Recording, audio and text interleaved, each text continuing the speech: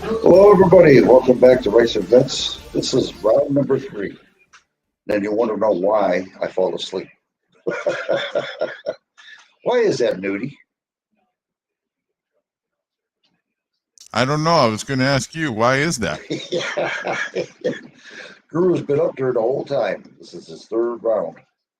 And we were getting close to 12 hours last time, so we just dropped off and decided to come back again. Why not? I got to work on the educational value here or something. Everyone keep falling asleep on me. What's going on?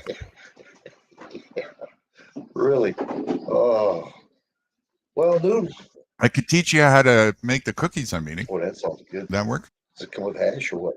Oh, yeah. Everybody jumps up with that. Yeah, I'll take it. I see how it goes.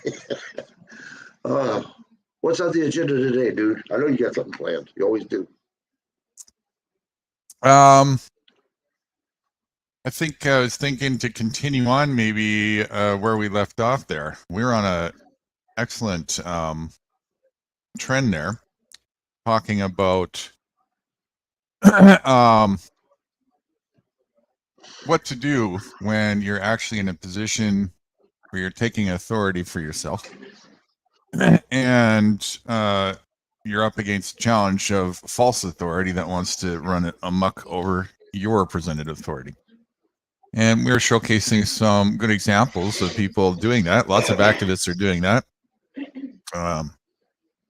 going to at least some extent, which is great to showcase.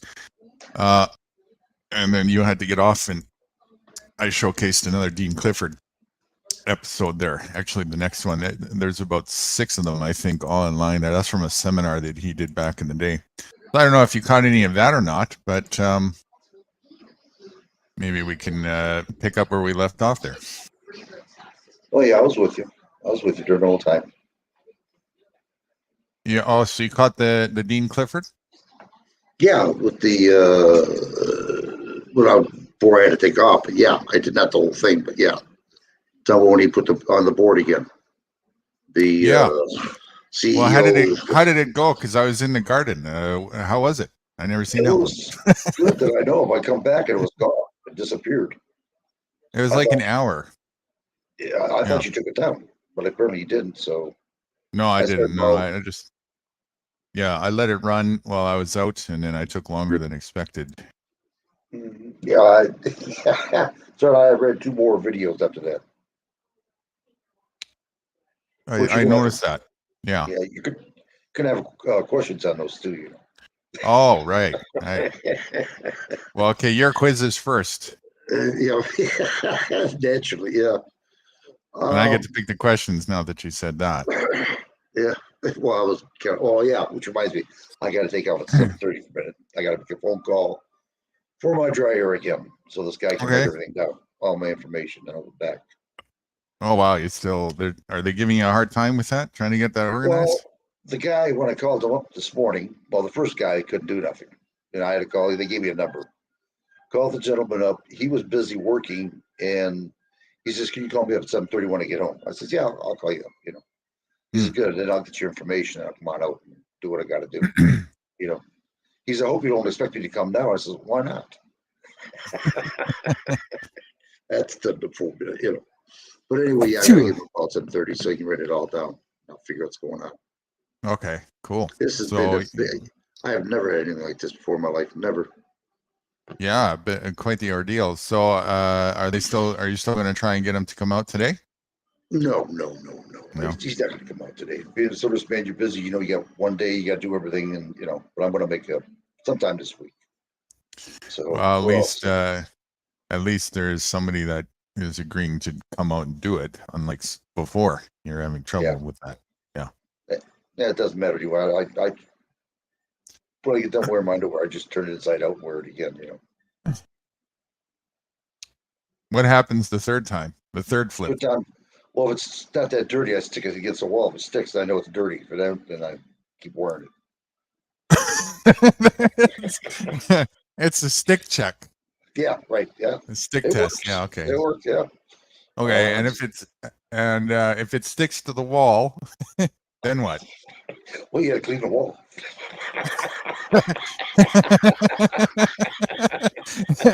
And that's why you run out of underwear on Monday. Exactly. Right. Yeah. It's scientifically done. I'm telling you, it Yeah. works. Yeah. You got it down to an art and science. I see that. I'll show you the patches on the wall here. Don't ever call me and hire me to be a painter in your house, okay? Yeah, really. Yeah. It's a work of art. I'd probably be rich if I was your painter by the sounds of it. It's a Picasso. I call it shit. It's ode to government on a wall. Yeah. Oh, yeah. That's a masterpiece. And it's realistic too. It smells like shit too. It don't smell like paint. Yeah. And you just right in the center of it, you got to hold on a sec. I'll pull it up. Bear with me. Give me a sec. Where did I put it there? No.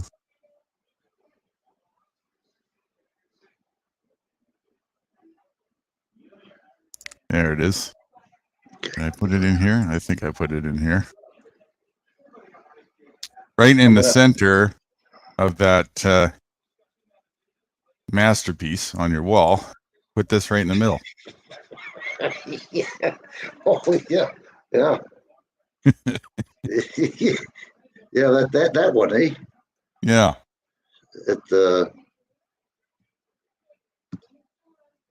Like this? Yeah. Yeah. There you go. Yeah. Yeah, you got me trained well, Nude. Yeah. Oh, Have a whiff. Oh. Yeah, well, you're right. I'm going to go into Benjamin Heights, so you don't have to hear the noise in the background here. And Well, I can't hear anything. really? Maybe a teeny bit, but nothing. It wouldn't have been noticeable if you didn't point it out. Actually, You don't hear? At least on my end.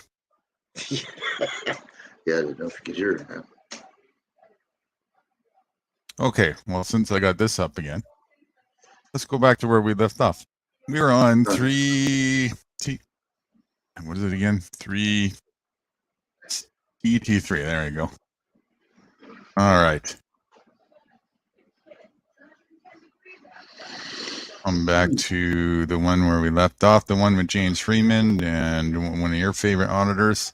So again, we're going to watch this with a different perspective now, watching it from a position of, now that we understand the lesson that we had today about authority, real authority, who's acting in what capacity.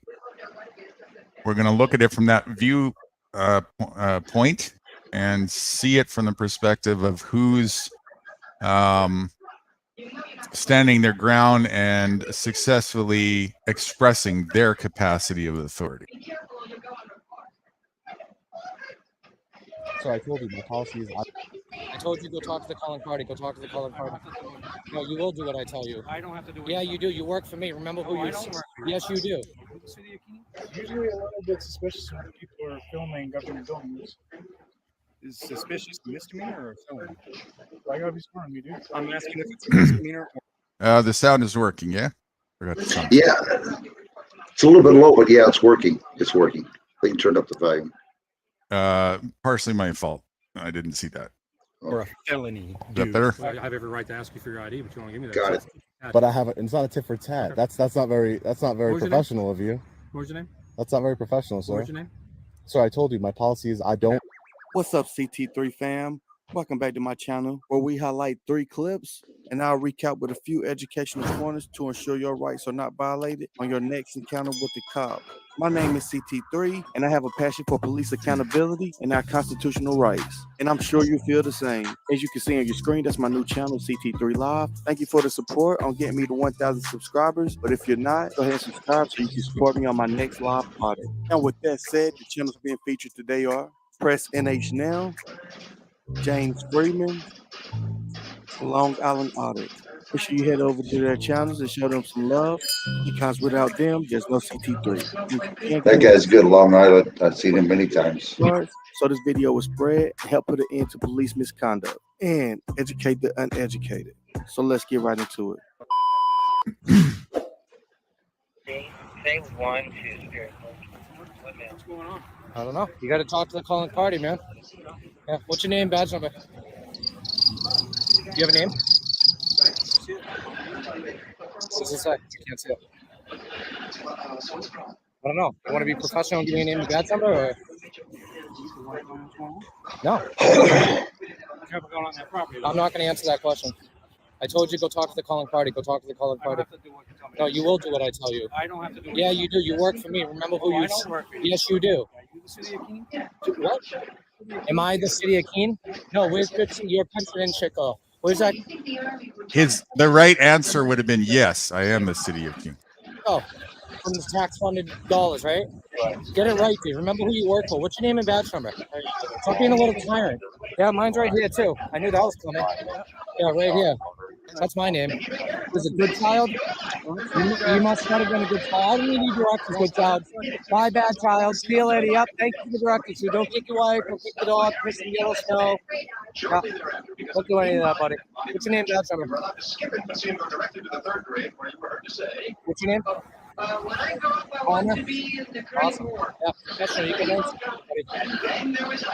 Yeah, you look like right now for Keene. Just like not even identifying yourself. You look better than you. Put you in your place right now, ain't I? Yeah. Oh, I am. I know. I don't know. I already told you to talk to the calling party. See what they have to tell you about.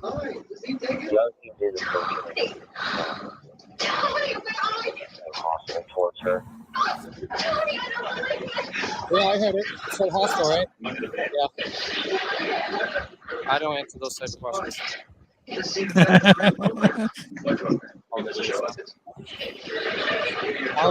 don't have a side. He's got a bad side, though. Yeah, I know. All right. Good child. What a name. Hey, don't obstruct the street, buddy. Where's your lights? What about your lights, buddy? Oh, your lights aren't on. Let's take a look at your vehicle. Yeah, sure. Oh, you just missed a good child.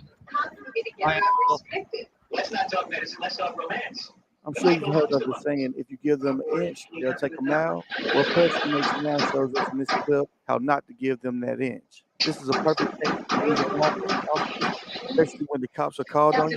You know there's no crime being committed. Officers are required to do an investigation and while you were called out.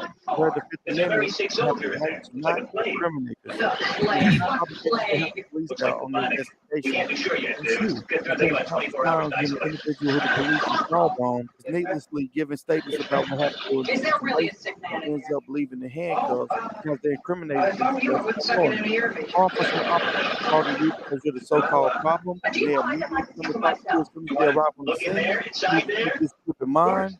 Tell them to go talk to the people who called you. Rights, your background all of a sudden is a little louder now. Maybe just mute until the video's over. Oh, okay. Or if you want to say something, unmute. I'm showing authority. Okay, go ahead, Norwich. Pain, because if they're saying you are, remember they need reasonable, articulable suspicion that you committed a crime. And assuming you're just a public photographer exercising your First Amendment rights, they do not have that. Let's continue. Hey man, come here. What's up? Come here. Why? They will call and wanted to know what you're doing. Okay, am I detained? No. Huh? No. All right, I'll see you guys later. I can talk to you as much as I want, bro. All right. What are you filming government buildings for and asking questions about the vehicles? You can be detained if you want to be. Are you threatening to detain me for It's not recording? really a threat. Are you threatening me for recording? Am I detained or not? You trying to wanna be? intimidate me? No, I'm trying to talk to you about why you're filming all these government buildings. Is that any of your business? Yes, Why? because we got a call for service for it. For recording buildings? Is that illegal? It's usually a little bit suspicious when people are filming government buildings. Is suspicious a misdemeanor or a felony? Why you gotta be smart on me, dude? I'm asking if it's a misdemeanor or a felony, dude. I can talk to you about harassment. That's a misdemeanor. What the dude? What's your name? My name is Deputy Swatsworth. You gonna try and make up a crime for recording in public? Deputy Harassment. what? Swatsworth. Swatsworth, huh? Yeah. All right. Are you done? No. You're gonna keep this up? I just want to know what you're doing, dude. If I told just you. are filming things for no reason, tell me. Just be What the honest with hell me. do you think, man? I don't know. Hey, what's your name, man? Can you answer my partner? I asked what your name is. Deputy Wallace, can you answer my partner? Deputy Wallace, thank you. You got your body cams and clowns? Yeah. Yeah, we do. Good. So why? Just that's all I do. Where's is your come along. supervisor? Up the road a little bit. Is he coming down here? Yep. I don't Okay. think Why don't so. you guys just leave me alone? All you Have do I is done answer anything my illegal? questions. No, but there's a call for suspicious activity. So I Okay, came then go to talk find to out what it whoever was. called. I did. It's dispatch. Then go talk to them. I did. I didn't call on you. the radio. I didn't call you. I don't want to talk to you. Usually people get called on, don't call. Okay. Well, have I done anything illegal? You've There's my said multiple supervisor. times I haven't done anything illegal. I'm just So, asking all you questions. right, I'm going to go that way, okay? Okay, you can talk to my supervisor. I on the don't care to radio. talk to anybody. You clowns can go away. Okay. What's up, man? How's it going, man? How you doing today? Good. How are you? Good. I like your little thingy there on your leg. Thanks. Yeah, it's cute. Thanks. What's your name, man? What's that? No? Your name is No? Yeah. Your name is Nod? All right. You out here? I guess. Yeah, he was Hey, man. trying to detain me, so you might want to train him a little better. All right, man. Have a good All one. right, you too. I appreciate it, brother.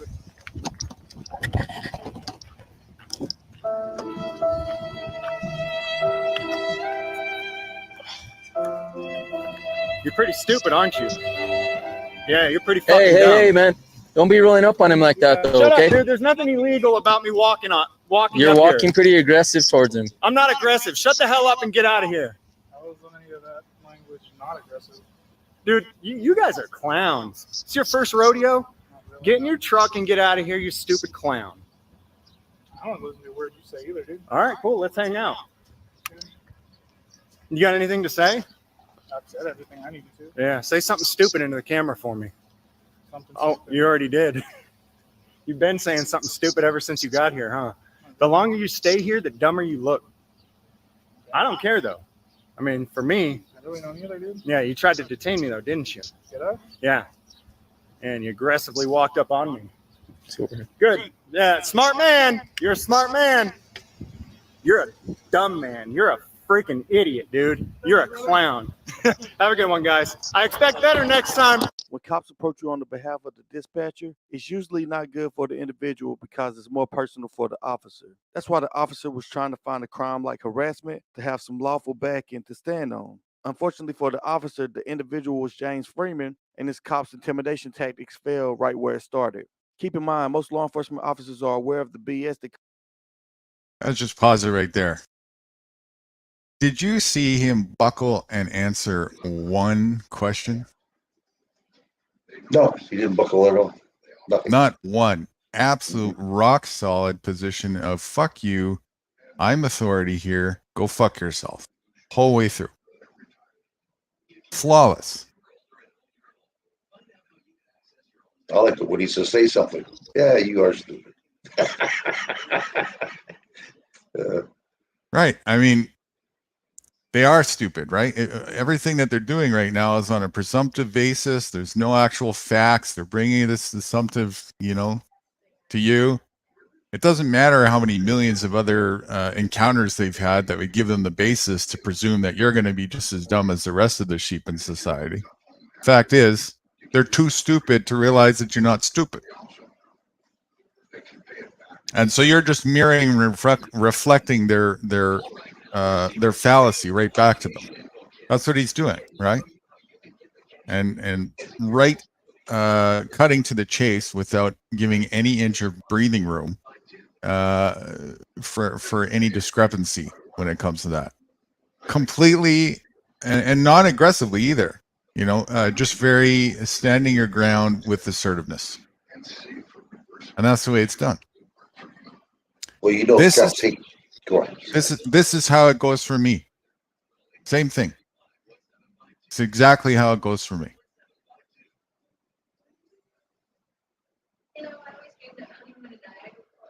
Did James present any ID? None. It didn't even get to that point, did it? No. Why? because James took authority over the cop. Exactly. Right away from the get-go, right? There was not a millimeter of breathing room for that possibility. And they knew it. He didn't break no Yeah. law, so they couldn't touch him. Well, not only that, there's no room for their demands to be met, right? And they don't have a script. You know, as soon as he counters with the deflection and reflection back, these guys don't have a script to work with. They can't train for any counters with that because that could be anything, right? So now it's off the cuff and off the script. And again, they're so not used to that because that never happens, right? This is like a 1 in a million shot. This you come across a guy who presents himself with a sense of authority like that. So they have nothing, and pretty much for the most part, time after time, at least 90% of the time, as far as I can see, they end up bucking, walking away with their tails tucked between their legs, just like this. Excuse me, Fred, but I don't want to say nothing, but I think that troublemaker's back. What's his name? Steven?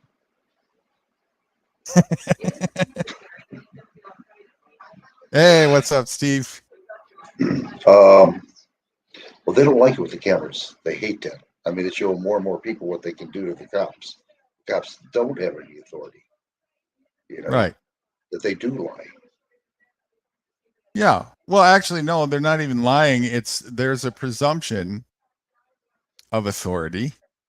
And if it goes unchallenged or unrebutted, that presumption stands as fact. That's the way that the things work in their system. That ain't lying. No, Breaking the law. I mean, they're actually breaking, you know, like no, they're doing not. what- They're not breaking anything when you're not standing your ground. When you're not standing and performing action, your actions speaks louder than words, right? Your actions are what's going to make the presentation of what your position is. Is there any? Never mind. Go on. Go on. So if you buck to their action, right, their presentation of authority, if you buck to that like a sissy, you've just fallen under their jurisdiction. You've chosen to buck with your actions there. And they're gonna, the moment that happens, they're gonna just dominate the rest of the way. I'll tell you what. You vote for me for president, and I'll eliminate everything, all the government. Everybody can have free will what they want to do. Vote for me, everybody. You're just gonna fire everybody. Everyone, everybody. They can want. They just save money. No taxes. But the cars lay where they lay. That's it. You know, seriously. I mean, it's just this is ridiculous. This government. It is. You know, it just. I've been on an attorney over 70 years now. You know, I'm sick of it. Mm-hmm. It's not getting any better. It's getting worse. And I thank God for video because people are starting to see what's going on. Well, it's getting worse because the people are getting more corrupt. Damn. Yeah, I see it. You understand? Oh yeah, I sure do. I sure do. There's no accountability with people. If there was, they would be doing what James is doing here, taking self accountability, being the parent in this situation of delusional men that think that they have some sort of like righteous path here. Did you hear something? Was that me? That was me. Somebody sent me a message. Oh. Okay. Okay. Let's carry on to the third one. The third one is Long Island. Good. He is good. I've seen this guy many times. The turning point is usually if the individual is smart enough or educated enough to call them out on their BS, just like we witnessed James Freeman do in this clip here. Imagine the last time you told a lie, even if it was just a little white lie. You mindfully knew you were telling that lie. And that's exactly how it is when these officers are spewing out unlawful information and trying to jam someone up on their imaginary crime. That's why it's important for you to know and understand your constitutional rights, because we just witnessed an officer approach an individual about why he came into the department to ask about police vehicles, and then 1 sentence later try to bring up harassment claims because his original narrative didn't fit the bill. You have to be ready and prepared when you encounter these type of tyrants that's just trying to hem you up, especially when their friends involved, like the complaining dispatcher. Let's continue. Hey, how are you? Good. Lieutenant Coke, Southland Police Department. Can we help you with? No. No. Your name is Sergeant? I'm Lieutenant Coke with the Southland Police Department. And your name, Sergeant? Jeff. Thank you. I just got a call saying you're kind of walking around, like taking photos of people's tags and in their cars and stuff. Yeah, that's what I was Is there doing. a reason for that? Yeah, I'm a journalist. I was just gathering content for a story. I'm taking pictures of like the different license plates and stuff. So, taking personal license plates and government tags, or Well, I don't know what's the difference between personal and government. Some of them say, government, one doesn't. well, one of them over here says law enforcement on it, so I don't know. You know what I Are mean? you from Mississippi, or Oh, I'm not from the area. No, where are you from? I don't want to answer that. Don't want to answer that. Yeah, Who do you work for? We're journalists. I'm independent, meaning that I work for myself. That's Do you have correct. ID on you? No, I don't have any ID on me. No. You don't have any type of form of identification? No, Anything, no. with your picture on it? No. Nothing at all? No. Do you have an ID out of the state? Encounter with the cops. Oops, hold My on. name is CT3, and Let me bring it back I know there. who he is. He's one of the Okay. Now listen to the questions carefully here because it's very important, and see if you can recognize why the questions are being asked, in particularly the questions themselves and in the order that they're being asked. you to leave, and if you refuse to do that, then we'll take it up from the stuff from here. And Why would you stop me from recording? because there's no need for you to be out here. You're on. So I because understand it's so, government property. so you're saying because I won't I'm asking you to leave. Is what I'm asking you. because I won't identify myself to you. Oops, so I gotta go further back. Hang on, sorry. Walking around like taking photos of people's tags and in their cars and stuff. Yeah, that's what I was Is there doing. a reason for that? Yeah, I'm a journalist. I was just gathering content for a story. I'm taking pictures of like the different license plates and stuff. So, taking personal license plates and government tags, or Well, I don't know what's the difference between personal and government. Some of them say, government, one doesn't. well, one of them over here says law enforcement on it, so I don't know. You know what I Are mean? you from Mississippi, or I'm not from the area. No, where are you from? I don't want to answer that. Don't want to answer that. Yeah, Who do you work for? We're journalists. I'm independent, meaning that I work for myself. That's Do you have correct. ID on you? No, I don't have any ID on me. No. You don't have any type of form of identification? No, Anything, no. with your picture on it? No. Nothing at all. What's the reason he's even asking this question? He wants to find out if he's got a felony, if he's wanted. If he has No. a warrant. No. Not to mention he gets money out of it. It will The definitely contest. lead. It will definitely lead to that. Yeah, that's the ultimate motivation for these people. But in order for all that to fall into place, what has to happen?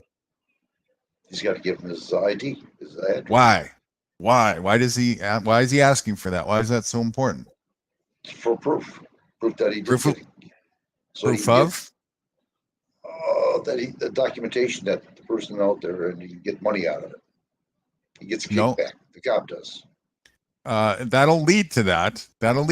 But what is it that specifically will lead to that by getting his ID? Well, they know where he lives at, for one thing. His location. What is that? What does that have to do with anything? Well, in case something should happen, they can always go back on him. Or he might have a felony.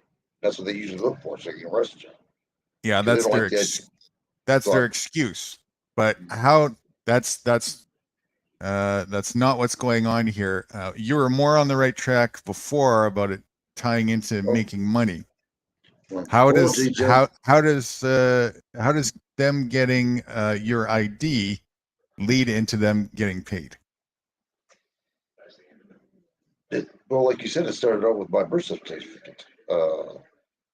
What'd you call that document? I don't have to do that. I don't like you anymore. Oh man, You're close. You're halfway there. You're on the right track. I know, and I can't think of the name. I'm trying to think of the name that you gave me. What it has to do something with Commonwealth. I mean, we more or less like we're worth something. Every time we If get you arrested, owe- they get help me out here.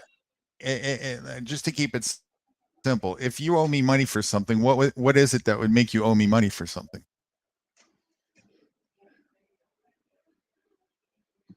You want to say that again, please?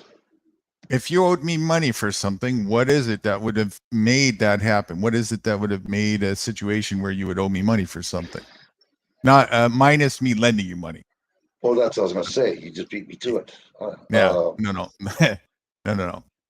If It'd have to be. if you owed me money, or if I owed you money, if I needed to pay you for something, what would bind me in the first place to having to pay you for A something? contract. A contract. That ID is like a certificate. The certificate that stands for all the TOS, all the terms of service, and shows your status that you're admitting to on record. This is what we went over earlier. It gets you to state for the record, right here. This is court going on right now. This is court right on the side of the road here. And it's being recorded. It gets you to state for the record, I am operating as a citizen. And I'm obligated at this moment, by my own testimony against myself that I just professed, that I'm bound. Now I have joined her. Now I'm bound by all the terms in that contractual arrangement that I have with this party here, the other business. Oh, he didn't give his name. He didn't identify himself to the Right. officers. Right. So where's the consent? There isn't any. And I don't that's think why, so. Okay. right? So, but that's the second part. Okay, so he was successful at standing his ground and being the authority here. Maybe kind of weak, but still, he was successful at that. But my question was, just to remind you, why are they asking for that ID to begin with, and why are they trying so hard to get it? It's very important to understand that, because when you understand that, you'll see the true nature of the game that's going on here. Because of the TOS. Because they want you to testify on the record that you're operating as an under employee their contract. Yeah, under their contract. I got Yes. you. Yeah, you're right. You're right. That's first. Got it. Yep, you're right. Son of a. Okay. Yep. And so your job as the authority is to get them to testify instead on the record that they are the ones who are the employee in the situation. It's game over when you do that. This is why he keeps asking for his phone. What are you saying? Go ahead. This is why he keeps asking for his ID. That's right. He even takes his pad. I've seen this before. He takes his pad out and asks him again, trying to force Right. him a little bit, Force. Right. The best response you can give when they ask for ID is, what's your ID? Are you a public servant? Are you operating as a public servant right now? Do you recognize that I'm the public? That means I'm the public, you're the servant. Get them to testify that on record. It's over. Gotcha. All right. Government tags or? Well, I don't know what's the difference between personal and government. Some of them say, One doesn't. well, one of them over here says law enforcement on it, so I don't know. You know what I Are mean? you from Mississippi or? Oh, I'm not from the area, no. Where are you from? I don't want to answer that. Don't want to answer that. Yeah. Who do you work for? We're journalists. I'm independent, meaning that I work for myself. That's Do you have correct. ID on you? No, I don't have any ID on me, no. You don't have any type of form of identification? No, anything, no. picture on it? No. Nothing at all? No. Do you have an ID out of the state? What does it matter if I have an ID? Because it's policy. He's trying to now go sideways. Do you have an ID? Right? He's trying to get him to confess and make testimony against himself here. For us, when we get out and speak with somebody, we identify who they are, so that way we can add it to our CAD notes, so that way if something. This is cop-splaining. Again, pulling shit out of his ass just to try and justify. This is not the reason why he really wants the ID, but he's going to use this as an excuse to justify. He doesn't have to tell the truth. He doesn't have to tell you his chess tactics. He's just going to give you a line in the narrative and the cops explaining rhetoric, and if you're dumb enough to fall for it, you lose in the game. Something happens or someone wants to file a complaint or whatever, it makes it easier for our bosses to know who got on spoke with. Yeah, Lieutenant, I do have an ID. Okay. I don't have it on me, and I don't make it a habit. It's my policy not to identify myself. Okay. So you're not gonna give me your name, date of birth, if I ask for it? unless I committed a crime, no. Or Well, it's you not necessarily you suspect committed a crime. Again, it's whenever we make contact with the public, me. we usually, well, I say usually, we always we always get a name, date of birth, some sort of identification for them, whether it be via a citation if they've made a traffic stop, or it's they called us out there, or we get a call from say City Hall. Yeah. Says, hey, somebody's walking around out here looking suspicious, taking Cops playing. Wah, wah, wah, wah, wah, wah, wah. photos of people's cars, of their license plates, and that kind of stuff. Yeah. Right. No, and I understand your policy completely. Right. So that policy is I'm going to ask you for your identification. So yeah. If you don't have it on you, I need to get your name, date of birth. My policy is I don't identify myself Okay. unless you then I'm going to ask suspected you to me. stop recording. I'm going to ask you to leave, and if you refuse to do that, then we'll Notice how he said, I'm going to ask you, right? I'm going to ask you, like, for a favor. take it up from the stuff from here. And Why would all a bluff, just complete bluff. you stop me from recording? because there's no need for you to be out here. Then you're on. So I because understand it's so, government property. so you're saying because I won't I'm asking you to leave. Is what I'm asking you. because I won't identify myself to you, you're saying that I cannot engage in my constitutionally protected activity. That's what you're saying. Well, no, I'm asking you to leave. Is what I'm asking. But I have every right to be here, no? Well, I have every right to ask you for your ID, but you don't give me that. So it's tit for tat. But it's not a tit for tat. Okay. That's not very What was your name? professional of you. What's your name? That's not very professional, sir. What's your name? Sir, I told you How many times? What is your name? What is your name? We're at the third time now. my policy is I don't. Okay, what is your name? Sir, Four? I don't give my ID unless Have a you good day. suspect me Over. No authority. of committing a crime, sir. All right, you can have a good day. Well, the crime would be I'm asking you for something which is a lawful order, and you're failing to obey that lawful No, order. you need reasonable, articulable suspicion of a crime that I'm committing or I'm about to commit in order to You just demand. did by not giving me the information that I asked for. That's not true. Okay, I know who he is. He's one of these. Just because I know the law, If you could, you you know could who I please am. leave. Children throwing a temper tantrum because they can't get their way like they're always used to. All right. Well, And please One leave. thing, if you want to look at the cars that are identifiably marked as police department, So by what's all means, this listen. Camry over here says law enforcement? Is that That's actually a personal tag. so? Why does it say? Why would they do that? Preferential Because the state of treatment? Mississippi has law enforcement tags that actually sponsor law enforcement activities, i.e., the benevolence fund. So when a cop gets killed, their family has money that's given to them to help support them because they lost the income for. I can respect that. Yeah. That's what that tag's for. Okay. The only cars that you're going to be allowed to look at out in this lot are ones that are clearly marked as South Haven Police Department or have a government tag, like on my unmarked unit, that has a government tag. Outside of that, you cannot take pictures of those cars. You can't take pictures of the inside of those cars because that's private property. And by Wah, wah, wah, wah. Just a bunch of fucking bullshit and complete utter nonsense. None of what he just said is factually correct, true, or right. doing such, you are trespassing into that private property.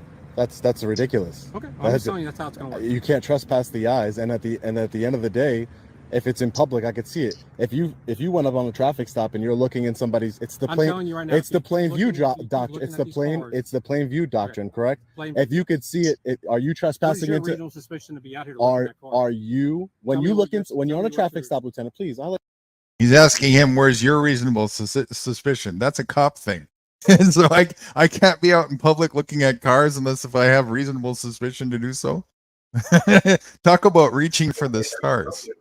Let you talk. Can you let me talk? I'll When listen you're to you. when you're at a traffic stop and you're looking in somebody's car with your flashlight, do you have any reasonable suspicion or anything? No, because it's called the plain view doctrine. Anything you can see from public, Right. that's it. And if you see a drugs or a gun or a firearm Well, what's from the plain difference between you and view, me? What's the difference between you and me? nothing really. Is there not? Because I have this on here. Yeah. And it's also a You have a safety hazard badge. for anyone looking at that car.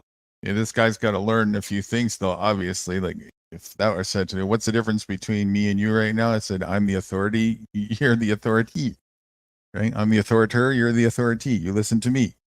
Now be on your way. Or whether or not somebody's hiding in that backseat with a gun or an RPG or something to do something to me. Yeah, You, on the other hand, have openly admitted you are a journalist out there Correct. getting B footage for something, but you're also doing that not on government property, not on government vehicles, but on personal vehicles. But they're in We have- public. we have- They're in public. But we have reasonable suspicion. So you're going to go once to we Walmart and do the stop. same thing? Are you going to Walmart and do the same thing? Well, Walmart would be private property, sir. This is public property, sir. That's the difference. This is public property. Well, I'm asking you not to look. I understand what in you're. my I understand what you're vehicle, asking me, sir. because I not every understand. vehicle out here is for an officer. I Some of these understand are that. public cars. They love to ask for these favors. So many favors. They just love to ask for these favors. My response to that is I don't do favors for free. Make me an offer, one that I can't refuse. But in the same token, when you get a ticket, can you do me a favor, Right. officer? Yeah. Here's your If ticket. you really want me to leave that bad, make me an offer that I can't refuse. Some sort of monetary value that is just, I can't say no to or something. Here's the secretary. Have her. How about a blank check? That'll work. All complaints, legit complaints that have emergencies or talking to us because something happened to them that involves the law enforcement needing to be there. So now you're taking a photo of a car that may belong to somebody that doesn't have anything to do with law enforcement outside of the contact that needs to be made with them. You guys run plates all day. Anybody who's And we have parked the in. legal right to do that. If I'm in Walmart, giving your example, if I'm in Walmart and I'm going inside of Have a good Walmart, I can see the plates from anywhere I can. Sir, I think you're being unreasonable. I'm not. You I'm are. being very reasonable. I'm being very reasonable. What you're trying to do is violate my constitutional rights, and I'm not going to let that happen here today. There's no violation going here. Okay, And great. I'd like to know what you got a card so I can see what website you're going to post this to so I can watch it later. Oh no, you'll find it. I guarantee you. You'll be very much aware of where it's being posted to. Okay. Okay. All right. Have a good day. You guys can have a great day now. Thanks. Thank you.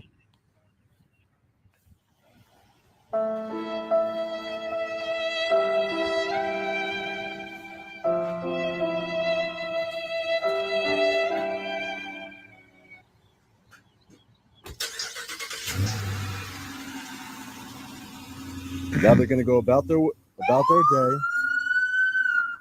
Police officers are public servants, and their actions while on duty and in public spaces are subject to observation and recording. If a police officer's personal vehicle is visible in a public parking lot, it falls within the same legal boundaries as any other object in plain view, which brings us to the plain view doctrine that Sean mentioned. The plain view doctrine allows law enforcement officers to seize evidence or items in plain view if they have a lawful right to be where they are. This doctrine usually applies to evidence of crimes in plain view during a lawful search or observation. Officers should be well aware of the legal and constitutional rights of citizens, including the right to film in public. So trying to discourage or hinder citizens from exercising their rights displays the mistrust and the lack of transparency between law enforcement and the public. But that's going to do it for this video. Much love to these awesome creators. Again, make sure you use the links in the description to go check out their channels and show them some love, which I'm sure you already do on these 3 awesome channels. If you're not already, make sure you're subscribed to my channel so you won't miss the next episode. And if you made it this far, thank you so much. You're the real CT3 fam. There's no amount of money in the world that I'd be a cop. I'm serious. I'll give it $1 million, $2 million. I would never be a cop. Right. I know That's you're a man. That's a man of morality. That's the words of somebody who has moral compass. Jeez. Not in your right fucking mind would I join an organization that's what they're about, right? Yeah. And if you really want to be a cop, right, what you would do is you would just be a voluntary action. It wouldn't be about money, and it would just be helping people in the community. Just being good people. Me. Yeah, they fired me. I'm not talking about that. I'm talking about a real cop. I'm talking you hire yourself, you be a Joe Cool. You be a, you hire yourself, you go out and you just do good. Right? That's a real cop. Steve says he never heard of that channel. CT3. Yeah, I'll put the link in the thing here. Well, I got to come back to yours. Hold on.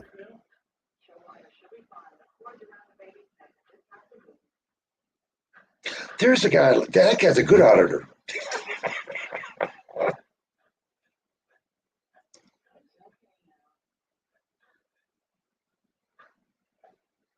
Oh, I added it already. Okay, well, for anybody else, there's the link.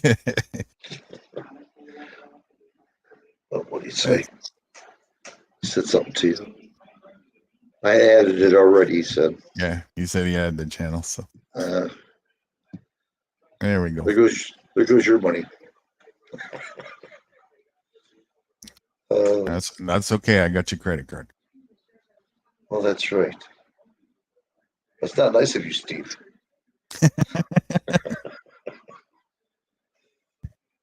So yeah, you know, and the more you watch this, the more you'll see that's what it's about. You'll see the script going on here, and you'll start to see how repetitive it is and how it boils down to um, what they're really after and how they're using their script and their tactic to get what they're after.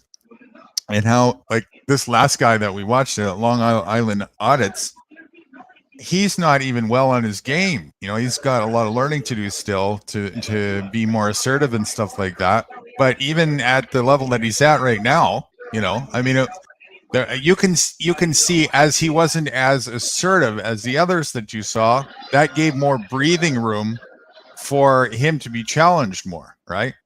And there was probably a bit of intentional psychological allowing going on there as well, because part of this is to showcase their psychology behind what they're doing for people who are looking to understand that. So that could very well be just all intentional as well.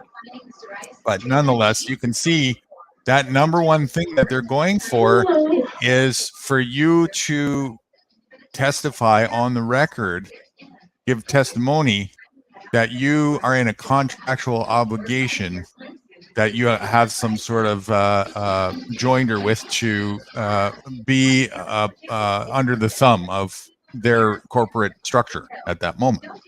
That's really what they're after.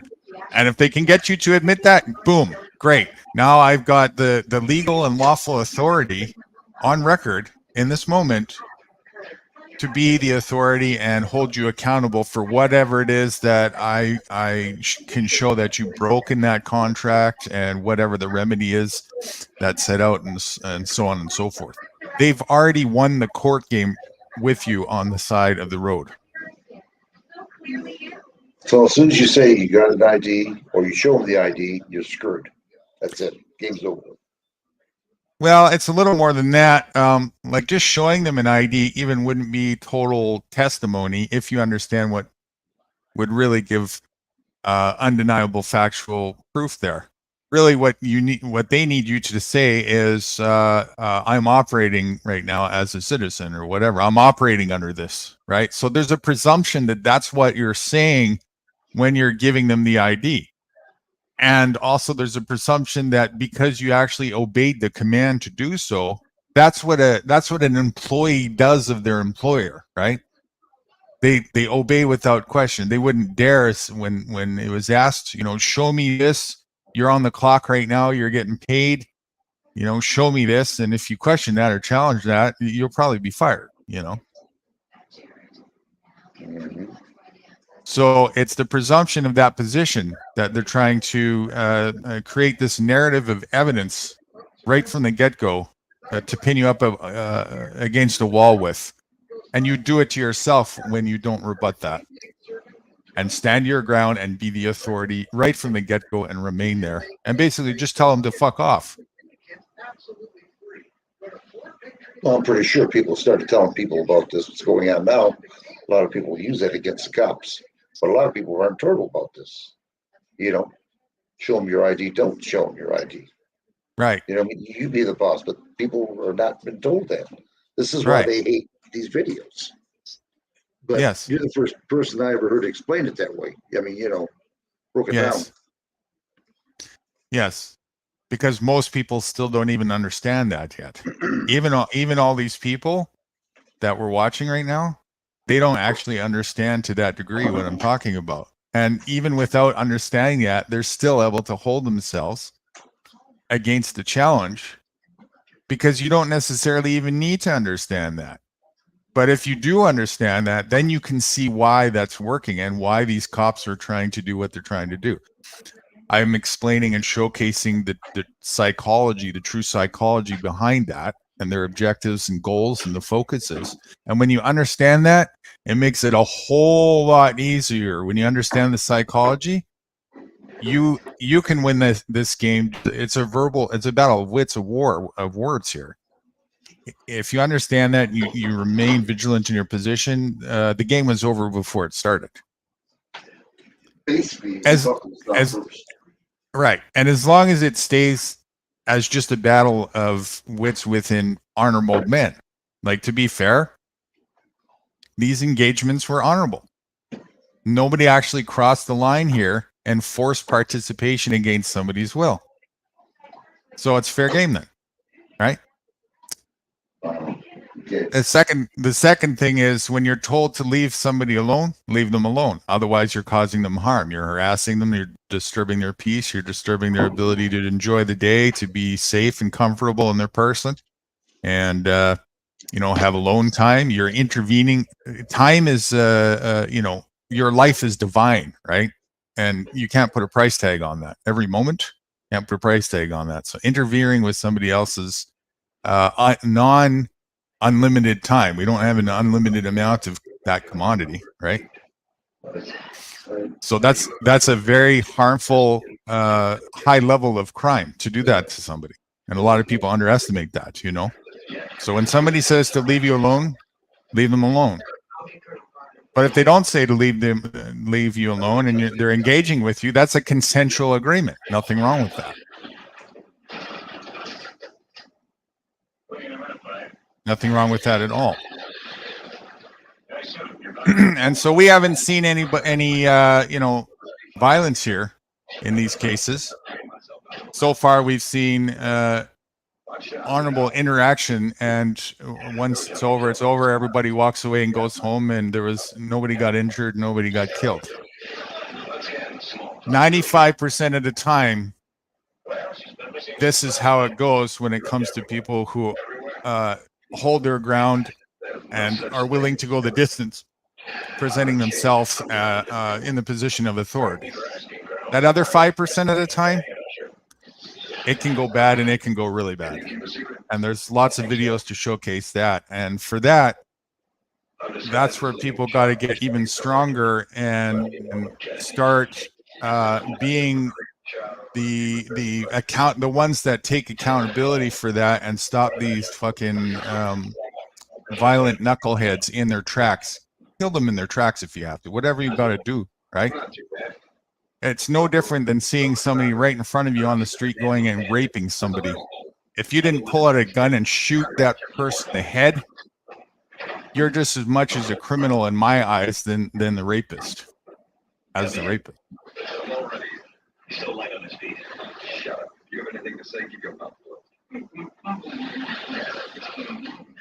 Let's do one more, shall we? Right, so you with us? I think it's near Dublin. Insubordination. You do that to me. Right? Right, so you with us? Just food for thought. He's not bluffing. You got that go. I think he's drifting, folks. I bring record on you, and however you make everything there is to know about you. So watch your step, honey. I'm Pierce. Fine. You want to call yourself Pierce? I can play that game too. Right, so you there?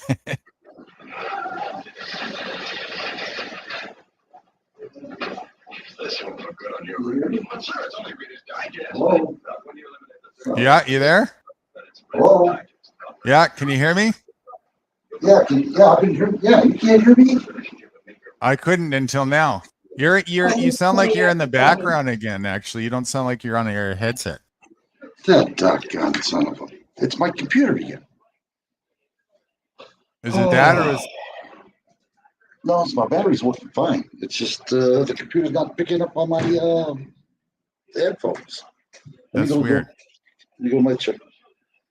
Hold on again. Okay. Sorry about that. I was like screaming. Yeah, I'm over here. I'm right here.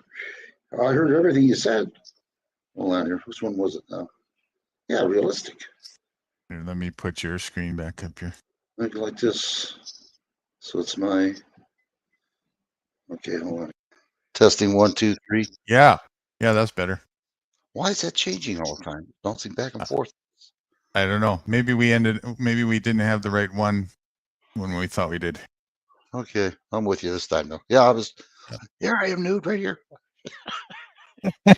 Okay, that's perfect now. Now we know for sure you're on the right one. In about 10 minutes, I got to go make that phone call, so I'll be back though. Okay. Well, maybe So- I'll wait then. I won't show the next one then. We'll wait till you get back. Well, let's see if he's there now. I'll give him a call now. Let me get my phone. Okay. And Yeah, well, that's why they have this qualified immunity. You know what I mean? That's bullshit. They shouldn't have no quality. If they had no qualified immunity, they would act Oh straight. no! They absolutely should have qualified immunity. But What? where is that applicable to? Yeah, but where's our qualified immunity? Why can't we lie to them? That's a great question. Let's answer to that. All right. Where does their qualified immunity applicable?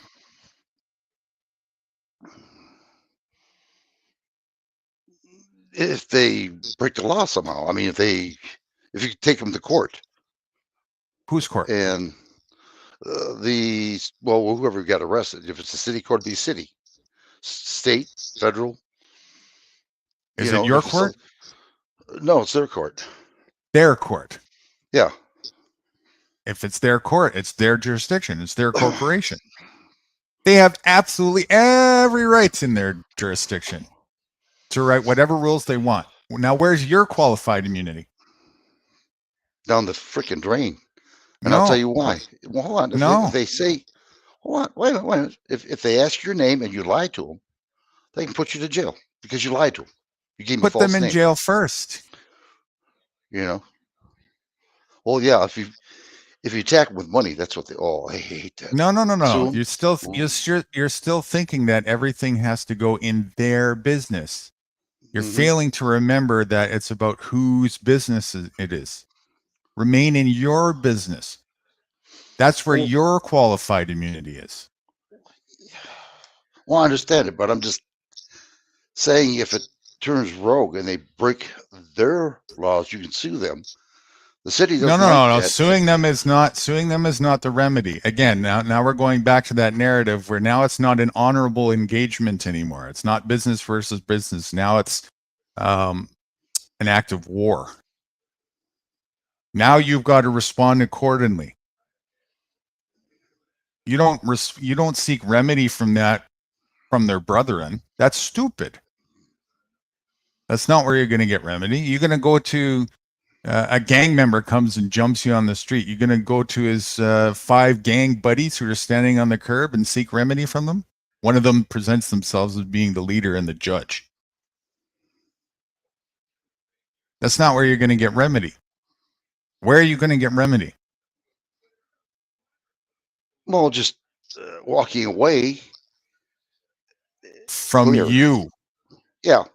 You're the remedy. But they're going to do it to somebody else, though. That's their problem. Wow. This is about you. It's about each one of us, our own business. And each one of us are responsible for our own by default. I mean, you're not responsible for if I eat or not, are you? No, starve. Right. Same thing, right? You're not responsible for my dirty laundry, are you? No, don't throw it against the wall. Nope, I understand. There you go. Yeah, don't make sure you flip it over before it sticks. Okay? I'm learning quite well. No, Steve, But not soft sit stuff. The opposite of soft sit. Soft sit is figure out some fancy, airy, fairy, magical word magic that you go in their corporate jurisdiction and see if you can mitigate. What is a soft stick? I've never heard of that. That's what soft sit is. And that's a movement that people tried to do, and they tried to prove that it's kind of hard to explain, but people figured out the word game that's going on, the semantic game that's going in word fun. Yay. Yeah, see, people figured out the semantical word game that's going on in their jurisdiction with Black's Law Dictionary and stuff, and there's a lot of truth behind that.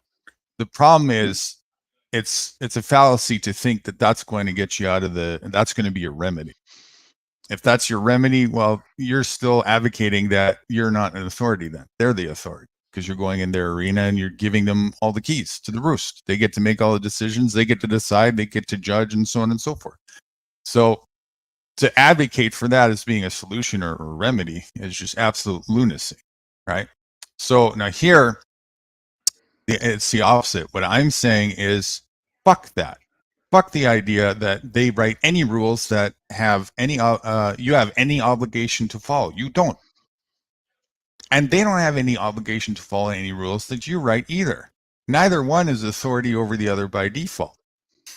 But if one is going to challenge themselves and present themselves as an authority over you, I'm the author over you, well, make sure that you're standing in honor. That's the first thing. Make sure that you don't have some contract that you should honor. That's the first thing. Stand in honor. Make sure you're not operating under some sort of a contractual engagement with whoever's presenting that to you. Otherwise, they'd be in the right.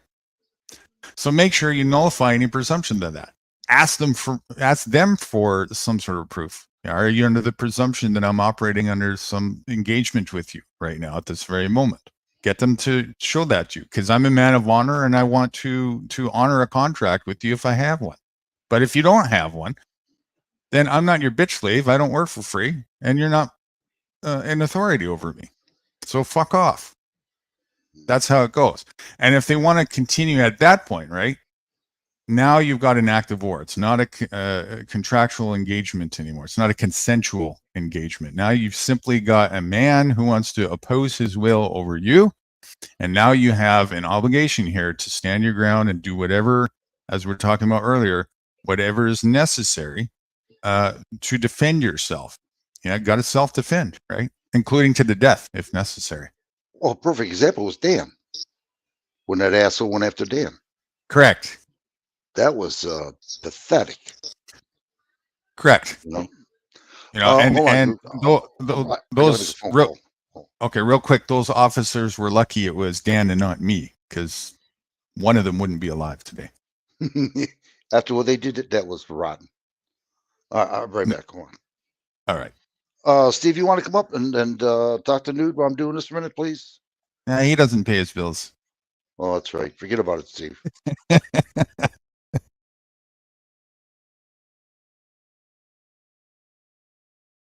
If you want to come up, feel free. And did he put the, I don't think he did. D. Johns, still in the house? Good to see you. It's been a while. You can't. All right, cool.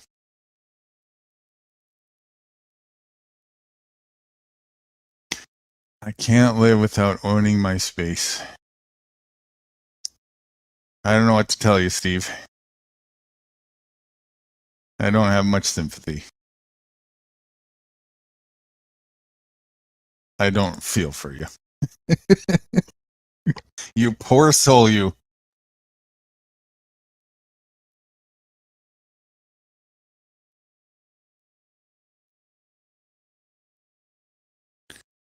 Okay. It's too hard. I bet it is.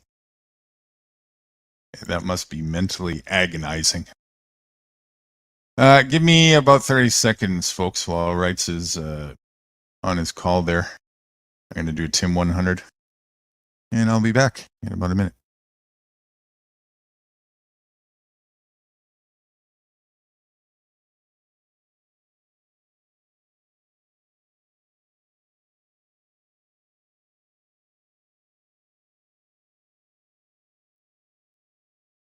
Well, he didn't answer the phone. I got to wait. I left a message.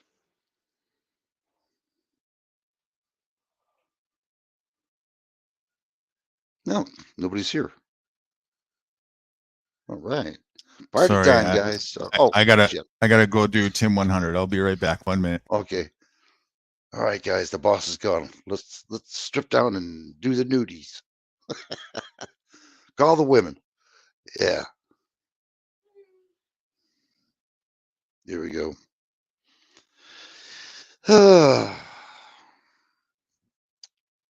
Lot to learn there, Steve. No doubt about it for me. A lot to learn. It's amazing.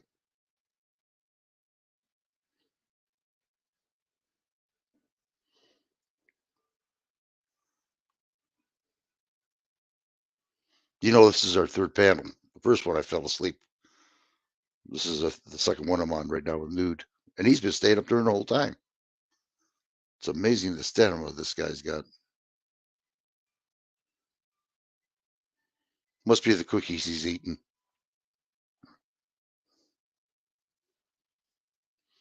Gonna start asking what kind of cookies he's eating. What's in the cookies?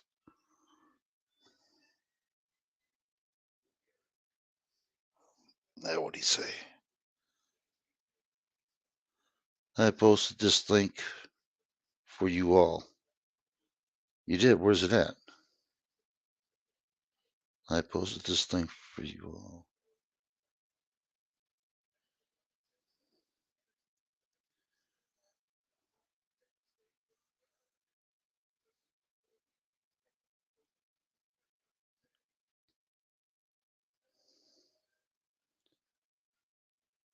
Hmm.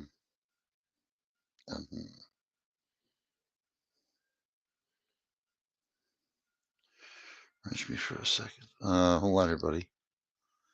Bear with me here. Yeah, since you know. Bear with me here.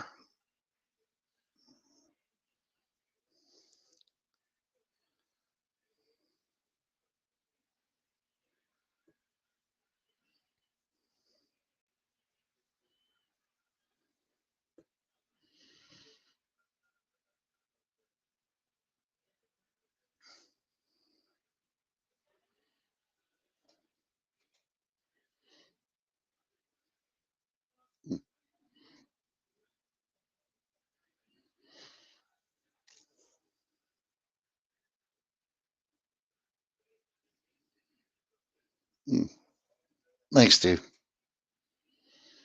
All right.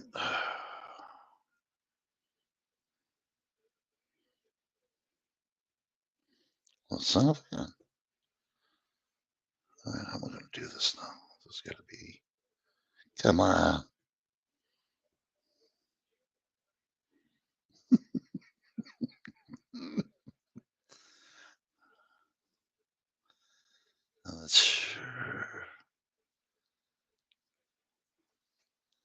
Okay, I know there's a way of doing this. No. Steve's good people, by the way. He can be wrenched, no problem.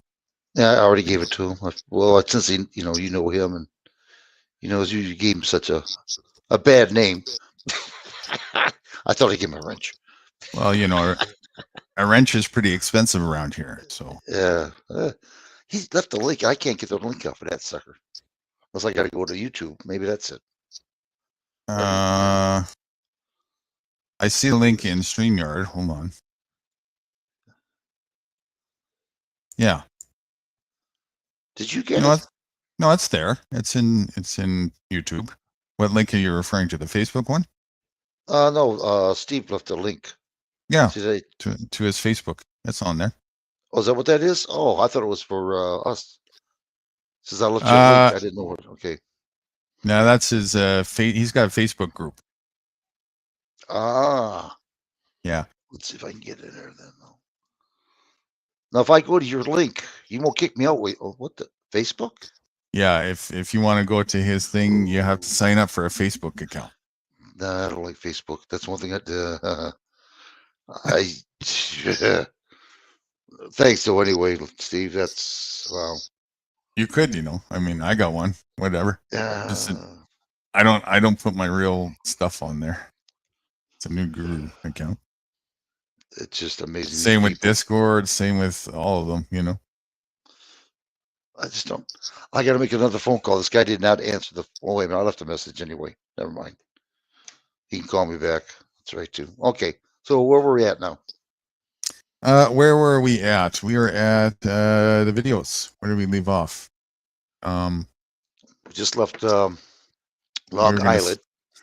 Right. We were going to select another one. Okay, so again, to recap though, what's so fundamentally important, absolutely crucial to realize, is what they're trying to achieve, why they're trying to get the ID so badly. Yes, it ultimately brings them to revenue generation by giving you a fine, right? Or a ticket or whatever. And while they're at it, yes, they get to run a check on you in your profile that they profiled and see if there's any other ways to extract revenue off of you. Even with all the black marks in their system, that's all about revenue generation as well. But how are they doing that honorably? How are they able to do this honorably? Is there anything honorable about it? Yes. There is? All of it. Probably because you live on the plantation. You got to abide by the No. rules. If you No. want, then what is it then? I don't understand. You agreed. I don't understand how the heck they can even do it, but they do. Other You than being on the agreed. plantation. Oh, You agreed. that's what I meant by the That's- plantation. If you agree, it's all honorable. It's not honorable until you don't agree, and now it's a matter of if they try to force their will on you. If you want to be a bitch slave and you jump up and down for that, it's completely honorable. Why wouldn't it be? If you want to do my laundry for me and be a slave, who am I to stop you? That's what you want. There's nothing unhonorable about that at all. It becomes unhonorable only when I say, no, I'm not your bitch slave. What are you talking about? And then you try and force me to be your bitch slave against my will. Then it's unhonorable. And most of the time, they're not doing that. Most of the time, you're just submitting your will to them willfully and giving testimony on the record. Again, it's not just handing them over the ID. It's giving testimony that you are operating right now as a bitch slave to them. That's what they want you to give testimony on record, and they record it. Well, can't you also tell them that you don't want to give them a license because you're not driving under comments? You don't have to tell them shit Nothing. if you're the authority and it's your business. Mm-hmm. You have no obligation to them whatsoever by default. By default, you don't. Now, if you don't know that and you have a belief that you have obligation to them, then for you, by default, you do because you don't know any better. And you're going to be, ignorance is no excuse at the law. You're going to be a bitch slave with just by your own ignorance. Still your responsibility. This whole point is to bring you out of that. Now you know that it was a choice all along. You don't have to be a bitch slave. Never did. But if you don't want to be a bitch slave, then you have to act accordingly. You can't act like a bitch slave and say, I'm not a bitch slave. People are going to bring a paddy wagon and say, you got some delusional dyslexia going on here. We got to take care of you, give you some drugs and shit. Mm-hmm. If you're gonna state that you're the authority, present yourself as the authority. This is my business. What the fuck do you think you're doing asking me for my business? I'm not interested in contracting with you right now. Not interested in involving you in my business. I'm not interested in being a part of your business. This is my business. It's all business. The whole part of it, every single top to bottom, the entire engagement is all business. Policy enforcement, police. It's a short word for policy. Policy enforcement. Where does policy come into play in life? When you interact with somebody. No.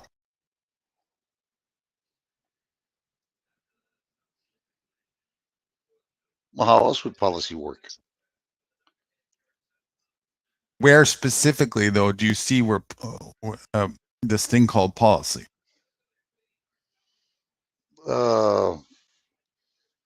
Like there's a policy, a rule, a law, command. Where do you see it? The government, lawyers.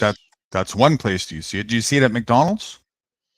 Yeah, policies. You know what to do. Don't wear glass. Don't wear shoes. You can't. Yeah. Do you see it at Burger King? Yeah. Do you see it at Walmart? Yeah. Yeah, you do. Yeah. Do you see it at 7-Eleven? Do you see it in your house? No. Oh, Then you better. yes, I do. Yes, I do. Good. I have one. All Yeah, I have right. one. Yeah, Now we're yes, I getting do. I have no okay. soliciting. No Right on the soliciting. front door. Hey, Yeah. that's a policy you have. Great. Yeah. Great. You see policy in business. And when you're in somebody else's business, it's their policy. They're policy enforcement officers for their business. And if you have a contract with them, you're a part of their business. If you're operating under that contract, you're a part of their business. Are we not operating underneath the contract when we hit the road, when we buy a license to show where we live at? Are you obligated to be operating as an employee for McDonald's 24 hours a day, 7 days a week, just because they gave you a license to be an employee there? Oh, I see how you're working this. Okay. No, you don't.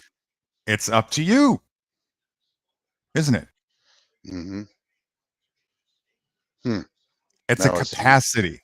It's a capacity. That's called a capacity. It's like a hat that you wear, like a doctor. When you are a doctor, who gets to decide to be the doctor for how long? Me. You. If I get tired of the doctor, I walk away. Right. Do you have to be a doctor 24 hours a day, 7 days a week? Just because No. you've been given the license to be a doctor? Mm-hmm. I'll just talk to my wife. What's it say again now?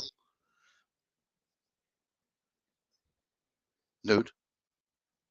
Sorry, I thought you were asking her again. No, she's saying something like pointing to something. Go on.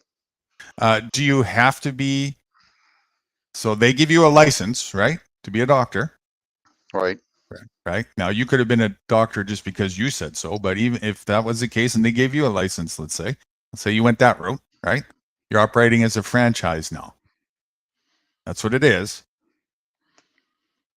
Are you obligated to operate as in doctor capacity 24 hours a day, 7 days a week, just because you were granted a license to do so? No, you can quit any time you want to. Right. You burn yourself out if you didn't. Well, I mean, who is it up to? Ultimately, who is it up to if and when you operate as a doctor in that capacity at all, ever? The individual who's a doctor. Right. Same thing. Why would you think that just because you have this card, you have to operate under that card 24 hours a day, 7 days? Well, that's what I assumed when they have, when you drive, you got to have the license. And because they never said know nothing else. Right. And because they know you assume that, they presume you assume that, and they get you.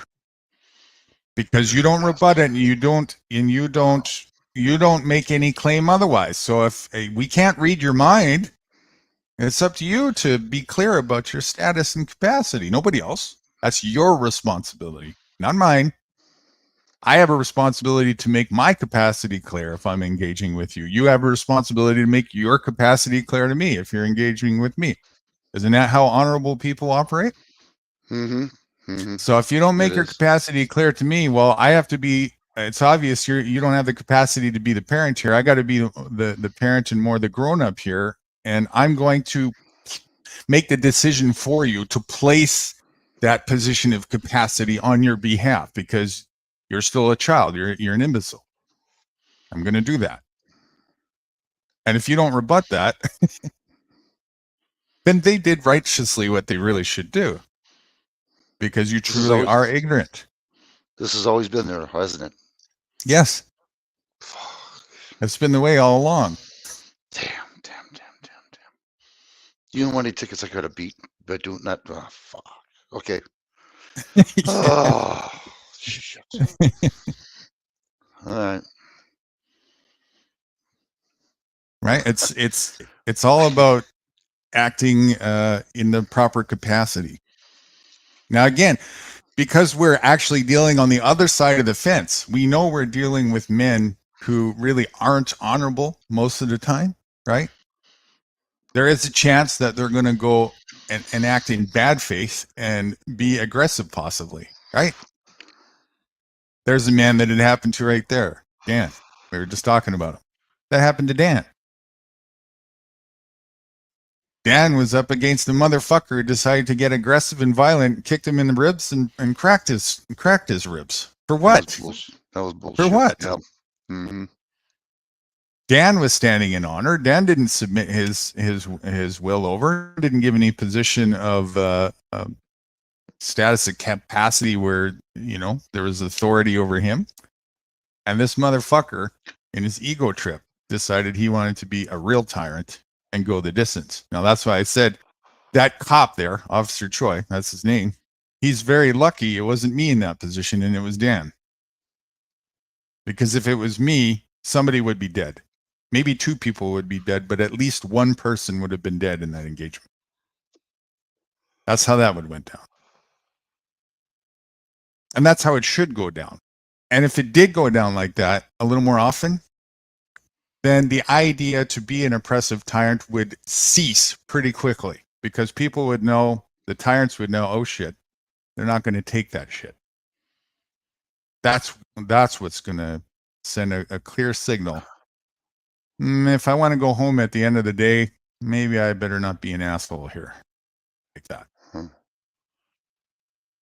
And until people start getting a little bit more of the balls to do that for themselves, they're going to continue to have their asses handed to them. There'd have to be a lot of people doing that because these freaking the news media. Oh, so what? This guy beat the tire of the cop, and he shouldn't have done that. Even so though what? Let them think what they want. Who cares? What do you care for? Bastards, No, I don't care. But I mean, go on. So who is that an issue for? Weak minds or strong minds? The issue is I don't like someone telling me something I didn't do. I mean, I'm defending myself, not right. And they're over there. Well, the cop, he had to defend himself because, my God, this guy just went nuts on him. And where the cop is the one that put the hands on you in the first place for no freaking reason at all, other than having his butt hurt. So they're gonna try and spin doctor you with their little Muppet mainstream news outlet or whatever. Big deal. Yeah. That's only a problem if you have a weak mind and you think that matters and is worth a shit for anything.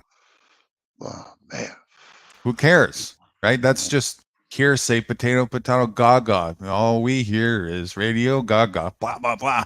It's just bullshit going into thin air. Big deal. Yeah. Wah, wah, wah, wah, wah, wah, wah, wah. Who cares what they put out there, right? What it is, too. Yeah. Wah, wah, wah, what it wah, is. Wah, wah, wah, wah. Yeah. Bunch of shit. Let them say whatever they want to the fucking ether. Who gives a shit? And that's where a lot of people need to understand too. Because what is there? It's like they're scared of that or something, They're scared of people projecting lies. Well, what are you scared of? People are doing that all the time to begin with. This whole thing is projected and based on lies. It is. Right from the get-go. You're right. Yeah. So just because they're going to try and amplify the lies, is that a reason to buckle? No, that's a reason to I'm not going to buckle. stand. I'm just saying I'm going to get a repercussion because of it if I ever did something like that, and I know that. You're going to get a bigger repercussion if you don't. Right? And that's what people, yes, they've already put you in a corner. That's what I'm saying, right? This is an act of war when they do that. It's not an honorable engagement anymore. And it's unfortunate when that happens. You've got a piece of shit or piece of shit who want to violently oppose their will. That's all that's going on now after that. If it's not an honorable engagement of consent, right? Now we've got force. Now we've got slavery. Somebody wants to activate slavery right on the spot. Now you've got a duty for yourself to act in self-defense. It's that simple.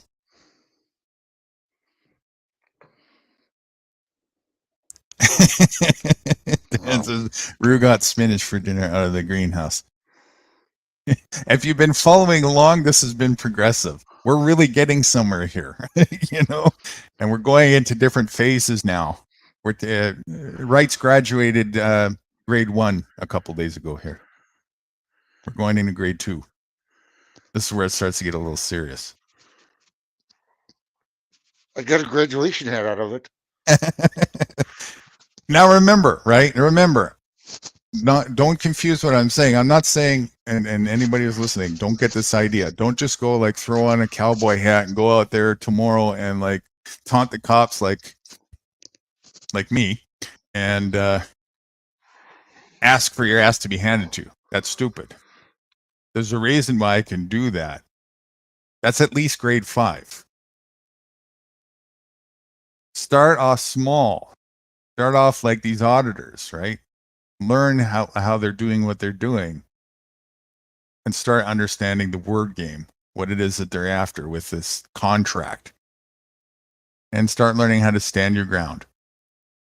And you don't have to put yourself in a predicament. If they're really going to threaten your life over it, submit under duress. Go ahead, submit under duress. There's no reason for you to get killed over the bullshit.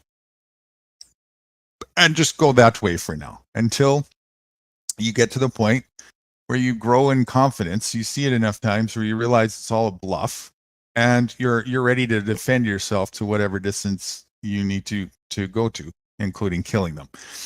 And that includes like building up allies, which you will get into as well. That's grade 6, maybe grade 7, right? Actually pursuing that path and meeting people and connecting with them, and then training with each other and being your own groups of government, self-governing yourselves. That's where this all leads to. This is what self-reliance is all about.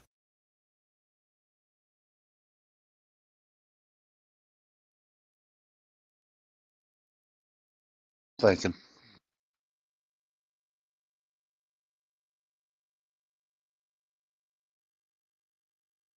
Damn shame you even have to go through that bullshit, you know? The way the government is. It is. It's a damn shame. No wonder I want to get the hell out of freaking government, you know? What's a The more I shame learn is about that you got so many millions and hundreds of millions of simpleton cowards that aren't in government, that aren't resisting. That's what's a shame. Okay? Because if they did that more, the thing that you're calling a shame wouldn't be a thing to call a shame. I guarantee it. The solution is not trying to get the government to stop being an asshole. The solution is to stop them from being an asshole. to lose it, to get away from them. That's the best thing to do. Yes, Be your own that's your defendant. number.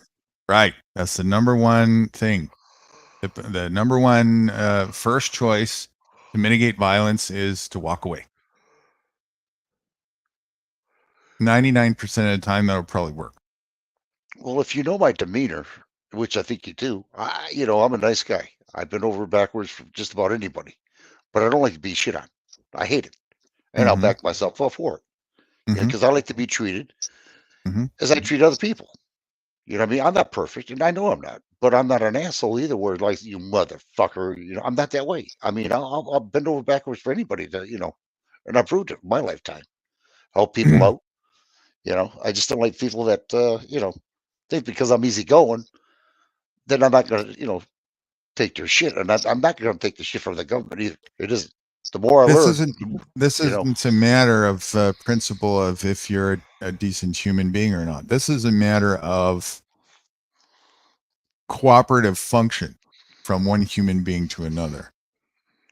Business interaction and business engagement.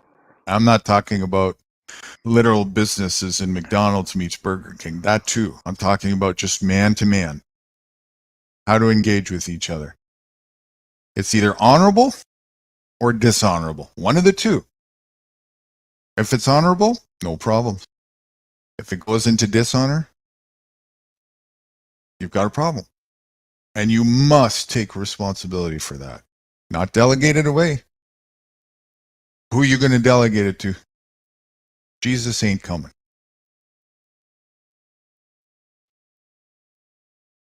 If you want to remain the authority and you want to preserve your liberty, you must take responsibility for that. And how, again, you heard me say it many times, however far you're willing to go when it comes to that is exactly how much freedom and liberty you have.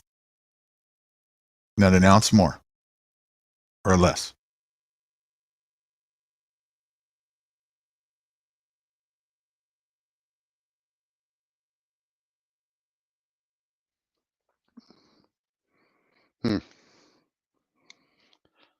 So where do I sign? Shit. Well, it's your business. I mean, Yeah. Oh, yeah. Now, if I would have known this a long time ago, yeah, I would have studied up more and done more stuff. How many people do you think have said that very same thing you just said? Oh yeah. If I had a penny for every time I've heard that going through this with people, I could pay your bills that you don't pay. Well, I got stopped on the expressway one time, and they asked my wife for ID. She's on the passenger side. I said, "Wait a minute, did they change the law? They never did that before." And my wife, "Oh, here's my ID," Right. And then In 2 weeks later, their business, they get to. They ain't gonna do it again. I'll tell you that. No way. Not Now since I know remember, what's going on. everybody is treated, and rightly so, as their own business entity because they are. So now, if your wife was smart, she would say, "You got to talk to him. I give every full power of attorney over to this guy. He's got liability for me. You talk to him. Leave me alone." That's what she should. All right, I can read that. Yeah. All right. That's what I taught Fruity to do when she was here. Huh. Because of course she didn't know more than 5% of this stuff. She's getting there now, right? I've been showing her the same things, teaching her how to stand up for herself and all the same stuff, But for everybody, it's a learning curve and it doesn't happen overnight. So for the time being, I've trained with her so that she knows if there's a situation that we come up against, you don't say nothing, except that you invoke silence immediately. And my attorney, my power of attorney is right here. You talk to him. And that's it. She said nothing after that.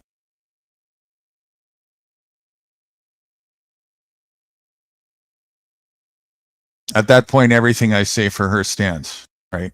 I'm the authority for both of us now. Do you have remember we went over this earlier? Do you have the authority to delegate your authority to somebody if you want to? Yep, I remember that. Of course I you sure do. Mm-hmm. And in some circumstances, as we were talking about, it's an intelligent, wise thing to do. And when you do that, when you do delegate your authority to somebody, is it for life?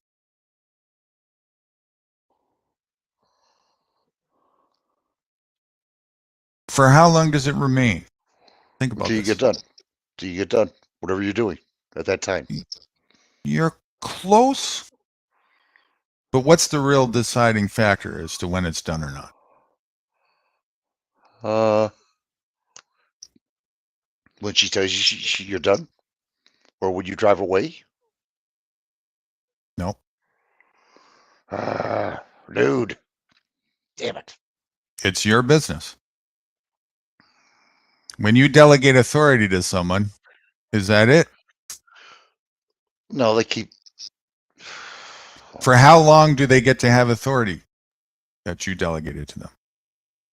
You tell them to stop. Right. For as long as you decide. It's up to you. You decide if and when you ever give it away and for how long. Because it's yours. They call that representation. And they try to convince you that you're too dumb to do that for yourself ever. So give your authority to the government. Let them represent you for everything because you're too stupid. And you know what? Because you haven't presented any challenge to that otherwise, they were right. Go and vote again.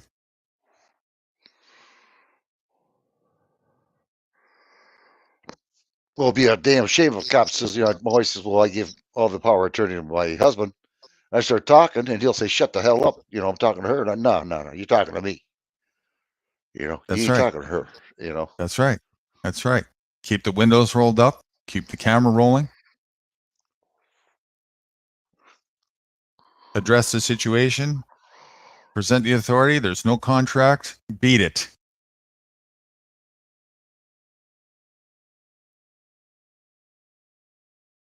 And if they're going to put your life in danger for the time being, until you're, more prepared and more equipped, last resort, go ahead and obey the commands, but say, I'm doing this under duress. I'm not giving you power here. I don't submit or acknowledge your authority. It's fake in my eyes. I'm only doing it under duress because you're opposing an act of war against me here.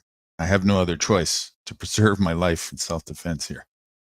Let's get that straight for the record so that you don't have any presumption that I actually have some sort of true obligation to you. And state that, make sure it's clear. And then, it's gonna make them back off a lot, right? Cooperate after that point or whatever. And then you can decide after it's over how you want to conduct things. If you want to, take matters a little further and hold them accountable in their bullshit system, or if you want to start thinking about other ways to hold them accountable, or just let it go, or whatever, and learn more how to stand your ground to the point where that never happens to you again, because you have the resources and the knowledge equipped to back yourself up and self-defend yourself in the face of that situation, like I do at some point. You see, there's other levels of this, I'll just scratch the surface on this. I got my own courts. Start thinking about this. I have my own courts. Where do they exist? Wherever I choose. I also have my own jails. Where do they exist? Wherever I choose. Anything they can do, so can I. Except I don't have the borders that they have. I don't have the boundaries and the regulations that they have by default. And that's all their problem, not mine. So you want to challenge me and you want to trying to obligate me as a business into an engagement with you? You better be sure what you're up against here. We'll take them out. No problem.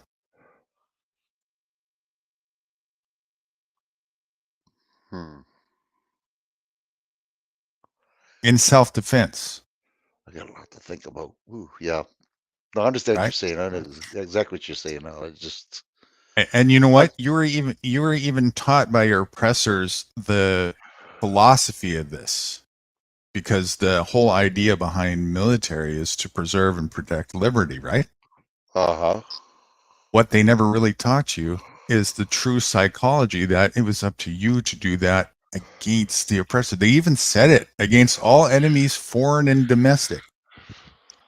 Well, domestic means when somebody wants to force their will against you. It doesn't mean some other country that comes on your turf. It means anybody who wants to oppose their will as a violent oppressor against you is an enemy.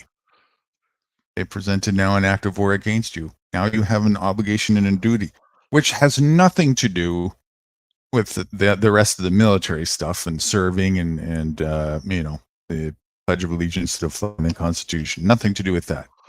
And everything to do with just how reality works. If a bear is coming to attack you, do you have a duty to self-defend yourself? Oh, yeah, yeah, I sure do.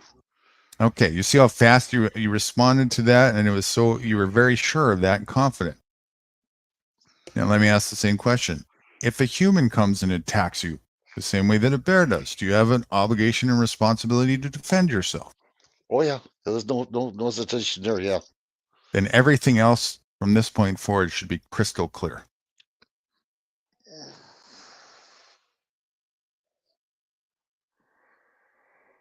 Oh, boy. I'm just, yeah. See, they don't want people thinking like this because they know once people are thinking like this, it's over. This is true remedy. And this is why I pay no attention to the man behind the curtain. Nude Guru is just a pseudonym. You know they would kill me. I pose a threat to their entire organization saying this stuff, right? I'm showing the way here, right? This is the truth. This is the shit that they don't want people to know. That's what they said on that thing, that covenant. If they should find out, the people, we'd be in trouble. It's the real truth. That's right. That's right. This is it. that you are the authority, that their authority is fictional. It doesn't mean that they're your slaves either. They're just other people. Nobody's anybody's slave by default. Nobody. Yeah, So I'm trying don't to be an explain. enemy. Yeah, go ahead. Go ahead, say, try to explain that to them, though. Because they're always You in your don't, business, always. right. And you don't need to explain it to them. You simply need to show it to them.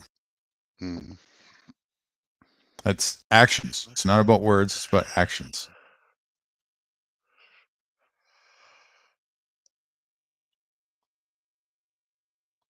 Damn shame. All these years, I was bending down and showing off. There you go, officer. Go ahead and root me up there, baby. Yeah. Here's the ticket. Yeah. Son of a b. That just irks the shit out of me. Right. You know, And you're right. I was you don't, indoctrinated. Listen to the yeah, talk. yeah. And you don't even get brownie points in your profile, right? No, I sure didn't.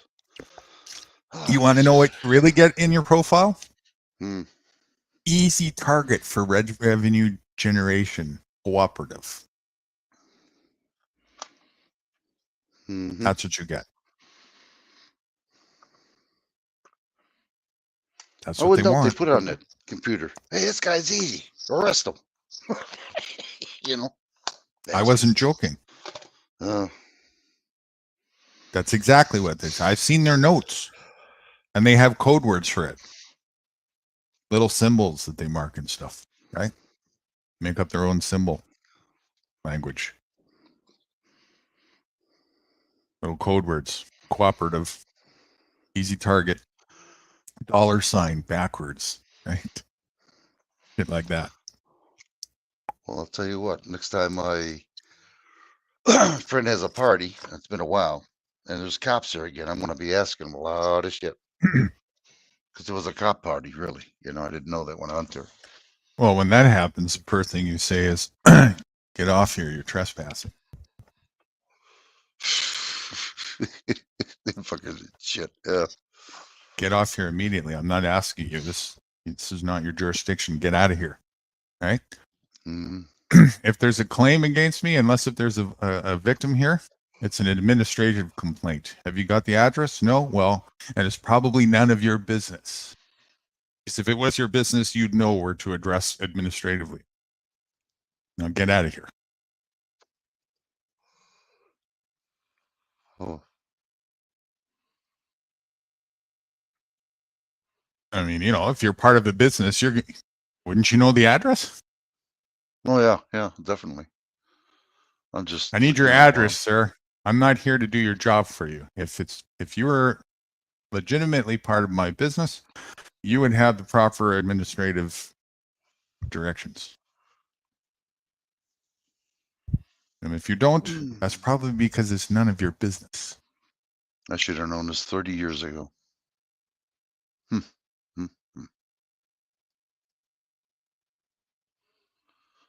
Got to pass this on to my daughter.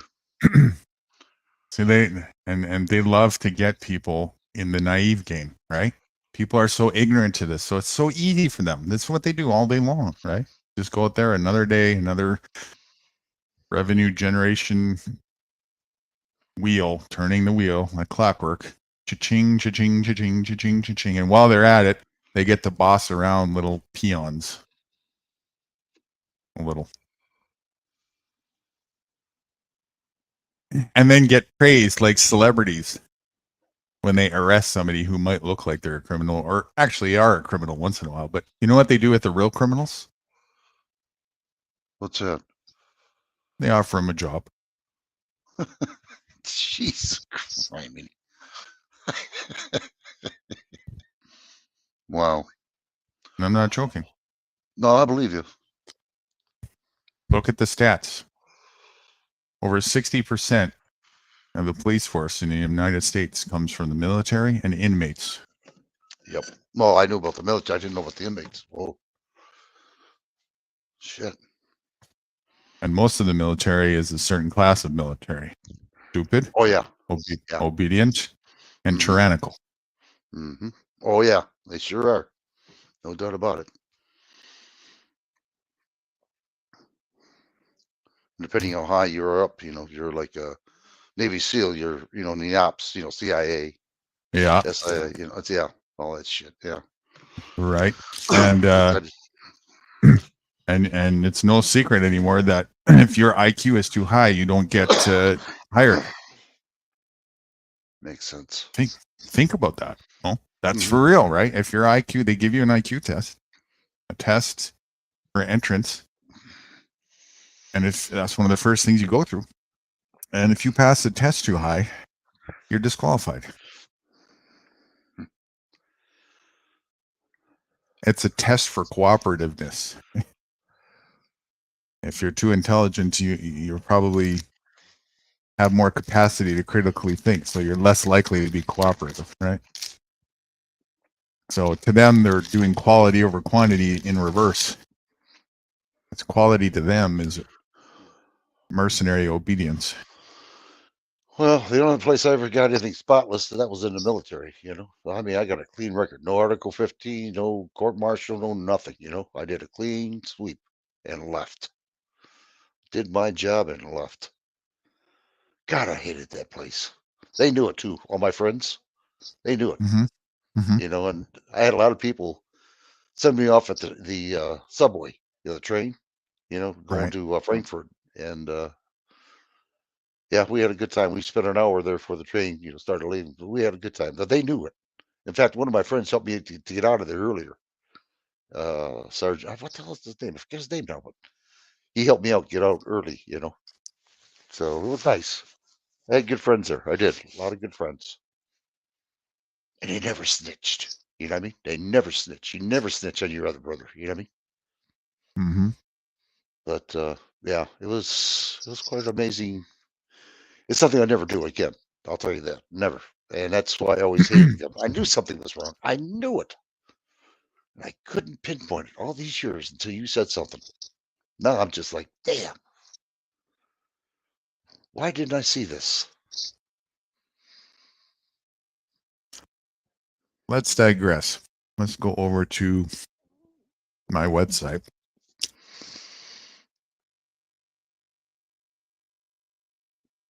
Oh, Van Eric's here.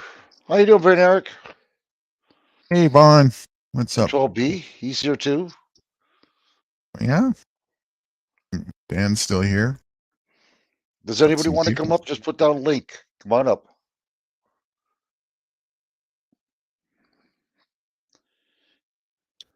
We're having a good class today. Everybody's welcome.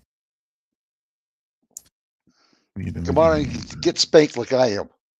12B, you bastard. It's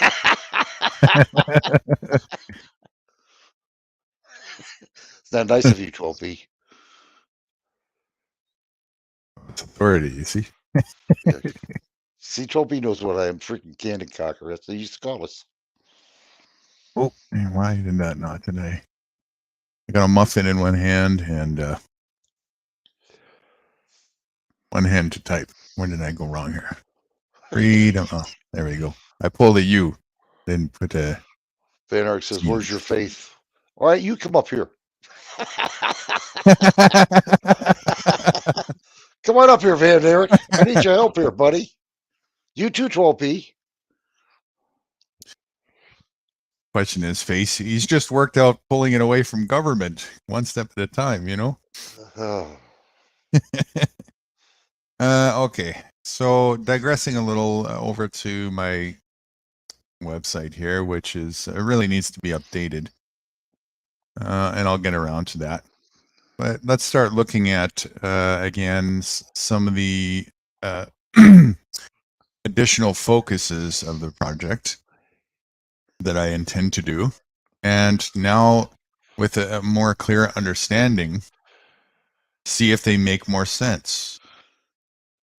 Okay, so this is the website hub. I don't really need to go over that because that's the basis for that, but it's the, okay, it's the extracurricular stuff. So the special app coming down the pipeline, a special censorship-free app will be developed for activists of all sorts.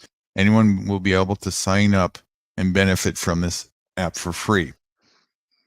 for activists. You get to showcase, promote, and enhance your activism. Find like-minded participants to get involved with and support your activism. Initiate and host projects and events. Connect and collaborate with other like-minded activists. Do fundraising if you need to. For supporters of activism, you get to find and support activism you're interested in, get involved with activism you're interested in, participate in events with any community of your interest, and there's educational value as well. For everyone, it's free. There's video and audio conferencing, uncensored and unregulated, networking opportunities, simple user-friendly design and interface. So what do you think I'm advocating for here with this? To set people free, more or less, to get them wise to the government, to help them out, to advocate, if they have a problem, you'll be able to solve it for them in one way or another. Guide them. That's the project itself, but this specific app that I just went over here. Oh, all right. Say it one more time. Then I'm nailing you left, right, and center. Get I know used you to are. This is the new. This is the new. That you're in grade 2 now. Remember. Come down here. This one right here. Connect and collaborate with other like-minded activists. What does that sound like to you?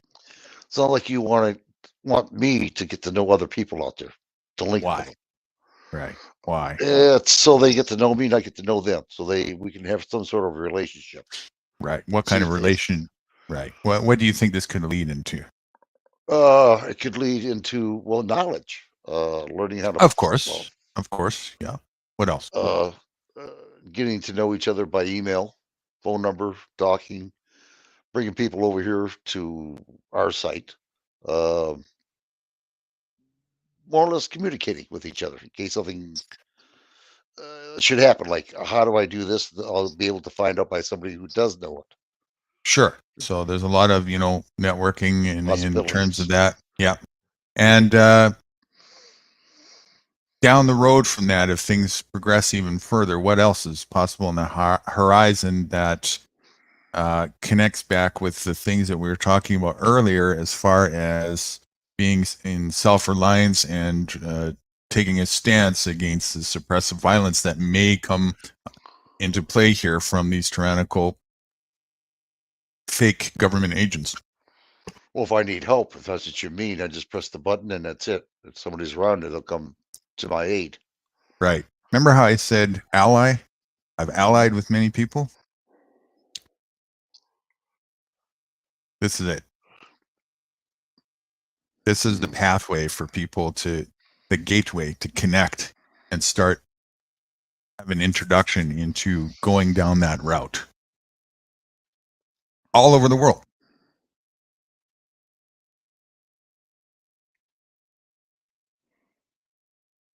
Just one avenue. There's more, quite a number of other avenues, but this is one avenue for that to happen. And so here's an example of how that app could work. This is Fruity's artwork, by the way. It's really, really small. Let's see if I can. I can't read. Yeah, I'm on the phone right now. All right, so here you got this man coming down a stroll. It's a beautiful day in the neighborhood when suddenly, Mr. Ossifer, minding my own business, right? Dude minding his own business, and all of a sudden some other business comes. 2 unhinged tyrants appear. They didn't eat their donuts today, so they are really aggressive. They're moody, right? They're moody. They didn't eat their donuts, so they're in aggressive mood. Excuse me, did somebody just pop up? I heard something, yeah. Okay. It's Vaughn. Here, you want me to grab it? Yeah, I'm on my phone. I can't. Yeah, I got it. Welcome. What in the world Guru is rambling about, man? I don't know. Some gibberish and nonsense. I don't know. It's some crazy stuff that nobody wants to hear about. How you doing, Mr. Van Erich? How you doing Hey, today? blessings everybody. What's up? How everybody's doing? Been a long time no see. Yeah, yeah. Matter of fact, I just got my stakes. Something family issues happened during the week. And I had my some stuff stolen, and so I just getting my stuff back up. So yeah, And your stuff stolen. yeah, yeah. No, that's not good. Yeah. How'd that happen? Were you at the house? Yeah, no, I was at the park, and at the park, you know, could charge some stuff. I was keeping my stuff charged, and someone stole my stuff. Wow. Mm-hmm. Damn. Yeah. Bitches. Yeah, and then I approached the person, and he had like, you know, he didn't do it. Mr. Innocence. Yeah. Bitches. Well, so they did get the guy. No, They Well, didn't. it was when I was, because at the park I would be at, and you can walk around this. It's like a, you know how you can run a track, right? So you can walk around, and in one part you have stuff. You know, it's a plug that you can plug your stuff up at. And I was walking around, and that's what I seen someone. It was dark. When I seen someone, I was like, "Oh man, it looked like my bag is being carried away." So that's when I approached him, and I could see it that, you know, the way his face was, you know, he was lying, because it looked like from the back, the person, I could see the person, he had dreads. So, Damn. That's a shame. It is. yeah. It is. You spend money and somebody else takes it, you know. Someone, yeah. oh well. It was about to be worthless in inflation anyway soon, so you didn't really want it anyway. That's the way I look at it. Yeah, pretty much. Well, I could see your point. I mean, the stuff, it was old, like the stuff that I had in there was stuff that I had for a while, but it was, you know, sentimental, because when I first started my business, I brought these things, you know. But yeah, it was old. The stuff that I had, it was like it wasn't up to date, you know. But it was still mine though. That's what really. You know. That's what my wife says about me. I never thought that, you know, it was, if someone would take, you know, not at the park. But yeah, I found that out. Never thought Wright's wife would want to give him away. Well, sometimes with the way I hear what Wrights be saying, yeah, I think.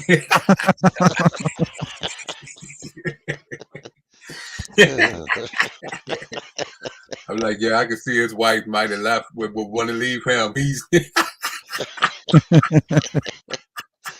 yeah, she did put a for sale sign for me. It didn't last long though. Yeah. He thought it was for the house. As is. Yeah. Free. Take it now. It got so bad. She said, every dollar you put in, I match it. I'll pay you to take it away.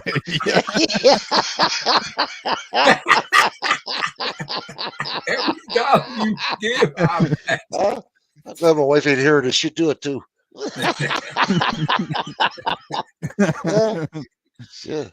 Yeah, get rid of that old bastard. Yeah. Yeah, capitalism at its finest. You know, we're giving her ideas. At a garage sale. Garage goes with it. Well, you know, it's one step up from the penny auction, at least. Yeah, that's true. Yeah, that's true. Damn, I thought you were going to help me out, Van Erich. Hell, you're prosecuting me too. Wow. Oh. Well, you know, man. she picked them up from the flea market to begin with, so trying to get her money's worth somehow. At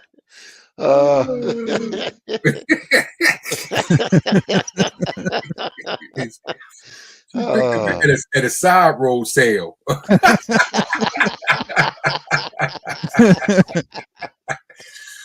It was tax free because even the government didn't want Get one. any recognition.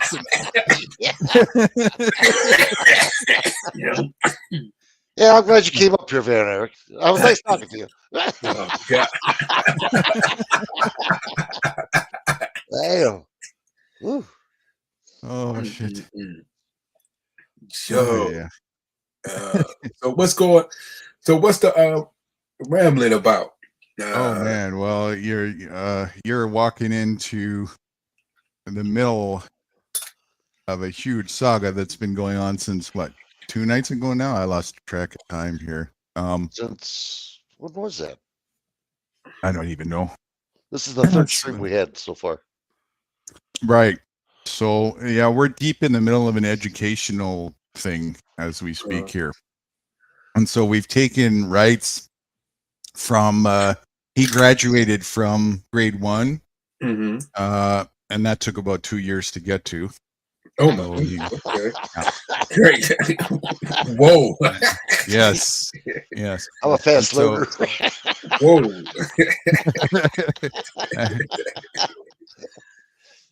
Yeah.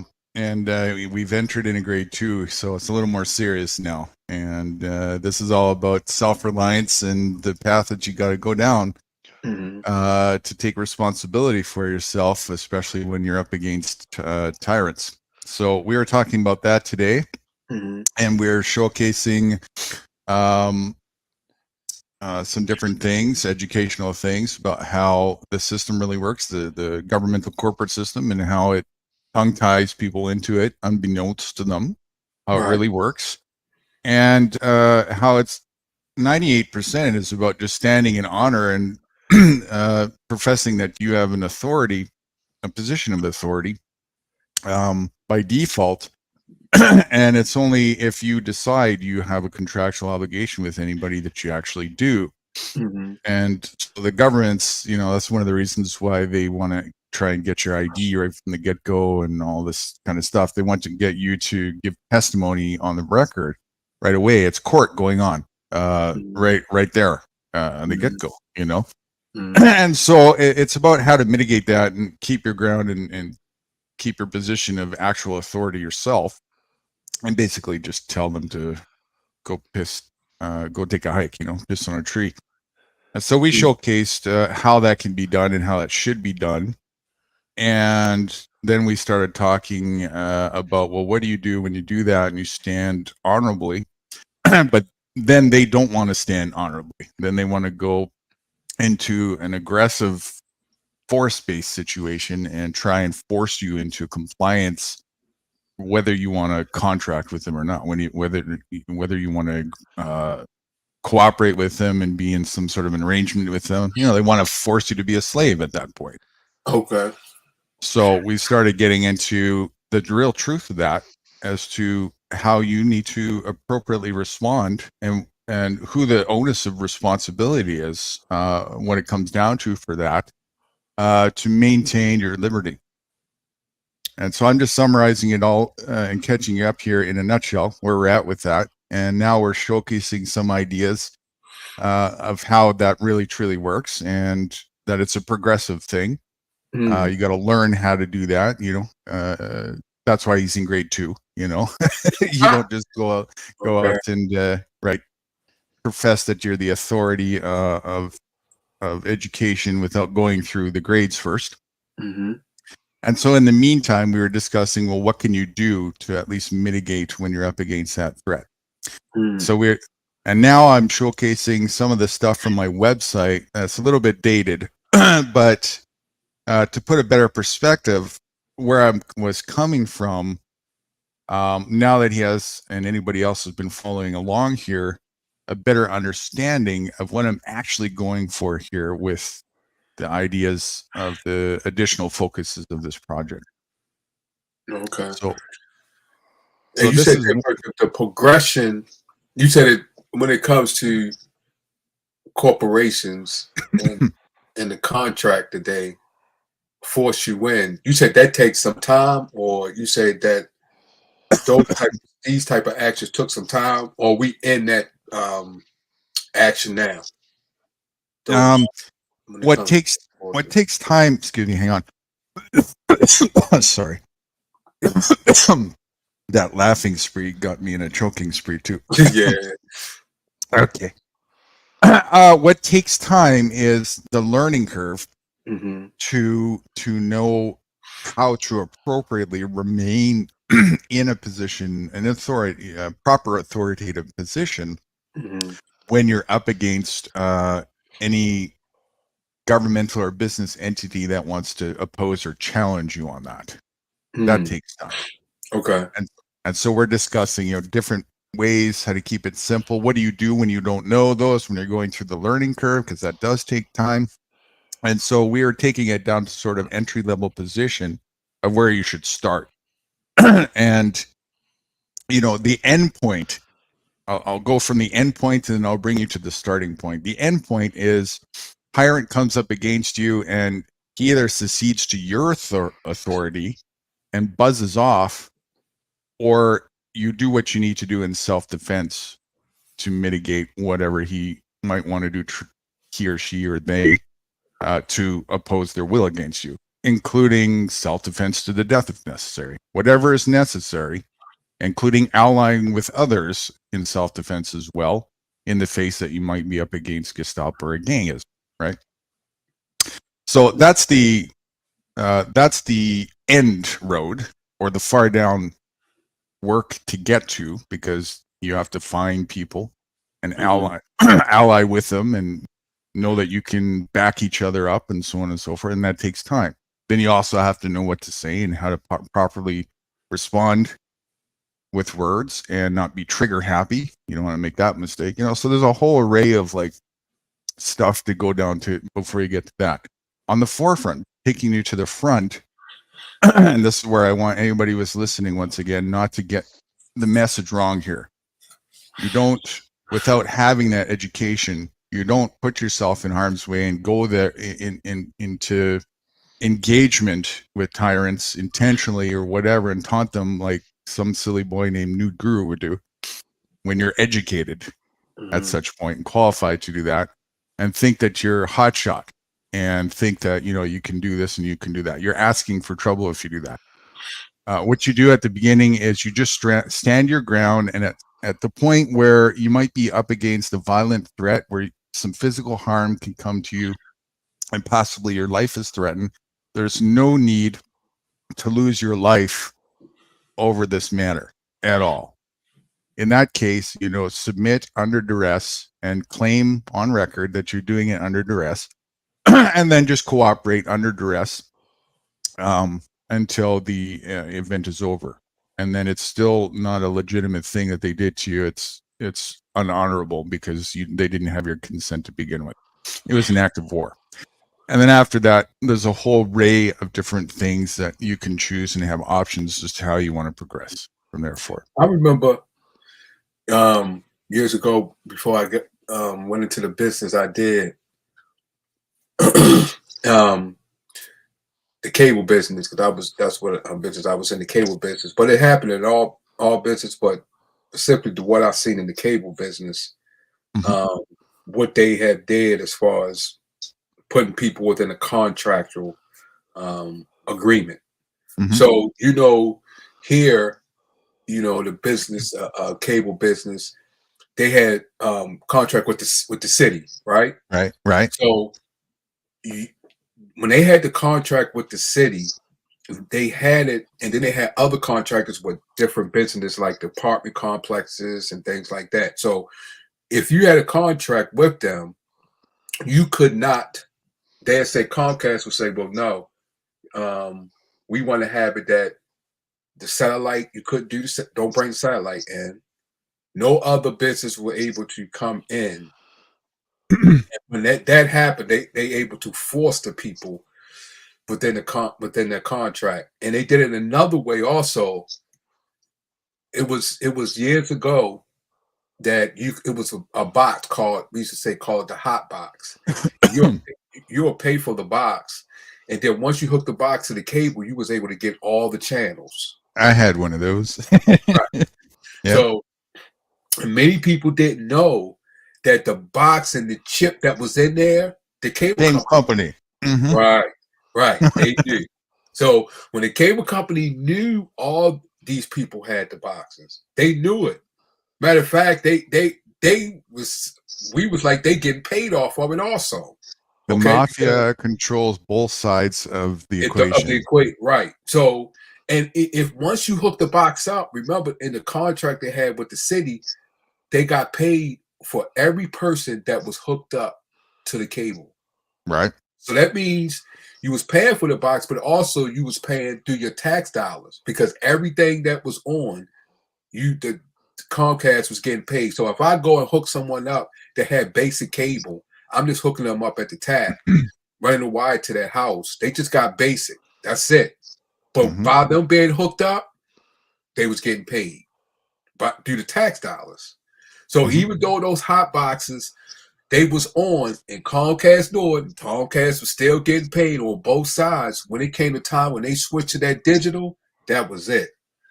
They hit all those boxes out. So people had got used to watching the television, and then they put words across the screen. We know that you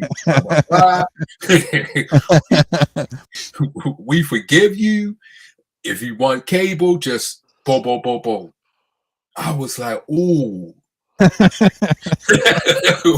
Ooh. Because it is a federal offense. You know, but they didn't they ain't charged. So I was like, that was a good move. That was a good move. So I mean that answers what when you say amongst you know you're not knowing, you're basically forced into into something that you really isn't beneficial to you. Right. And is ignorance excuse to the law? Yeah. Never. Right. And we're not talking about, when that statement is made, it's not to man's law. Right. It's to the law of nature. If you don't know that you're going to get electrocuted when you put your hand to a wire that is running electrical current through it, right, you don't get a forgive pass just because you didn't know better. Right. Right. The consequence happens regardless. That's why ignorance is not excuse to the law. It's not an excuse for consequence. Right. Because ain't this against the law and not to know the law? I think in some places it's like against the law to not know the law. It's like you disrespecting the law. That would never be a corporation that I would ever be a part of. Right. That wouldn't be my business. Yeah, I could. Yeah, I think I was talking to a police officer because we was having a conversation, and he was telling me, matter of fact, I think I got pulled over, and he was like, I can arrest you. No, I didn't get pulled over. I was in the street. And he was like, I can arrest you because you don't have $2 in your pocket. I'm like, what? He's like, yeah. You're supposed to have at least $2 in your pocket.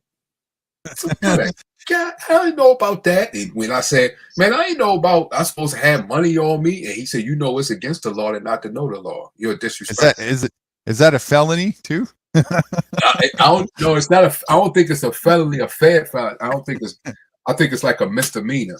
Matter of fact, I would hope so, at least. Yeah. Matter of fact, I think it was a what they call it, a slave, something like that. A slave. It was something that they did when it comes to. Technically, it would be civil, so it would only be a what's that word when you draw an infraction when you drive and you it's not a crime. Mm-hmm. He said he could arrest you for that. I don't know. I would have contested that, but yeah. He said I could take you down. Yeah, because you don't have at least $2 in your pocket. I wouldn't doubt that there's a legality in jurisdictions of that, as well as the first one you said, where there's some jurisdictions where not knowing the law is the law. Yeah, and knowing the law is the law. Otherwise, you disrespect. It's a crime not to. Right. But Here's what it all comes down to, and this is where it's a blessing. The truth shall set you free. My business is none of anybody else's business, and their business is none of my business. Right. Mm-hmm. So, So- fortunately, that ain't my jurisdiction, and I got nothing to do with it. So when I go to jail, Von Eric, just give me your phone number. I'll give you a call. I'm allowed to have one phone call. Yeah. But think of but think, that's the thing. If we say that, let's just say my business is none of your business. Isn't that what could be one of the reasons why we because everybody should have been in the uproar as far as the cable thing or any other companies thing. Just like the telephone company. You only got like what, 3 or 4 companies. They all work together. They all bring the prices up. You can't. That's actually, there's nothing dishonorable about that. Oh, so you saying it's nothing dishonorable for businesses to do what they're doing when they collaborate when they in bed with the government and end up doing the things that they do to Correct. monopolize and to you say that's nothing dishonorable business wise. Business wise, yeah, because the government itself is a business as well. It's just corporate business entities aligning with each other. That's all. It's just people but cooperating. when they say as far as, but when it comes to the business side, are you saying that people should just say, okay, well, that's their business. I'm just going to mind my business. Well, that's what people don't. Yeah, exactly what you said. What people don't recognize is that that's all this is. All this is about business because there's nothing else. It's about people engaging with each other in the conduct of business engagements and how they're doing that. And then we just have different semantics to call different ways of functioning: capitalism, corporatism, fascism, democracy, so on and so forth, communism, blah blah blah. And all of those are just different, ways of functioning in certain scenarios, which sometimes is healthy and sometimes is not. So it's a matter of whether or not a function is honorable when it comes down to it, and is somebody being forced against their will or not. If it's a consensual arrangement, if everybody's in agreement, nothing dishonorable about that. Everything's fine. Okay. It's only when that line is crossed, when you're forced into a situation, then you either have consent or you have slavery. Once you cross that line, it's not consensual. Now it's an act of war. It's that cut and dry. But then we have to discuss when you say when you describe when it comes to force, because force can be given or could be inputted in many ways. I could come up with, if you saying like what I just described as far as what Comcast did. To force one's will against another, against their will. In other words, if you force me to do something against my will, right now you're trying to make me a slave. I'm not interested. Like if I'm not interested in engaging with you, if I'm not interested in doing business or having anything to do with you, but now you want to force me, whether I want that or not. That's where the line is crossed. It's no longer consensual. It's now we're getting into slavery and war. Right. So that's what I'm saying. But if a company forces the people within that city to get, like I said, cable and not allow others, not allow you. Okay, for instance, it's a county called Brooklyn, right? They have a choice of what cable company they want. They're the only one in the county of Maryland. Everybody else do not. Okay.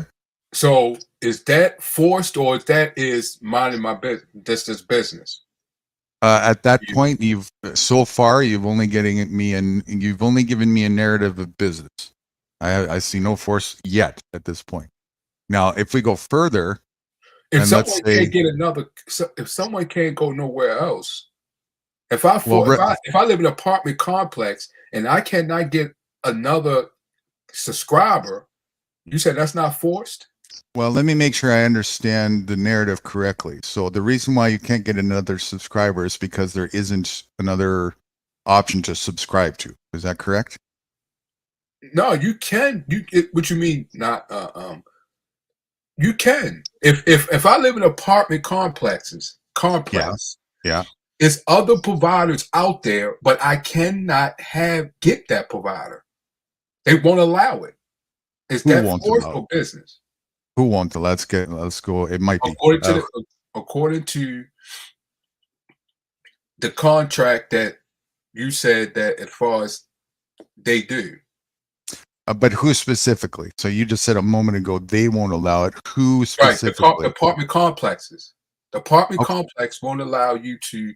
You only can do cable, or if they had a contract with the cable provider or the satellite provider. Yeah. So you're a renter. Yeah, you will be a renter. Yes. Yeah. So you're leasing. You don't have equity entitlement into this property. You have no say in the matter. They absolutely get to decide for you. And it's agreed upon before you get in. If you want to rent here, then this is the parameters, and you agree to that or you don't. If you don't agree to it, then don't rent here. That is absolutely honorable. I'm talking about the ones that is there too. Also. I see your point. Like if someone is coming from the outside, but I'm talking about the ones that's already there. Okay, so it depends on what's in their contract when they entered. Whatever's in their contract was what was agreed upon. No. If someone comes in a contract, you could be at an apartment complex. Mm-hmm. If they change say they change the providers, or they just started this, because many people when they did it, many people was upset because they were saying you forcing me to do this without my will. But specifically, were they to change the cable provider? Yeah.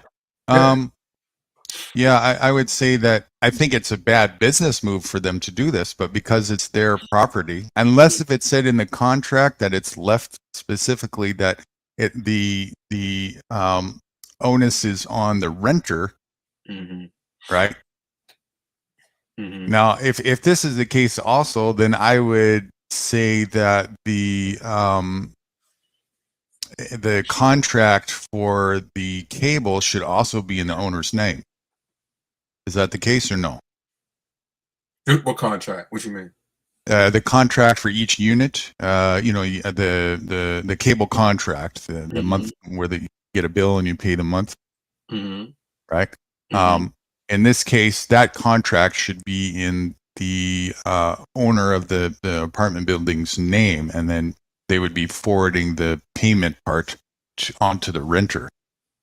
Yeah, it was something like that. Yep. Yeah. It was like some, like matter of fact, the place I was at, it would be basic, right? You'll have the basic, and anything that you add to that will be, you know what I'm saying? It would be yours. You know what I'm saying? But the basic will be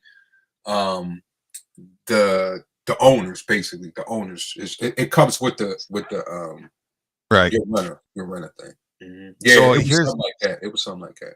Right. So here's how that would work as far as, honorability would go and lawful. So by default, the rightful decision when there's ambiguity goes to the owner by default. And so now it depends on, again, if there's something specifically in the rental agreement that can be shown that gives the renter entitlement to something, and then the owner breached that, okay, then the owner, that's not honorable. Then the owner needs to be held responsible for that. If that's not the case, and then some new arrangement came in, then it's a new situation here that's not in the contractual agreement. And so now it's up to, because it's a new thing being entered into the matter, it's up to the individuals to talk and negotiate whether that's permitted or not. But by default, always the owner gets left when there's any with the default yay or nay say, because it's theirs by default, right? Like you can't just go and all of a sudden say, well, I'm renting this place, but I want to tear down a wall because it doesn't suit my needs while I'm here. You got to get the consent of the owner. Right? By default. Yeah, I just see both sides of the situation, because if some people are making deals on making deals like that, and forcing and paying, and when it comes to lobby and things like that, to monopolize and not allow other competition to come in, I could see a person looking at that as being forced. Well, you could say it's there's limited breathing room, but because you had there's no force to enter into that engagement to begin with, and somebody is giving you permission to be in that engagement, then that was your choice. So there is no real force going on here. And because you don't have equity in the matter, you're the leasee, you certainly don't have the say in the matter either. So that may be the case, that there's a cornering of force in that sense, but it's honorable for that type of force to happen. Well, I mean, I could see that also, but I could see, it's like I could see both sides, because if you saying, because they saying I do have equity, my tax dollars. No, that's not equity. Equity is. See, that's where that's where, because when you say that's not equity, that's what your belief is. The other person equity of ownership in the property. Well, see, that's another that's another thing, because if I don't have the equity, and if people don't have the equity, why do you got to have things to get our permission? Why are you coming up with things to say, hey, why are you coming up with these entitlements for us to vote for if we don't have no equity? You have the equity when you're on the other side of the fence, when you're the owner and the leaser, and you're leasing to a leasee. The leasee doesn't have equity. I'm talking about as far as things being implemented within the government system. When you say the tax dollars is not equity, why did they come up with entitlement for us to vote for if we don't have equity in it? Oh, because that's a great question. Your position gives you a benefit if you're operating as a citizen. So you traded away your equity for some crumbs called privileges and benefits, and that's one of the crumb benefits that you get as operating as under citizen capacity, is you get to vote for who gets to rule over you. Right. And you also get to pay taxes for that privilege. Okay, but that's still considered. Some people still look at that as equity, though. Equity would be when you are on the other side of the fence making the decision, when you're the ruler. You're not the ruler. Oh, well, see, that's then that's left down to the individual who define equity, then, because people look at equity as far as I'm paying my tax dollars. Yeah, so I've got a say or whatever. Yeah, they're getting screwed semantically, is what it is. Right? Well, I can see that too. They get screwed. I can see that. And that's the thing, right? You're exactly right. What you just said. They getting screwed semantically because the people on the other side of the fence interpretations or whatever, they look at it as far as equity believes, like what you're saying, that's not actually equity in the situation. So yeah, you're right. As far as the semantics, that's two people looking at a word and have different, interpretation when it comes to, I can see that. Correct. And that's why I say, literally, semantics rules the world, right? And so this is the thing. Now, to be objective is a key, and bring it down to a common denominator. Let's try and see if we just put opinionated objectiveness or subjectiveness aside the best that we can, being a subjective creature, and see if we can look at it through the eyes of what makes the most sense. Equity means something of value of stock. So who would actually logically be have a real equity position in a corporate environment, an employee or trustee or a shareholder? Right. You said what? Say that again. In a position of corporate capacity, who would have the real equity, the employees and the trustees or the shareholders? Shareholders. Absolutely, right? They've got all the equity. They own it all. They get to say, they write all the rules. They decide who the CEO is, who the board of director is, and everything of way of function for that, because they have all the equity. They also have all the liability. Okay.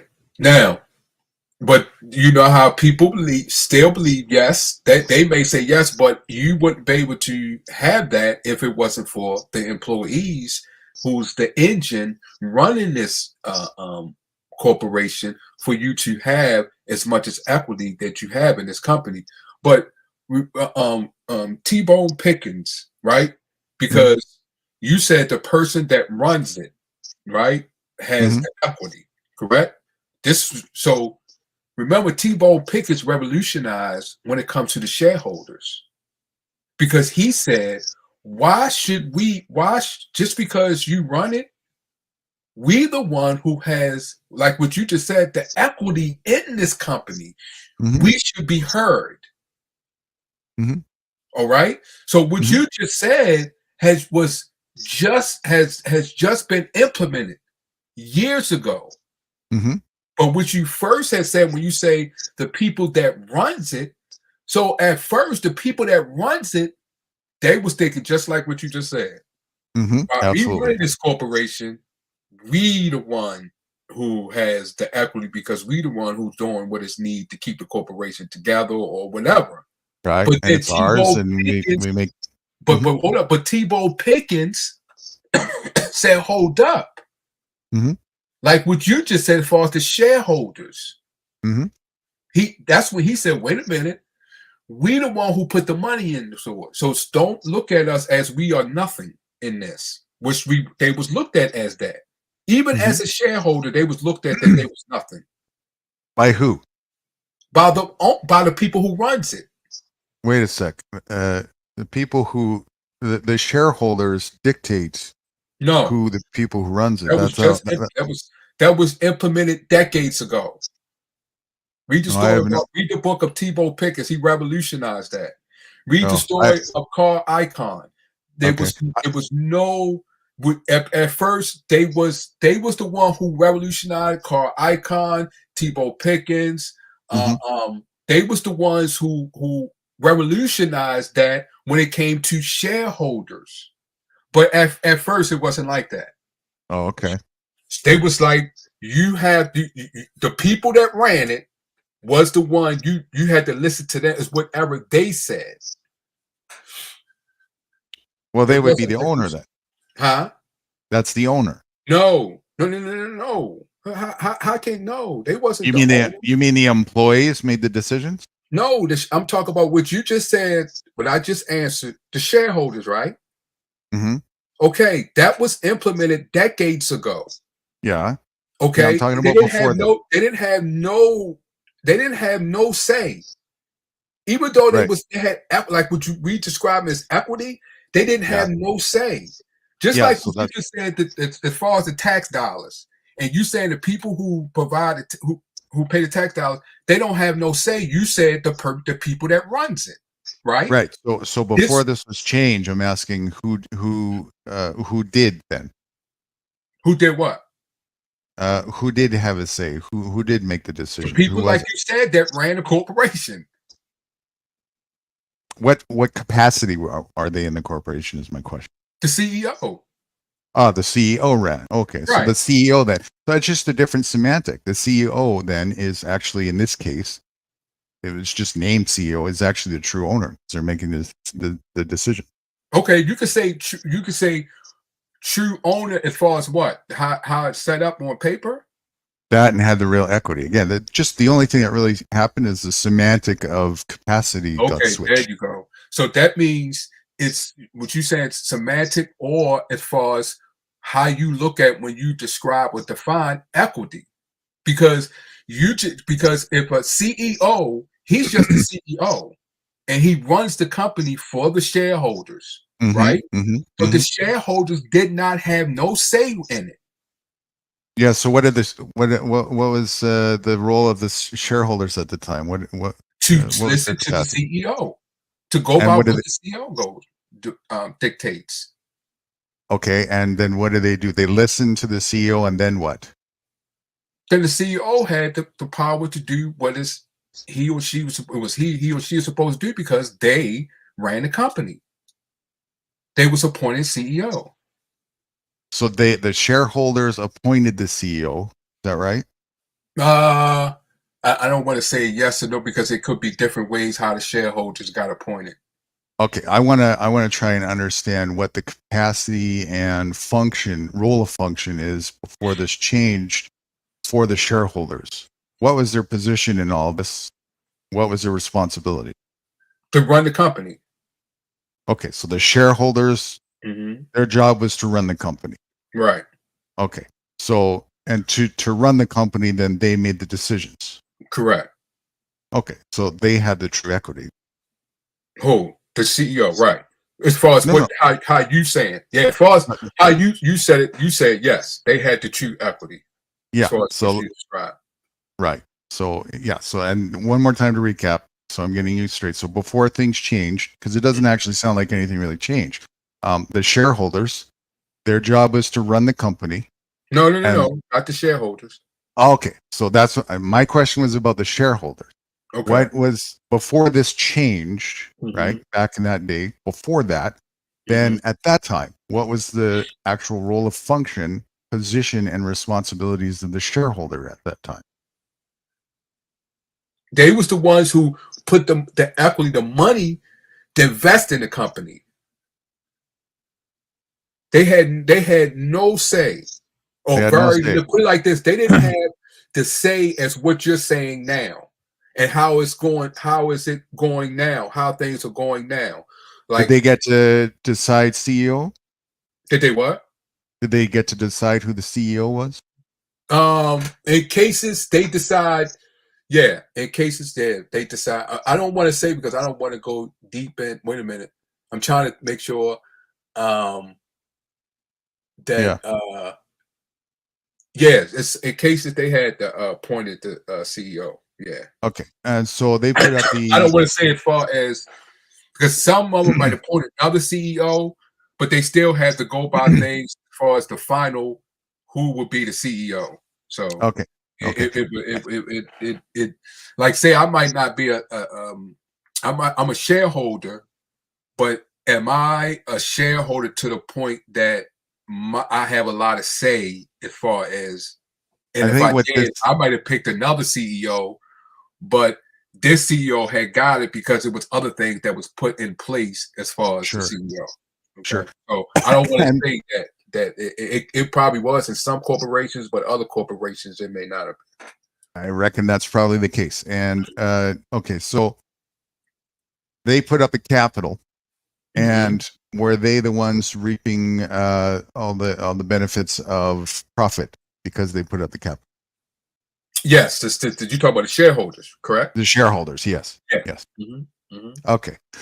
So basically, ultimately, they were of silent partner status by the sounds of it, which is more of a conditional partner. So their status in contract would have been to delegate position of authority to somebody else, which is still them being the authority. Ultimately, they still had that say, but once they made that say in this arrangement, then it was left up to whoever was delegated that to do the rule writing, and it's still this way mostly in the way corporate status works, for the benefit of the shareholder. Well, yeah, it's in some cases, yeah, yes, but when I'm saying as far as when you said the shareholders, because you was right now in these days and way it is now, in the past few decades, what you're saying is absolutely right, 100% right. I'm saying before then, because one of the ones who revolutionized as far as shareholders getting a say was Tebow Pickens. He's one of my business heroes that I look up to. Him, Carl Icahn, other corporate raiders, KKR. You got other people, but before then, they didn't. They didn't have no say as far as the shareholders. It was all left to the CEO until people like Tebow Pickens said, "Wait a minute, we are the ones who is keeping this corporation together because of our equity, because of our money we putting in. So you have to listen to us. You have to do this and do that." And once he did that, that's when things started changing. Now you got people like Carl Icahn could get and other people within the corporation to be like, "Hey, we don't want you as CEO. Yeah, we voted for you, but now since you did this, we want you out." It wasn't like that before. Okay. So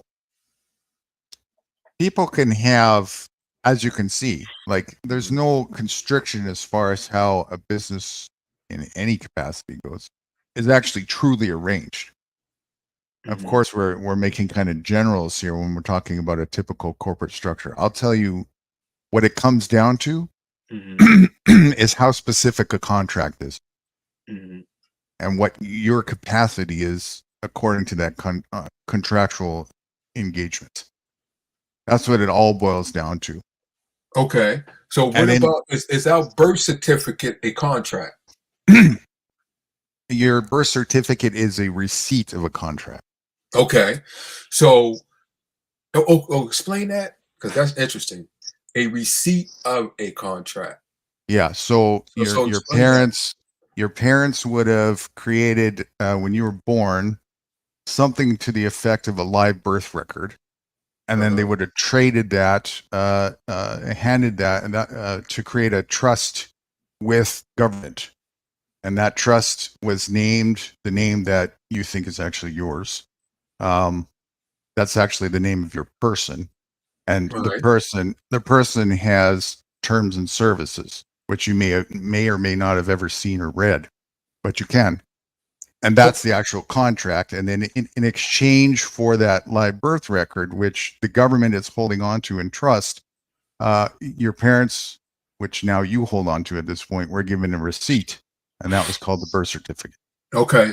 So a birth certificate of a receipt of a contract that we may or may not have seen? Yes. So we are under so let me get this straight. We're under a contract that we may and may not see and did not sign. Yeah, your parents did it. Okay, where did this start? Whenever your parents did that. No, I'm talking about because my parents had the birth certificate to the birth certificate it had to start from somewhere. Yeah, it started when they made the record of live birth. After you were born, they made a record of live birth, right? And then they filled out an application with that, and they submitted it to whatever it's called in the United States. Probably, is it stats? I don't know if it's the same. I forget the name in the legal thing. But wherever you go to register that and get your birth certificate, that entity there. Yeah, you vital records. But I'm saying as far vital as statistics, yeah. So that's where it happened, right? So your parents, they went and they submitted that live birth record application. Right. And the birth certificate is the receipt of that transaction. Okay. Do people that's in the contract has equity? Yes. We gotta have a deeper conversation, because I don't want to take you away from what you're doing now. But we gotta set up and have a deep conversation on this because we gotta make sure you timestamp this, because I want to have a deeper conversation with you, because we gotta have a deeper conversation, because you said that if that's the case, then we have equity then. You have equity You by said, you said, default. you said, because I You said asked me. tax dollars, so I'm technically, I'm even Hold on. technically, Wait. Sorry. When you said, do people have equity? yeah. When you say when people, like I was taking that as in general, because people in Right. government are part of people, right? Right, them too. They So include in that specific trust, the equity is the government. but I'm under a contract with the government. Right. So that And means I have equity too. No, your position in that contract is a Oh yeah, we licensee. definitely see. We definitely got to have this conversation. Now you're going into something else. No, we're going to have this conversation, brother. We going to have this. Now you can ready to go something else. Okay. We going to have this conversation. Let's do it. We going to have, because this is interesting. This is Yeah. very interesting. I Yeah. like this. This is interesting because I want to. People need to learn. We need to learn. People need to learn this because that is very interesting as far as in the contract and the equity, and then you're in a contract. Even though you don't see it, you don't sign it, but you're in a contract. We need to talk about the birth certificate. We need to talk about this because people is just walking around, and oblivious, making things that then I mean now I understand exactly what you're saying by default or unknowingly. I could see that. Because the stuff that you just said, but we really need to get deep into that because I think that is something educational for us to know and to learn. Because we walking around, including myself, like zombies. Right. You know? There you go. It's zombie apocalypse everywhere. Totally. Yeah. I mean, it's good that it's on record, but if you,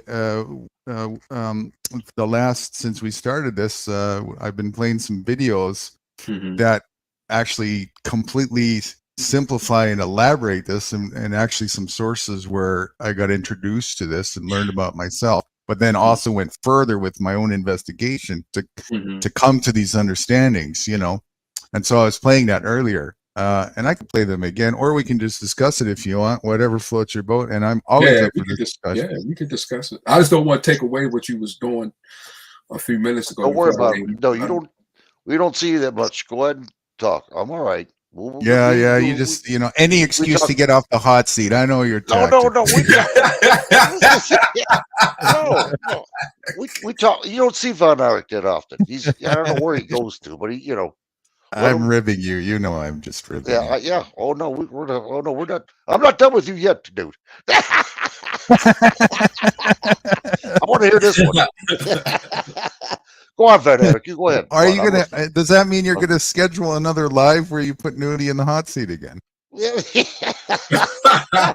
Number 4. Yeah. Right. Right. We saw how that worked out last time. Let's try that again. Now you gentlemen go ahead. I'm going to listen. Go on. I know Van Erich's kind of curious to find out what's going to happen, and I am too. Sure. Let's go down this rabbit hole if you want. Absolutely. So the reason why equity is in the government's position is because it's the government that actually created the trust. Okay.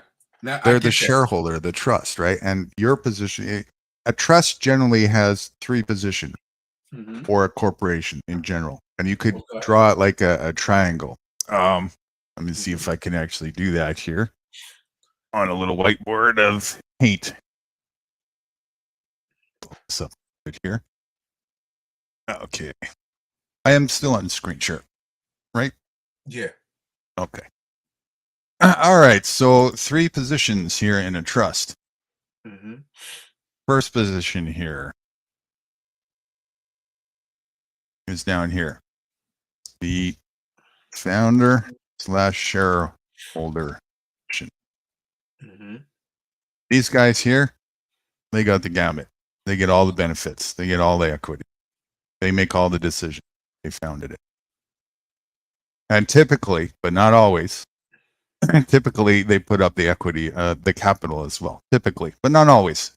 And sometimes other people put a capital as well in different capacities. And sometimes they also get a piece of this position here. Sometimes not. Sometimes the return is just something of interest or what with interest or whatever. It depends on the arrangement. But just to keep things simple, typically speaking, in a corporate or trust environment, CEO/board of directors is up here.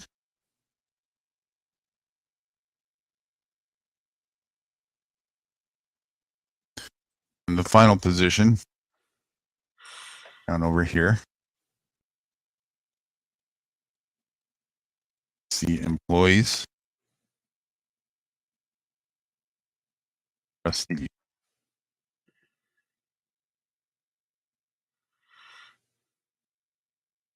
Okay.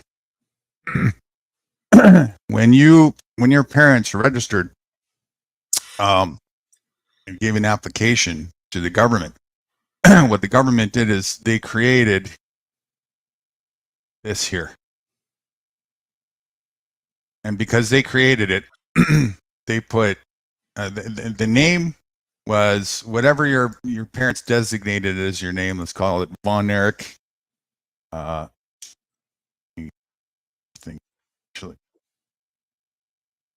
the title of this trust or the name of this trust is Von Erich Inc. or Von Erich person. Okay. This is a person is a corporate entity or a trust. That's what a person is in legal land. Very important to understand that. And a person is not what is more the common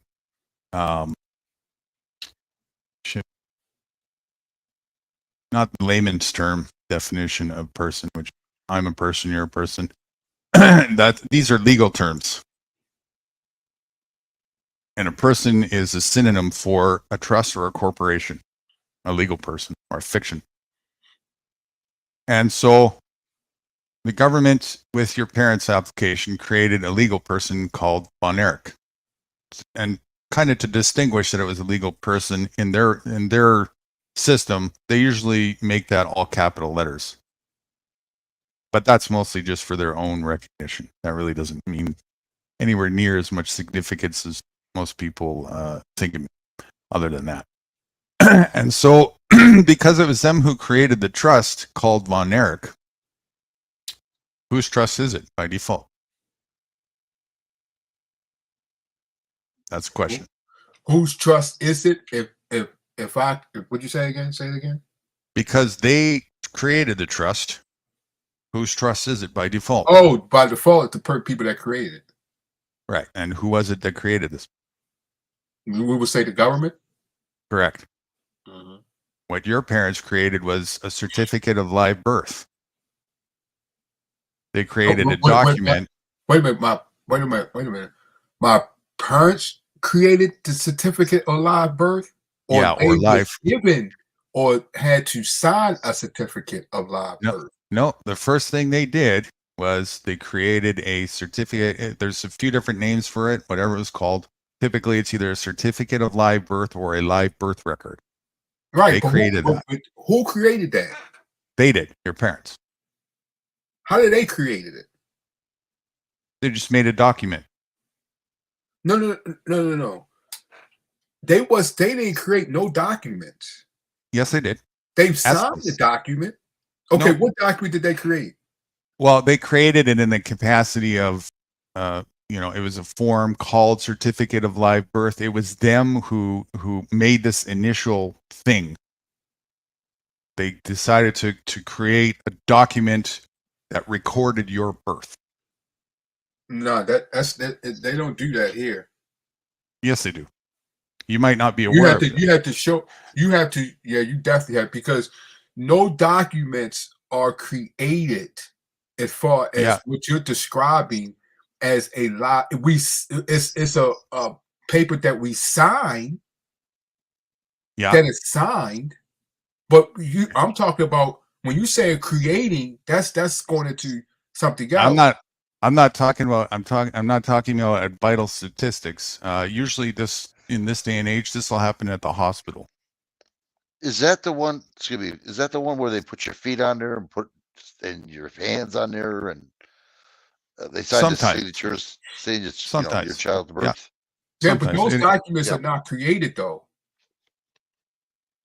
Those what do you mean documents they're are not not created. created? Those documents are given for us to fill out and to sign. Yes, yes, that's the initial. That's you creating the record of live Okay, birth. that's what I. Okay, so you're Yeah, saying, but I'm you're not saying saying you what created we're the document signing. itself. I'm So saying you you're saying, created the okay, record of the okay, event, right? that's what You I was. created. That's what I was. Because so you're saying when we sign, by definition of law, we are creating this document. Is Well, that what you're saying? even if your signature wasn't on there, just that you made a record of live birth for the child. So you had a Okay, record of that it's paper record. recorded. It's Okay, recorded. Yes, right. it's It's a recorded. record. Yes. Oh, but that's not. Okay. But that's different from. See, that we get in semantics when it comes to, because I'm trying to get when you, because you saying creating, so I'm trying You to made. get that, You trying made. to get that. And now, if you say recording, I completely understand. But with Okay. that creating Yep. situation, Yeah. We could use that semantics. Yeah. You did a record. right?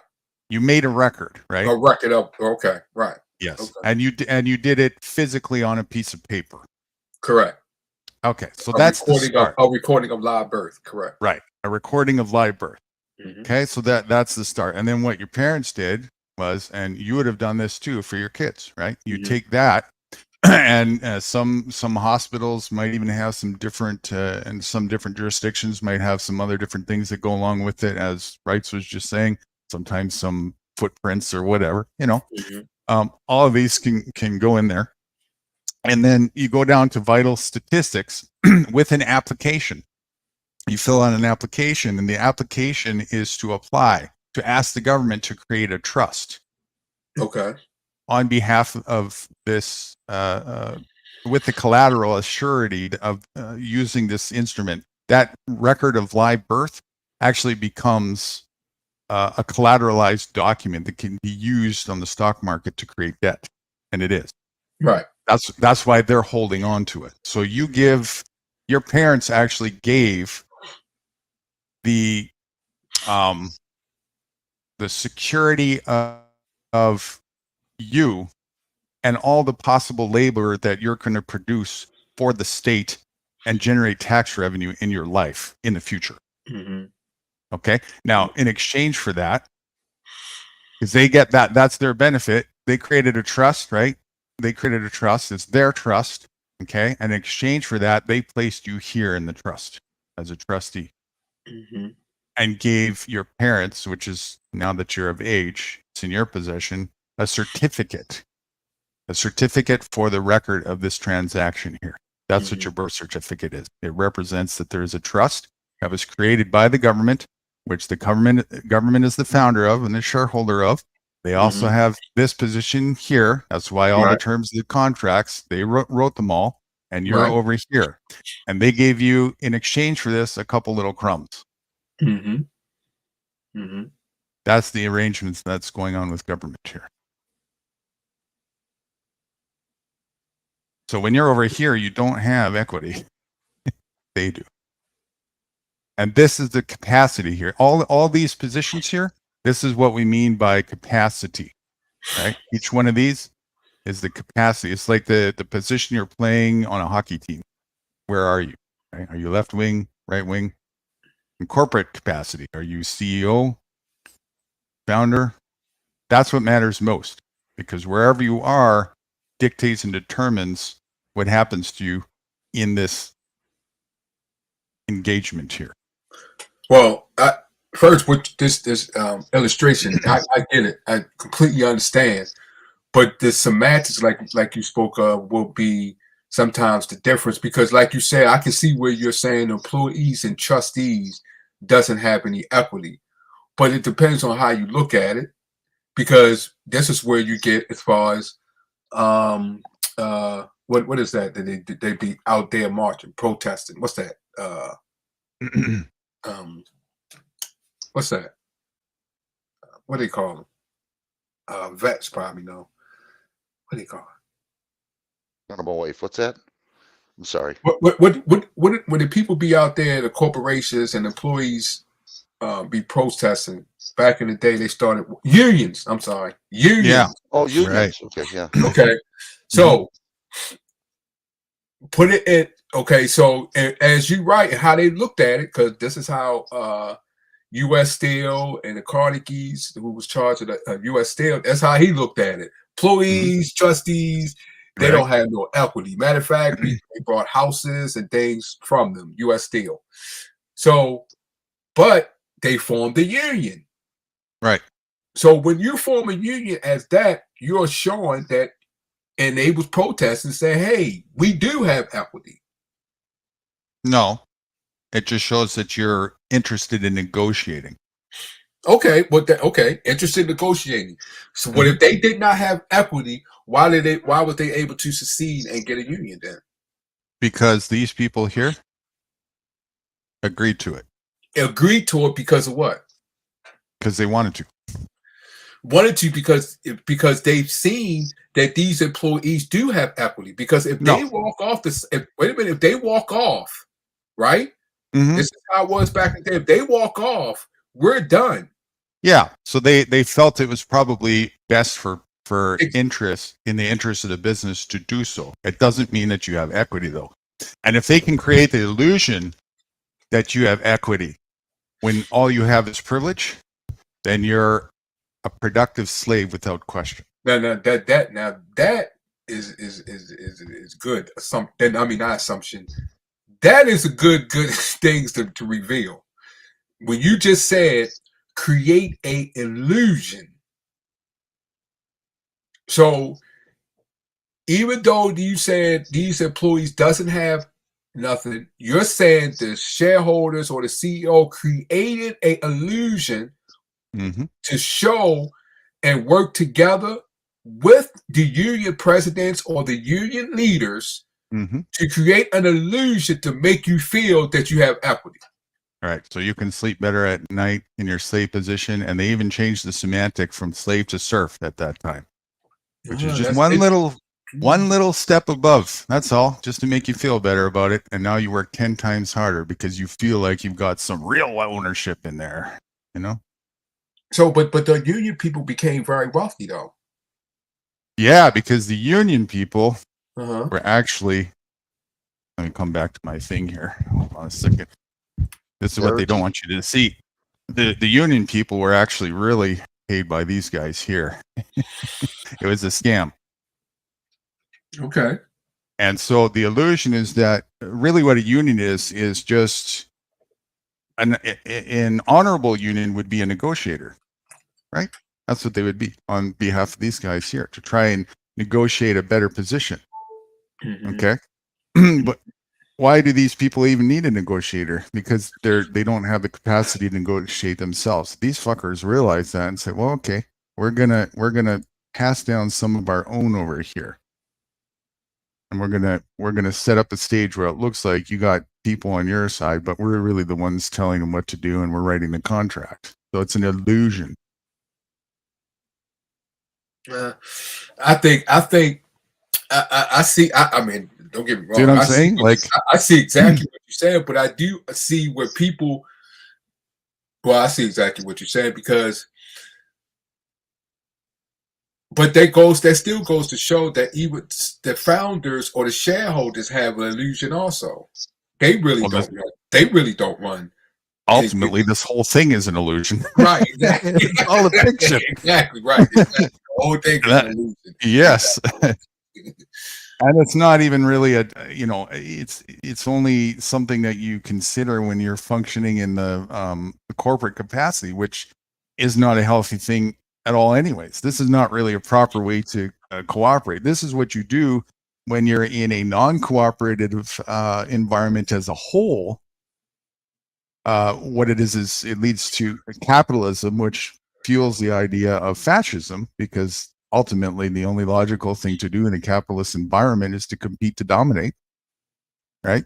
Especially when you're the number one objective of capital-based corporation is what? What's the number one objective of corporation in a capitalist environment? To make money for their shareholders, or to make money for Correct. themselves. Right. to whatever cost that may be, right? Right. Mm-hmm. When that's the stage, Mm-hmm. morality, logic, and reason go out the window Mm-hmm. in trade-off for that profit, right? You said it's what goes out the window? Morality, logic, and reason. Oh, Goes for the out the window. footage. Is this for where does that go? Okay.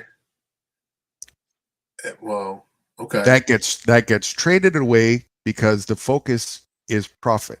So to whatever expense that might be, including polluting the environment, killing people, creating wars, whatever it is that creates this. Okay, but then shouldn't that be part of our? Shouldn't that be a business of ours then? Because you said earlier it's none of your business. So we should say that's none of our business then, right? Correct. Now, if we're going to go to the other side, the honorable side of the equation is going back to seceding yourself, right? Going back to logic, morality, and reason. Where does that exist? Outside of this. You got to secede yourself from this. And instead of being in a competitive, capital-based environment, go back to nature and be in cooperation with each other, where there's no need to have this superficial scarcity and monetary bullshit. That's all a distraction from doing exactly that. So are you also suggesting that when you have a child, you shouldn't even go to the hospital and have the child? Correct. I wouldn't. Okay. I would definitely. Nor should you go into as far as signing anything dealing when it comes to having your child recognized under. Yes. Okay. Yes. Learning how to function without any of this. That's the key. Yeah. This is the problem that people have is they've been indoctrinated and trained to only know how to function with this and not even have the capacity to think to fear the idea to look outside of this even. Yeah, that's true. But then can you? I mean, let's be honest. I'm sure you can see it would be hard if you're used to, like you said, my parents, then my parents' parents, and my parents' parents, and been doing this. It's like it's in your gene. Yes, your DNA. I totally do. It wasn't easy for me, even with me being questioning the narrative at a young age. Right. I had it in my blood to do so. Even still, with all that, it took me a good 2 decades to really get to the point where what I just said to you a minute ago, I really understood. Right. That's a lot of work and effort to go through, and that's with somebody who played pencil drums and tuned out the indoctrination in school for the most part. Right. So most of the stuff that people are indoctrinated by, I didn't allow to get in my brain palette. So I didn't even have to dig that junk out for the most part. And I still had to find where the solutions were and go through a lot of digging just to get to, the truth, where it was, and how to actually function without any of this. And the funny part is that the real answer is nature is showing you every day. The rest of the animals, they all function without this, and they do it right in front of your eyes. They don't need any of this. And you have your example right in front of you. We're just not doing that. The human being is the only species that thinks it needs to earn a living. Right. And it's also the only species that thinks it's smarter than every other species because it's stupid. That's what I had to learn. And then, okay, now I realized that, okay, so now I get to start looking for examples in nature, and I had to go back to pre-indoctrination stage, like when you're a child, before that stuff happens, and start from there. What would I have done if I was left to be like a pharaoh, right? What would I have done? I would have used my instincts, and who would have taught me stuff? Where would I have gotten this information from in the nature, in the wild here? And then I went on a path of researching and expeditions worldwide to see if I could find and discover other people who had already been on that path, and find people that may have something to teach me. And I sure did find people, and I sure did learn from people. And you won't see these people in the beehive corporate cities, and there's a reason for that. It's not logical for them to be.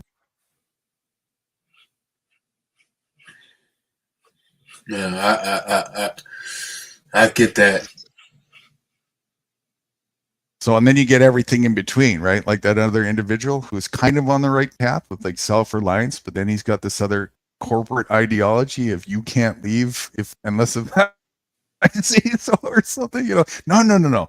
See, people are so scared to be in the fluidity of nature. Nature by default is totally fluid. Mm-hmm. And that's the healthy. So when you're in engagement with others, Mm-hmm. it needs to be a balanced approach. There needs to be enough room for accountability. So you and I say, okay, we have this arrangement. There has to be enough flexibility for if something comes up. And there also has to be enough room to say, this isn't working out. I need to go in a different direction. If those are the parameters, everything works fine. Whatever else is your choice. But are you saying, like what you have just demonstrated, this is out of outside of this. This is outside of the realm of nature? So you said nature is not a part of this, or nature is part of it? No. This is outside of the realm of corporate structure. So this is how to function and cooperate with individuals outside of this from a more broad default position. Yeah, I got that. But I'm talking about within the function. Is that not nature, or no? Oh yeah, it's all nature. Okay, default. it's all nature. Okay, so it's just a part of nature that leads you down a path of what? Dictatorship, bondage, control. Okay, so like everything by default is of nature. There's no getting away from that. Really, what the question is here is it a healthy way to function or a harmful way to function? Okay. This here is not a healthy way to function. This is a diseased. This is the start and the implosion of disease. This here is a path of species self-destruction, species extinction. That's the path that this will take you down. But do you believe that it is what did you just do you believe by nature there are people that need that what you just said that is what, as far as the corporation and everything like that? Do you believe by nature some people need it? No. Okay. There's one sort of a conundrum situation. When you are born in an environment where you're indoctrinated and you are jaded or constricted from learning how to be in line with things, with nature in a healthy way by default, and this is all you know, you're in a pickle.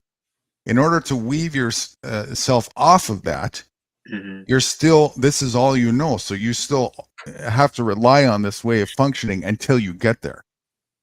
Now I understand that part, but it's like I'm saying is to the point is it's some people that needs to be in jail.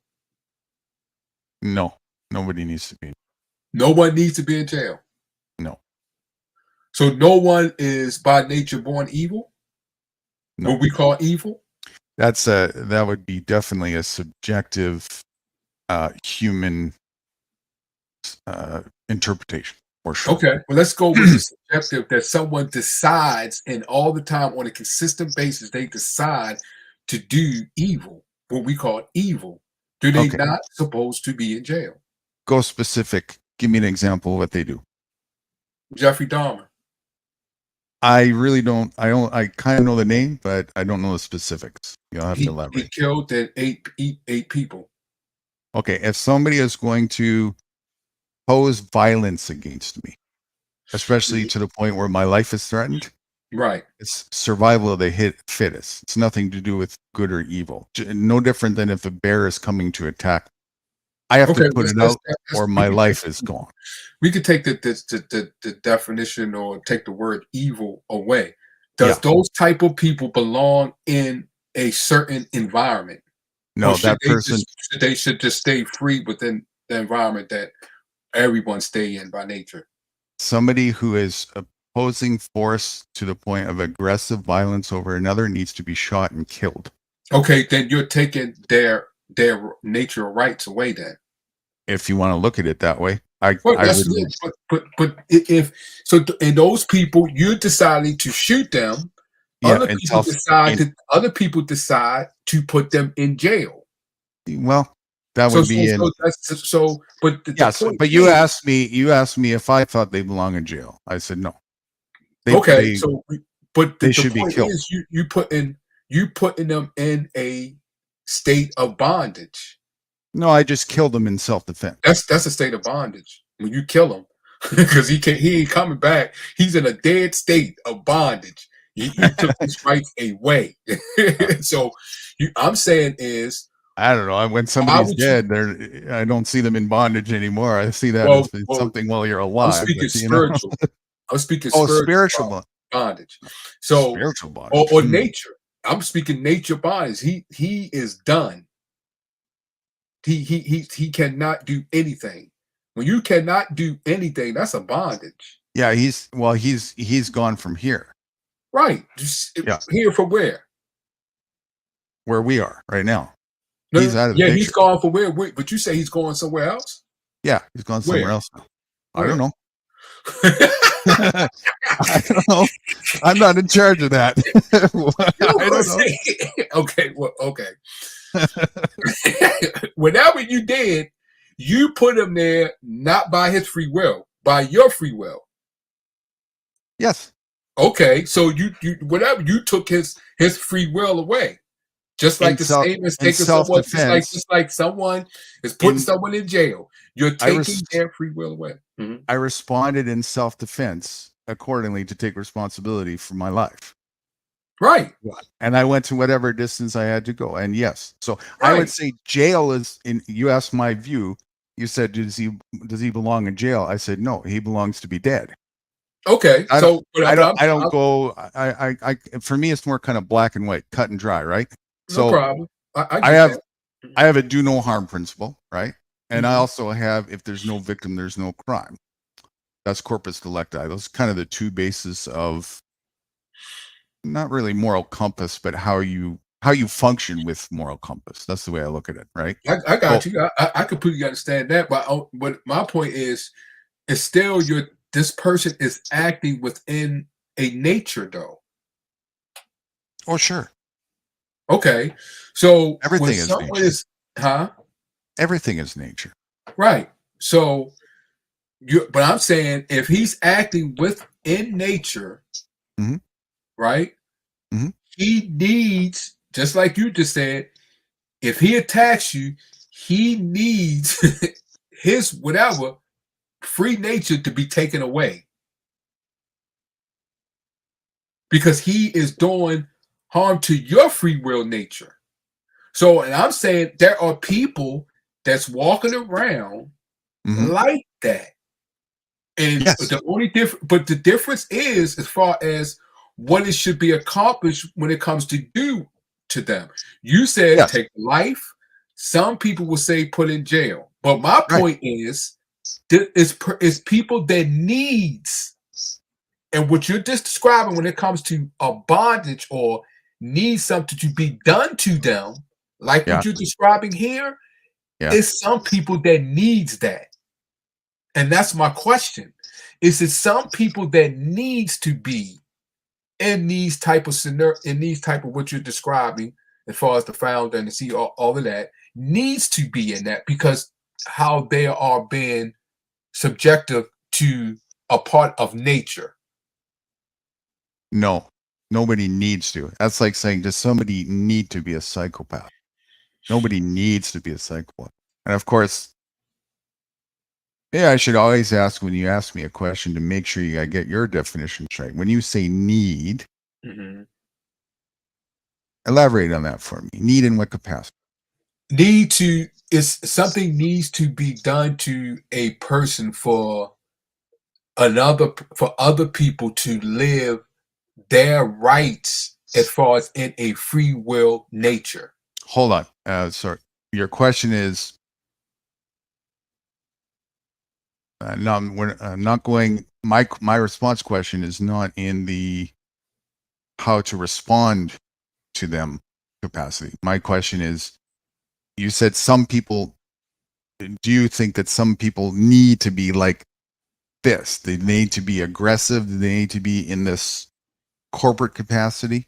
Mhm. And so I want to understand your question better and make sure when you say Some people needs to be, because the way they was born in nature, their nature is as far as how they follow nature and what they subjected themselves into nature that we all live in.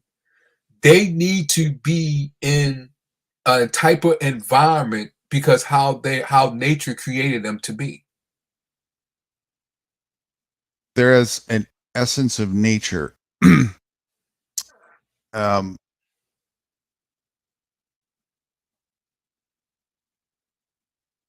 that by default nobody needs to be like that. There is a choice in the equation. Okay. Mm-hmm. Now here Okay, is so if that choice, if this person is making the choice on a consistent basis and he decides to do this choice that he is making because it's in his free will nature to do so, he does it. You're saying by him doing that, he needs his life taken. He might yes. Okay. And he might even think at the time that he needs to do that, and he might feel that way because maybe he even also at the time doesn't even know that there's a choice in the matter. Mm-hmm. Right? So becoming aware of that is kind of hard to have a choice in the matter if you don't know of the choice. So that's a predicament, right? But by default, there is a choice, whether somebody's aware of it or not. Exactly. Right? Now we could get into as far as why is he making these choices? That's I can no problem. I see your point, but the point what I'm saying is what choice that he is making. Like in the Bible, Paul said, I sinned ignorantly. He killed someone because he thought what he was doing was right. He really felt that he was right, but as time went on and as he seen the entire picture, he seen that what he was doing was not right. But then we can So go he into reconciled or whatever. right. He reconciled and said, wait a minute, what I just did, Yeah. But at the time, as far as how he felt the law and how he felt at that time, he felt in his nature of heart that he was doing was right. But and I'm saying, regardless of that, we could get into that and understand that clearly. It's something that needed to be done because what this person is doing. You said he needs his life taken away, but some people may say he needs to be in jail. Sure. But whatever it is in an environment as what you put here. It's in a bondage. It's in a bondage. No matter what, it's in a bondage because his free will is taken. So that's why I'm asking, don't some people need that? You may not need it. I don't need it. It could be 100 million people. It could be just about everybody in this world that don't need it, but it could be like 5 people that do. I get you here. Okay, so it's like for me, and I can see where the question comes from, and a lot of people would probably try and go down to look for a path to actually encourage reconciliation or reformation or whatever. And for me, that doesn't work because that's like band-aidism. Right. And so for me, it's just if somebody is in the midst of being violent, put them out of the equation, move on with life. And it's the lack of people doing that that has caused all this other problematic echoes. Now, if somebody was violent to somebody and they got away with it and it wasn't in front of my eyes, and then they reconcile it, that they realized that was wrong and they learned a lesson and they're not doing that anymore, at that moment, they're not a threat. I don't have a righteous path in that moment. I'm not responsible for every blade of grass in life. Neither are you, right? What I am responsible for is when somebody is opposing me or somebody within my vicinity is within my capacity to also aid. Otherwise, I'd be an advocate for that violence, right? and sending a message that I'm fine with it. Can't do that, right? So when there's somebody in my vicinity that is opposing aggressive, violent force towards somebody else, that needs to be dealt with swiftly, and it's over. Move on with life. Right. That's the way that I see it. Mhm. So this here, all the rest of it is more like Band-Aidism, which doesn't actually truly solve anything. If it did, that's the whole beginning of the idea behind like a justice system and reformation system with jails and all that kind of stuff. And then now we need a government. We need to delegate somebody who's an authority and all this kind of stuff. That's problematic. That is not a healthy way to function. As we can see by result, it hasn't actually solved anything. What it actually does is it escalates the violence and makes it worse. Well, I definitely see your point of view. Yeah, I definitely see your point of view on that. But I see both sides of it. And I do see as far as the Band-Aid in cases, but I do see people, because I'm the type of person I like to I'm always in an analyzing state. I like to see how people function, Yeah. talking and their movement. I'm always in that type of mode because I just love nature. I love people. I love, how people think and move. And it's just crazy. I know some people just think I'm crazy, but that's just the way I am. But as I've seen, I do say, you know what? This person needs to be in like what you played here. That person it just needs to be. Now, would he reconcile with? Could he reconcile? He or she reconcile within themselves and their eyes be open and come out? Yes, I do believe that. Like what you was describing earlier. But I do. Believe It's happened to me, so of course. Right. So, but I do believe people need this for their eyes to be open. Also, I do believe people need to be in a certain environment, and even this, what you just described and pointed out, that sometimes it can help. Yeah. Sometimes it can help, but more often than not, a synthetic forcing of the issue here like that only creates a synthetic superficial outcome. Right, that's true. The individual at best typically is in fear mode. They're not. Right. They didn't truly reconcile. Well, that's true. Right. Yeah, that's and so if that's the case, then we don't have a true resolve and a true remedy. What we have is Band-Aidism and the idea that the fiction, the corporate fiction, once again, to make us feel better about sleeping good, like we're safe or something, and we're not. That's true. Right, that's true. Right. Yeah. And I think this is what it all comes down to: is like people have lost sight of being in line with nature, and that the law of the jungle is really the only true law. And so, the idea with corporatism and all these ways of functioning, the whole basis for that was because of people who are insecure about that, come up with a way to try and mitigate that. Yeah. That's the start of it, right? And it didn't result in any actual true success of mitigation. The only thing it did is it made people insecure and created more problems for people because it's dis-ease. It's now you're trying to solve the law of the jungle, which isn't a problem to begin with. If you learn how to embrace it and cooperate with it, it's only a problem if you're insecure about that, you don't. And so to try and solve that, it's like going through the ego. It's trying to constrict and restrict and make rules and borders and tighter to the point where it costs you $10 to flush the toilet. And there's no end to that, right? And then that's why I'm saying that's where the beginning of dis-ease begins, all to the point of self-implosion and ultimate extinction to the species who is partaking at some point in that way of function. So I tend to just, it's pretty cut and dry. It's either healthy or it's not healthy. That's sort of my gauge. I don't use I try and avoid as much subjectivity in contemplation as I can. Not possible all the way because I'm not God. I'm a subjective creature. I can only see a limited form of function. But to the best of my ability, putting as much as my subjectiveness aside, just to be as objective as I can, the most healthy sort of foundation of discernment that I found is to not use things like right or wrong or judgment based thing.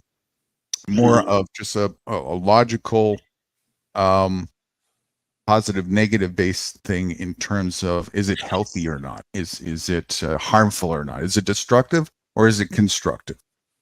That's what I use as sort of my gauge for discernment. I see that. Yeah. Meditation brought me to that. Oh, it did. Okay. Mm-hmm. Okay. And the key to that was humility. Mm. So I had to let go. That's the whole basis behind removing subjectiveness, right? Was it hard? I'm sure it was. Was it hard when it comes to moving yourself? What was the first thing that was removed? Your mental state, your emotional state, your body. What was the first thing that had to move, or you removed all three? Everything I thought I knew. But no, yeah, I understand. That's your mental state. Yeah, but what about your body? What about your soul? Did they all come together? Did they all come together and follow the mental, or it was your body still in lingo? Was your soul still in lingo? There are three separate units of one body, in a sense. So, my soul was intact. I didn't have problems there. My body was at that time going out of balance because I was smoking and not taking responsibility for my health, which I learned that I had to do after I crashed. So that was going in a bad direction. But my mental state, when I understood that part of the equation, everything sort of like just clicked and fell into place. Everything just started making sense after that. I was epiphany after epiphany. So I had those two parts of the equation right. What I didn't have right was the physical health aspect, the holistic physical health aspect, and I paid a price for that. And then I took responsibility for it, and then everything else started falling into place as well. There was things that couldn't even progress from the other two aspects because all three of those things are very much in sync with each other in a divine way, a divine potential way. So what about your what about as far as your eyes and your hearing? Did they all follow the different your the brain or your soul? Because sometimes your eyes can lead you into heavy temptations or lead you back to where you're trying to run from because you're so used to seeing something in a certain way. That was more mental, foundationally. More mental?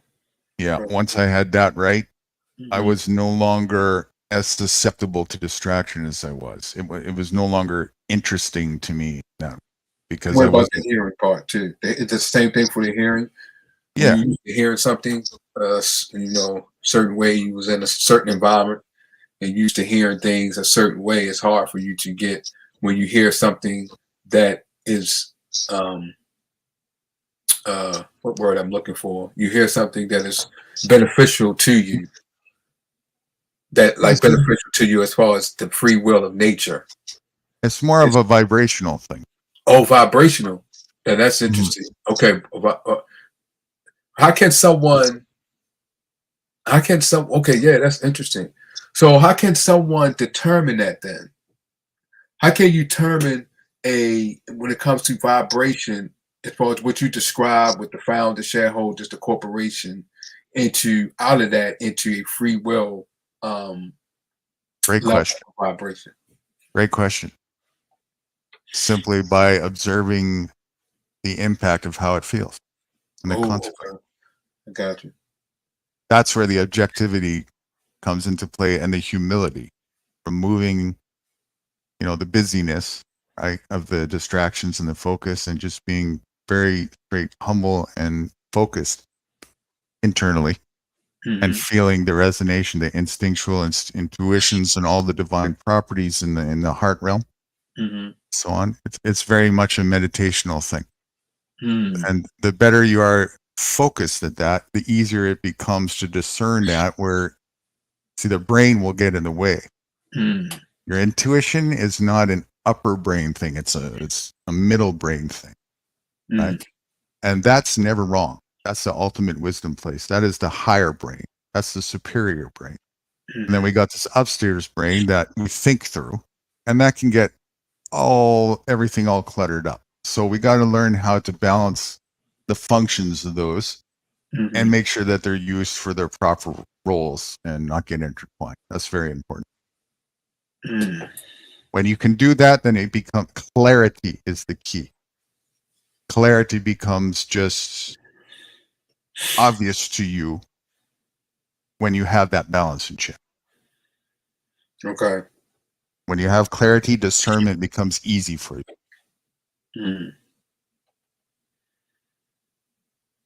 It's pretty obvious when you can observe and see what happened. I mean, I can use an exaggerated version of it. You go and electrocute yourself. Was that a healthy thing to do or not? I could have right now I could have judgments, and then I can also have different interpretations. I could say, well, maybe that person needed to learn something there because he was just being stubborn and ignorant. And so in a sense, it actually was kind of healthy. So it depends, right? And maybe it's fluid, and for each individual, there's a different state and path that they're on, and it's so fluid that at an individual moment, they got exactly what they needed. Hands off for me, right? And so do I too get exactly what I need and deserve in the moment, because I'm the sum of all the choices in it. Yeah, I see. Yeah. So I advocate. Go ahead. Sorry. No, I see that. I also, as far as you really have to get, especially be really in tune with your meditation.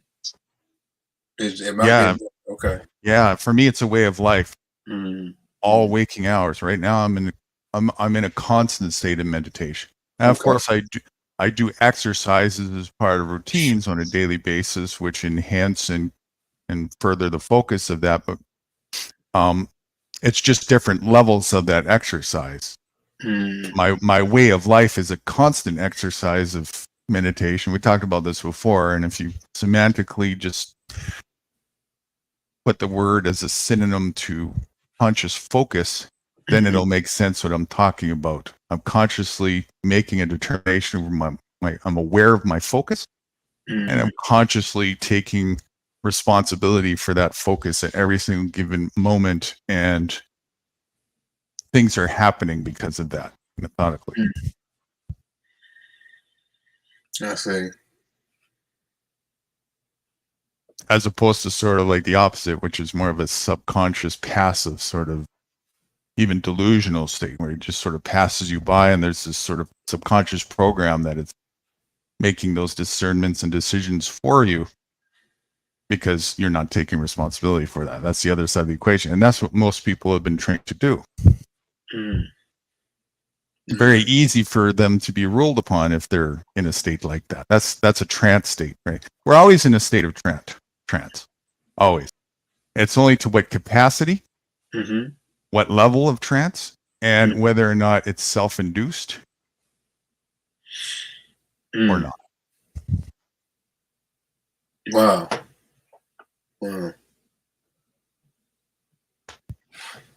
Yeah, I see the logic in that. Yeah.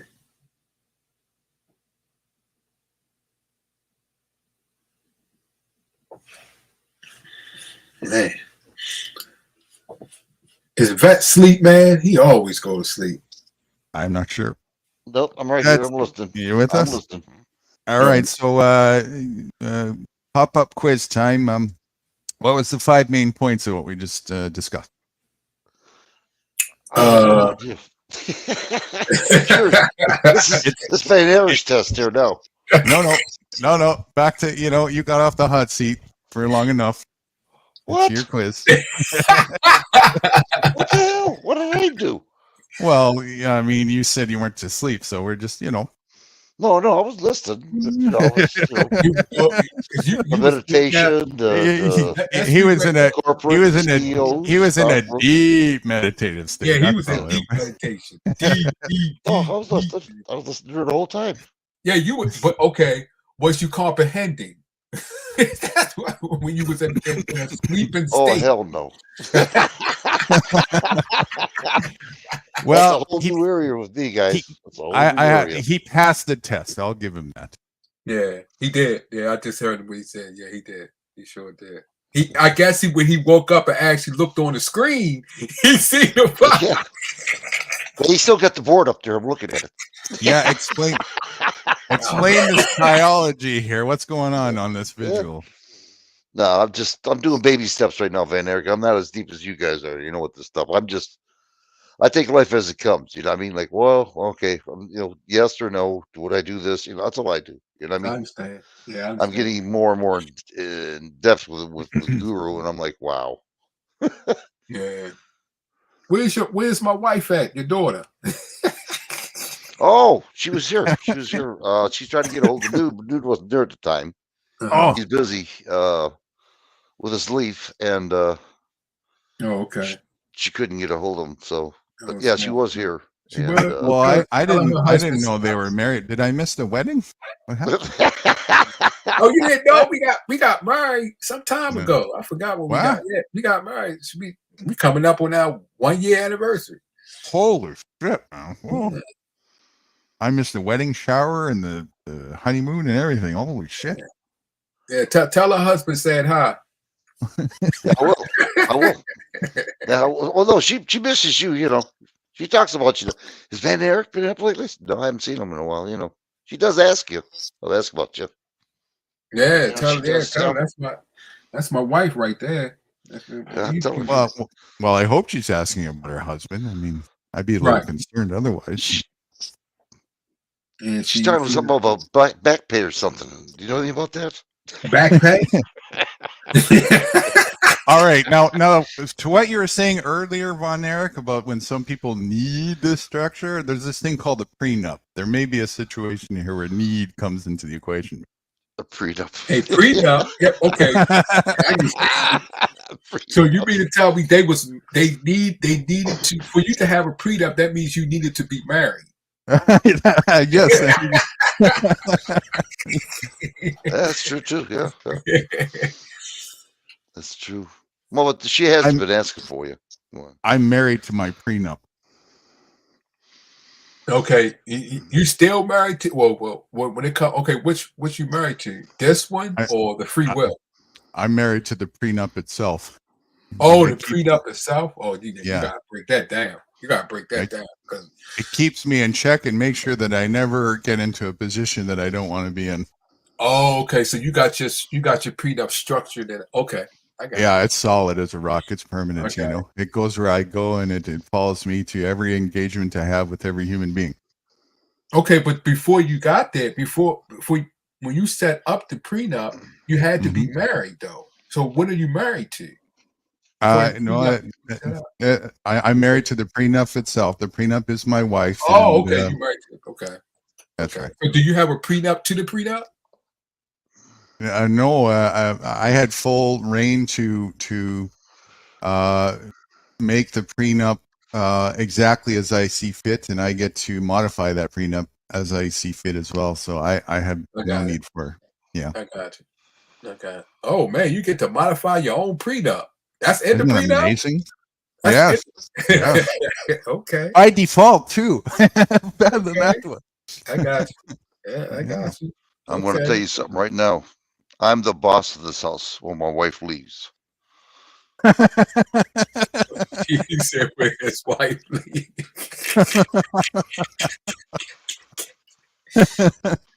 Is that in the prenup? That's in the prenup. I show her. Yeah. Or should I say in the contract? That shit is that in the contract. Yeah. So stays in the basement until Friday night, girls' night out. That's the Hell, I'm in the dynamic. basement now. Yeah. Lights ain't even on either. All I see is my eyes. Oh my goodness. Oh man. Well, yeah, it's a lot of stuff that's about to happen. Oh man, is everybody prepared for it? 49 years of hard labor. Yeah. I'm gonna go for my lawyer. Yeah, I'm better than a lawyer. What was your question there a second ago, Juan Eric? Something about There's a lot of things that you see that's occurring that we know that it's about to happen. Is everyone prepared for it? Because you know it's a lot of you see the situation with the Trump that characteristic and with show going on with that, and then you have the stock market, the economy, and things that I'm so prepared. I'm so excited about it. I just can't hide it. Bring it on. Not me. I'm not prepared yet. Oh, we didn't tell Van Eric, did we? What's that? Well, we talked to Smiler, and Smiler said about the European. They got CBDC kicked in. Oh yeah, did it start there? I didn't even Europe, hear that. yeah, that's what he said. Yeah, not the UK, but Europe. Yeah. That's crazy. Well, there it is. The first one. Oh wow. Yeah, I see all this as a good thing. Okay, so now this goes back to when I say that, right? This goes back to that thing where I asked the question earlier about was it a healthy thing for the man who got electrocuted? Objectively speaking, the sooner this destructive path of corporate toxicity implodes on itself, the sooner like that's attrition. And that's healthy for nature. It's a pendulum swing that keeps the balance in check. The sooner that happens, the better the air is, more cleaner for us to breathe, and so on and so forth. So that's definitely a healthy thing. Unfortunately, some people have to get hurt in the process. They did that to themselves. That was their choosing. Yes, I know you don't want to. That's yes. I don't want to be one of them. Yes. Go on. Working on that, and you get to not be one of them because you don't want to be one of them. So we're going to make that happen. But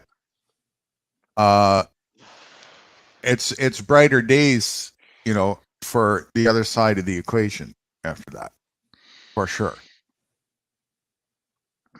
I don't like people getting hurt, but attrition is a part of nature, and the learning thing in here. The learning thing. The key is to not be on the wrong side of attrition. Yeah, the question is, Van Eric ready? So there's a tsunami coming, and there's a tsunami coming, and it's 20 feet away from shore. The question is, where are you in this game? Yeah, I'm ready as I want to be. Yeah. Yeah.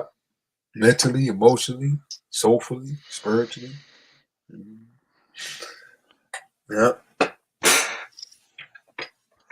I think the key is what Guru speaks on.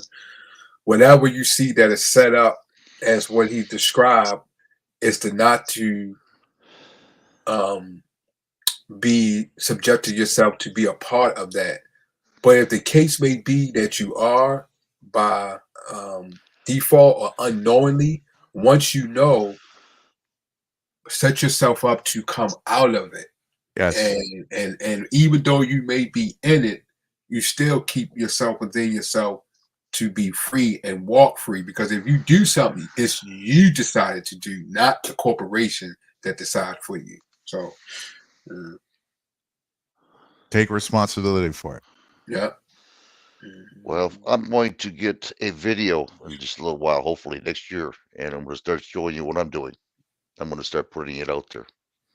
Oh, so you popping wheelies with your wheelchair? No, Yeah. No, I don't want a wheelchair. My God, I hope not. I don't want a wheelchair. No, that's freedom. My God. With your middle finger up, driving Right. right by the policey, right? Popping wheelies. Yeah.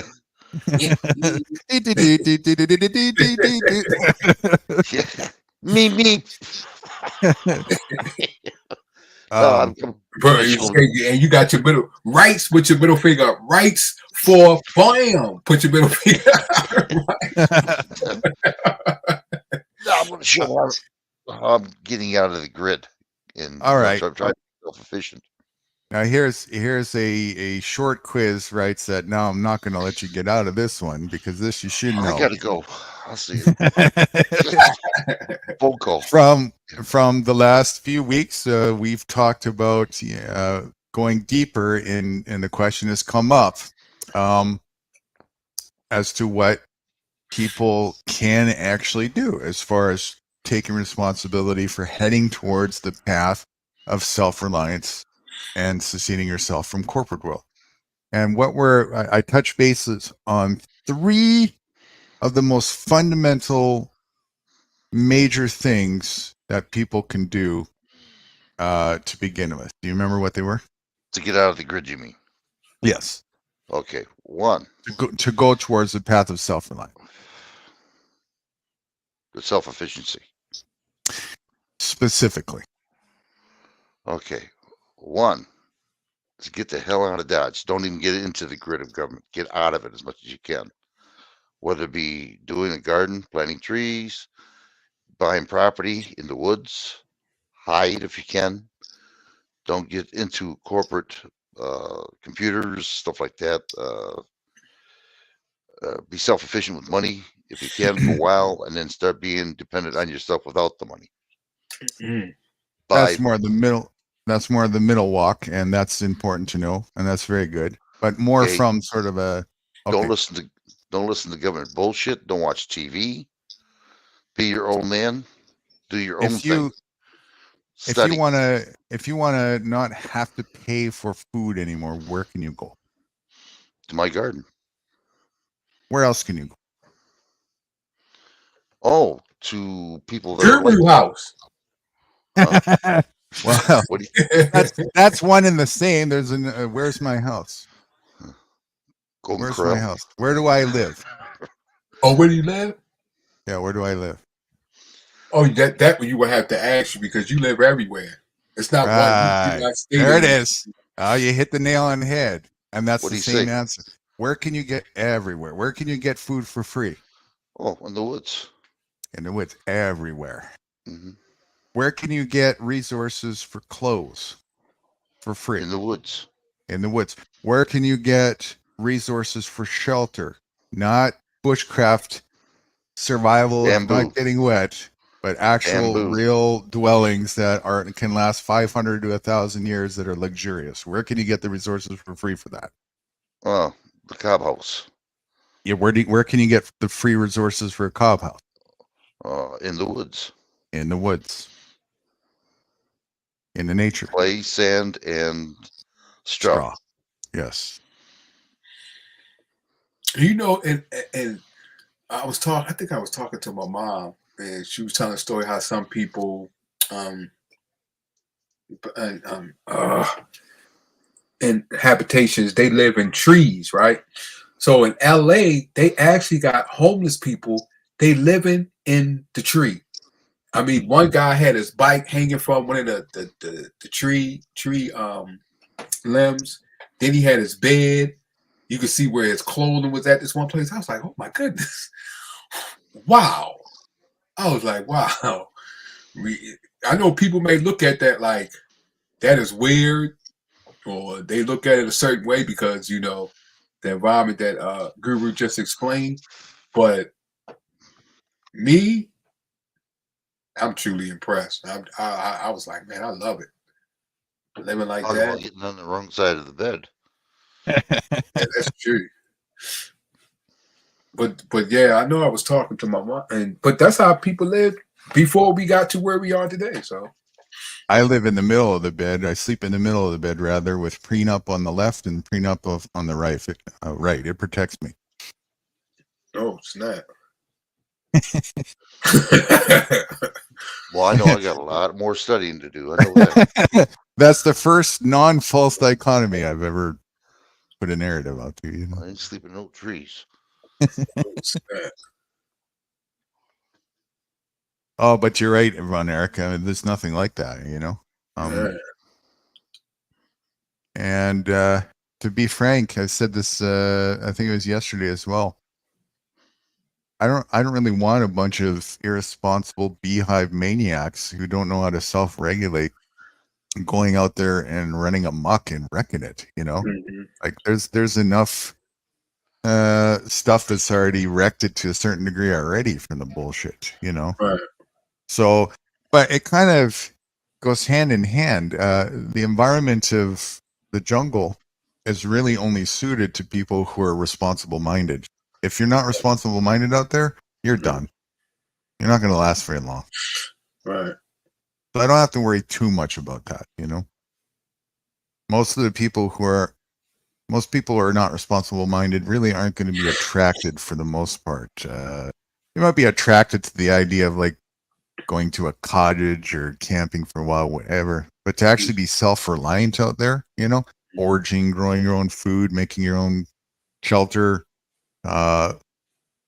seed saving, learning how to ferment, canning, whatever, all these types of things. Right. You got to be really responsibly motivated to think like that, you know. And that's the right type of mindset that really should be there. That's interesting. Responsibly motivated. Mm-hmm. Responsibly motivated. How explain that? Responsibly motivated. Motivated to take responsibility, to be self-reliant, to have the motivation and the drive. And when can we tap into to get that? That you suggest that we could tap in.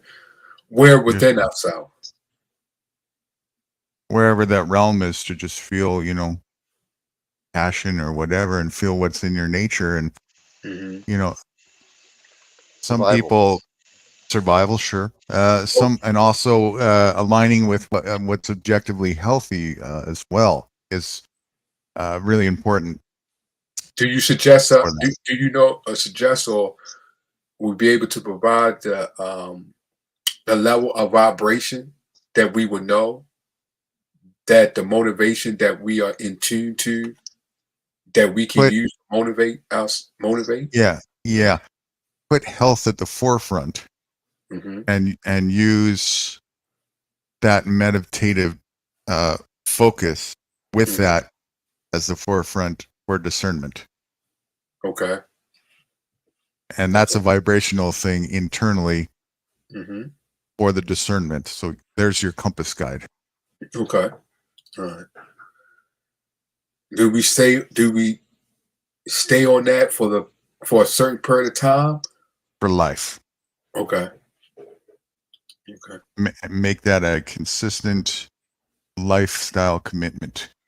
Okay. Or life focus commitment, rather. Okay. I see. Yeah, and the more you do that, and the more you remove any barriers, which mostly are typically just imaginative excuses for the most part, usually, and find solutions to overcome challenges and obstacles, the more you will reap what you sow with that. And as you reap what you sow, an automatic compound interest effect happens, and it becomes easier to continue that path, and more fruitful, more prosperous, more abundant, more joyful, more gratitude, more clarity, and then it just keeps cycling on and on and on that way.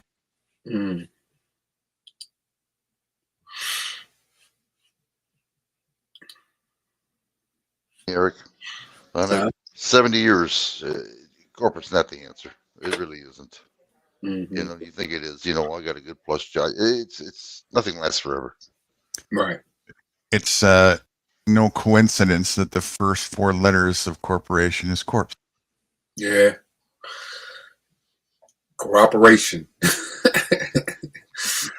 Yeah.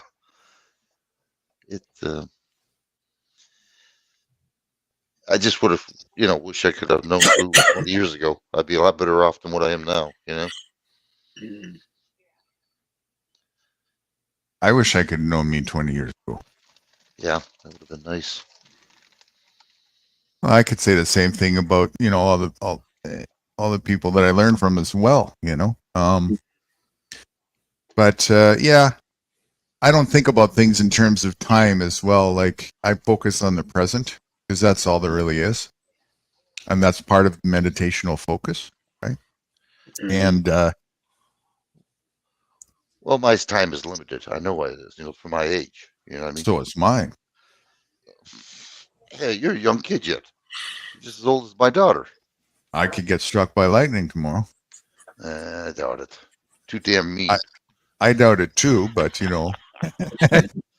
Yeah. Let me put it this way: tomorrow will come, whether you are here or not, or whether I'm here or not is not. Tomorrow is for sure. You and I are not. Yeah, that's true. That's true. Right? We're not Very guaranteed. true. And a lot of people live in fear to that, and then they, instead of focusing on the thing that is the healthy thing to focus on, which is the present, they get caught up in tangents and be insecure about it. And that's the beginning of corporatism again, is try and mitigate that because people are insecure. And that doesn't do anything. It's just a path of, if anything, it brings on the thing you're afraid of much sooner. Well, believe it or not, it keeps me motivated because I want to get the hell out of here, get things, straight for my daughter and everything else, so she can enjoy her life. I'm talking about the choice of the path of self-destruction and corporatism as the way to try and mitigate that, right? Yeah, I don't That's want what people to do do. that. Yeah. So that's different. So embrace the moment and do the other thing, which is, what you just said a minute ago. You want to take responsibility. You want to get the hell away from that. You want to live in a healthy way. Yeah. That's the proper idea. Which I'm going to show people. I really am. I'm going to get a video on it, step by step. And maybe it'll help them out. You know what I mean? Hopefully it won't be too late, but that's up to them. Well, it's never too late to improve in life. And Van Eric, if you need a place to stay, I got a little bit of acreage. You can come on up there. You got what? I says, if I get a little bit of acreage here and you need some help, you can come on up there. Get your place. Oh yeah, definitely. I got to come see my wife. I can't just. Get a honeymoon suite for you guys. What the hell? See, he'll feel safe going up there because there's no shotguns where me and Michelle would have been, shooting on the other side of the pond and stuff. Michelle, yeah. Yeah, that's true. Yes, that's true. Because I would, if Michelle talked about if she was going to be there, I'm not coming. I sure do miss her. I do. Yeah, me too. She's all right. She was a good. She was a good person. But now, I still don't even feel safe going through Georgia.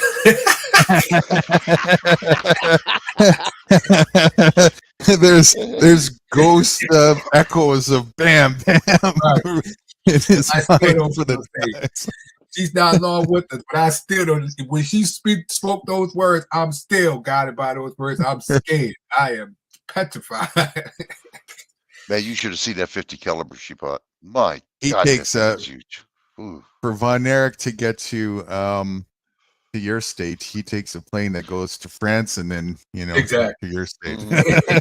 Exactly. Alaska and from to Canada and from here, yeah. Yeah. Yeah, that bad boy, that 50, I was like, oh my goodness. What in the world? She can shoot that He goes state. He goes south to Mexico and then across South America and comes from the other side, from the Arctic. Exactly. Yes. You got it. Believe it, she knew you're good as friends with her. She's always told me, "Come on down." Yeah. I said the same thing. I ain't getting shot. Right. You're not coming down that bad boy. Yeah. Ain't no way. And I ain't even driving through Georgia. Better know coming to you. I'm not even driving through. Oh my goodness. All that She's she very got. knowledgeable about the government too. Very knowledgeable. Yeah. She's good. She had the entire government arsenal in her. And then what really got me, she had it in a Pepsi. What was it? A Pepsi machine. Yeah, Pepsi machine. I was like, oh my goodness. That And is they had it outside too. When she died, you can see it out there by her car. The Pepsi for machine. real? Yeah. Sure Oh, did. wow. I think I still got the tape. Oh wow. Man, it would have been so nice if she'd have got that property she wanted. Oh, she wanted that so bad. Yeah. Still couldn't talk her into, having a nude beach there, but no, I tried. I ain't have no damn nude beach there. I said, What? think of the money you'll make. Hell no, I don't want no nude beach. What? Oh my goodness. Yeah. Well, that's fine. I would have had to have been on the other side of the pond then. Exactly. That's what I'm talking about. I would have been on the other side of the state.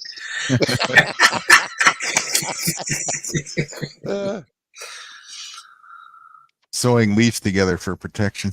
Right. Exactly. I've been waiting for next across the pond nude. Hey, how you doing there, Michelle?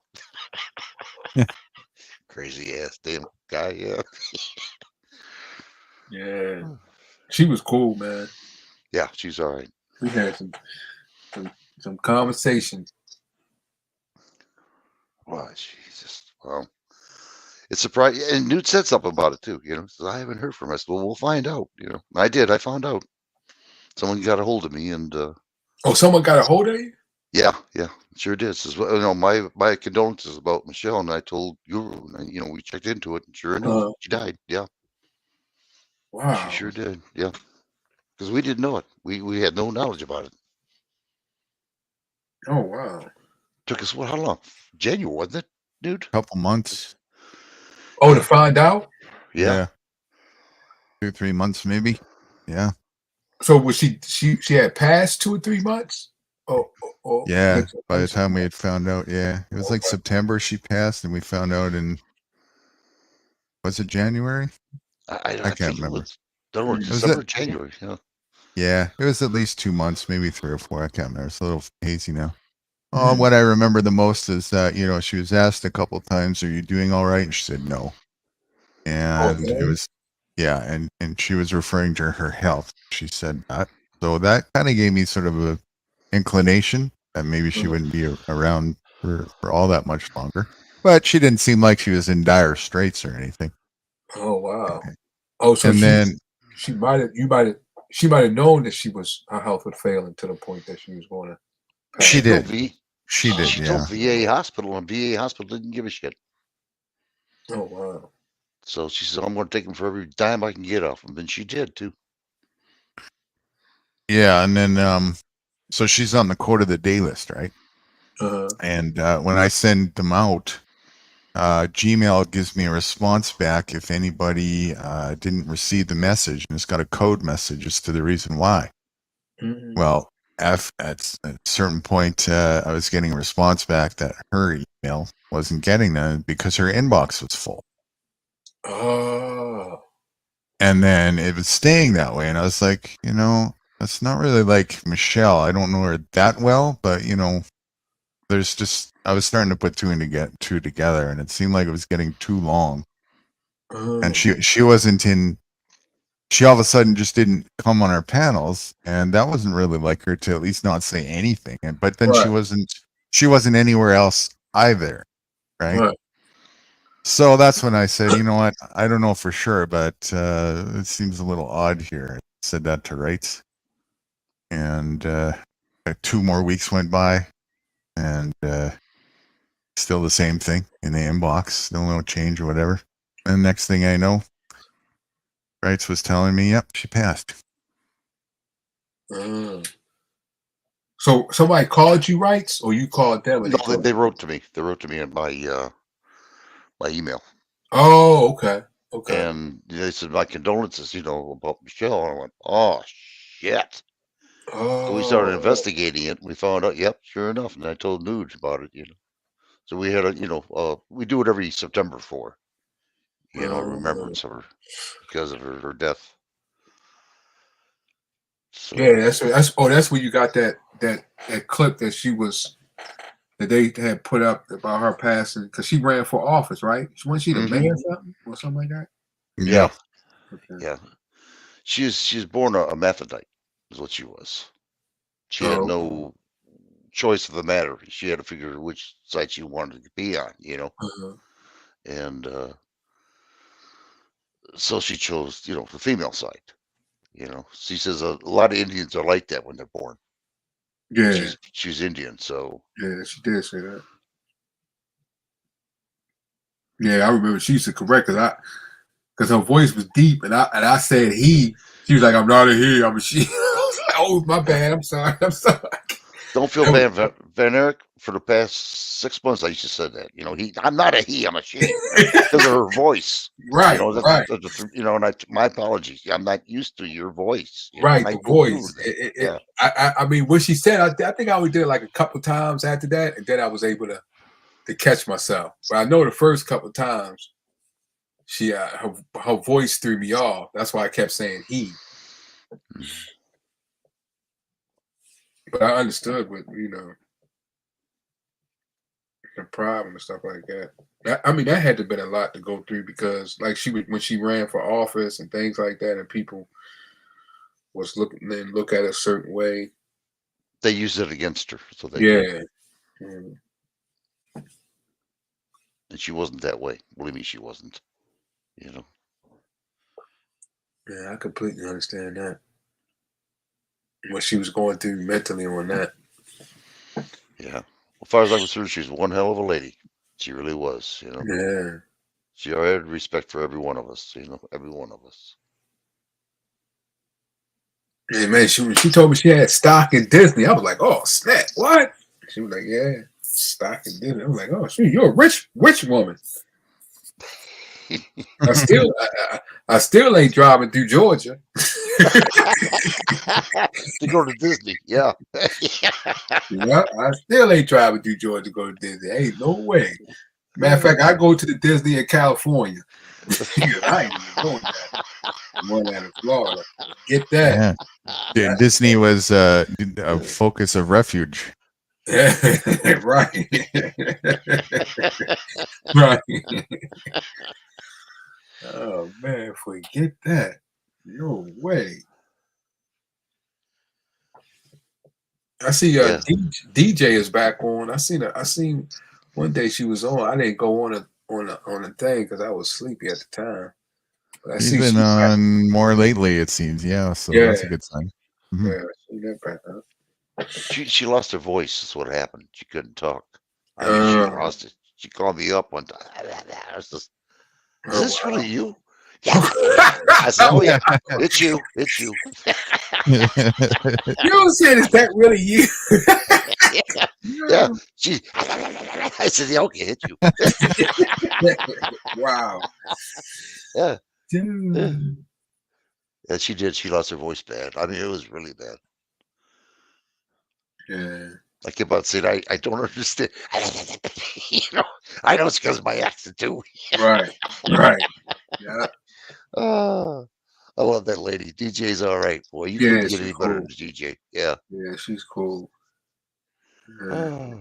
That's the second person that I met on YouTube that has passed. Because it was this one guy who I first became a part of the prepper community guru. The guy, you probably heard him talk about him. I can't remember now. I can't remember his name. Slipped my mind. But when I first met everybody on his channel, and he passed away. I forgot his name, but he was this is San Diego Michelle, second person I've met that passed. She wasn't that old either. She's 61. Oh, 61? Oh, right. Yeah, she's 10 years younger than I am. Yeah. Oh, okay. I think that's the second as well that I was in some panel engagement with. The first was Sarah, who is that's the one that's on Barbara Guru's thing there. She was a victim of COVID hospitalization. Put it that time. Oh, for real? Yeah. Oh, wow. Yeah, which is real unfortunate because she wasn't like in great health. You know, she had some weight problems and she was in some pain, but she was still pretty young and Right. pretty, you know, generally healthy and energetic. She had something. There was some kind of a mental disability a little bit with her or something. She was like slightly special or something. I don't know the whole thing about it, but you know, she was all there cognitively and just a great personality to be around. Always laughing, sense of innocence, you know, never interested in being belligerent with people, you know, just a real heart of gold type of individual, you know. Right. And yeah, she went on vacation with her family there for a couple weeks, and then when they were on vacation, something happened and it was a bit stressful, and so she got run down, and then she went hospitalized because of that, and then the hospital. This was right in the beginning of the pandemic, and so the hospital. Yeah, they immediately, and we all know it's a force, but they immediately pointed to their dollar sign figure recuperating narrative of this is COVID, right? Right. So they put her on a respirator and chocked her pump full of those vaccines, and she died within a couple days. Wow. Wow. Wow. Oh no, look who it is. Oh shit. I think somebody came to collect his paycheck because we were using his Well, his I gotta go. I'll see you later on. You can talk to Joe Cool about that. Yeah, I'll see yeah, you. that's what you get for using his videos there, right?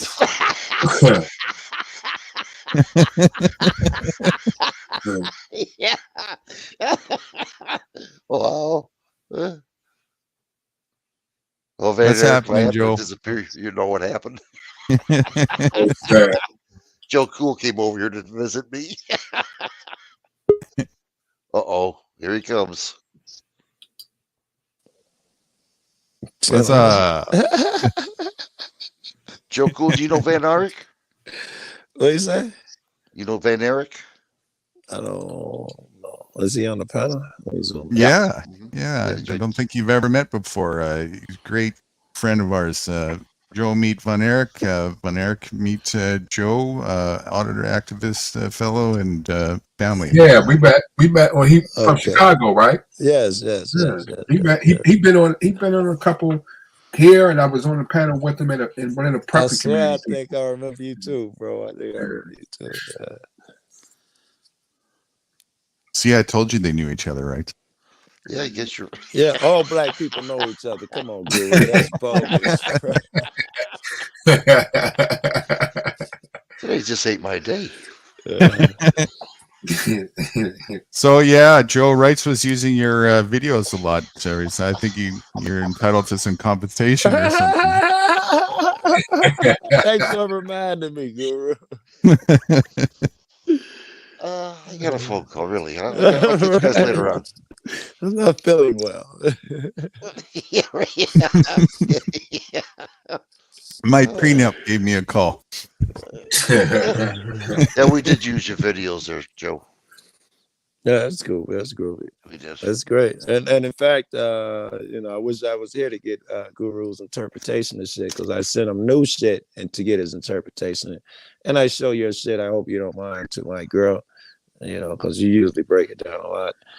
But that would have been very interesting to see what he thought about the whole shit too. Yeah. Was it on number 2? Yeah, I think it was on the last one. So, well, it's all recorded. Oh, good. Yeah, we were breaking down the idea of how it's important to express yourself as the authority in the equation, and then I was using yours and other people's videos breaking it down, the psychology behind it, what was going on there. I think Bay Area does that very well. He plays possum. My ego gets in the way too quick, and I jump to dominate. But it's better, I think. He understands the dynamic better, and he plays possum, and he lets them get aggressive, and then that's when he come out. He understands that dynamic better than I do.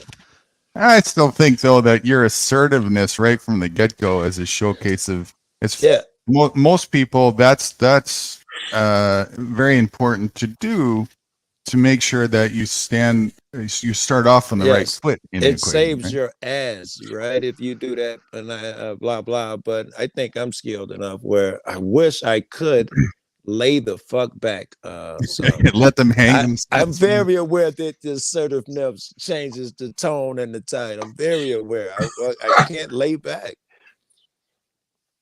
Right? I want to be a victim. I want to be that. What? This law?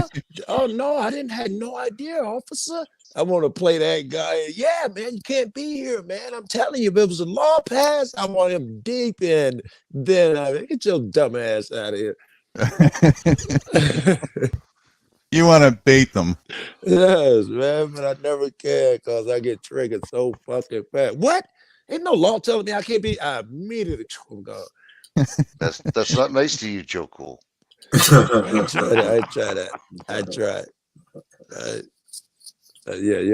That dominance shit, I put it in the end of one of the videos I did too, where I was talking about how, maybe one that I sent you, Guru, I was talking about most cops want ID because they're playing that authority game through the gate. They will not give up that fucking authority. They understand the importance of it. It'd be nice if the person on the other side understood the importance of it.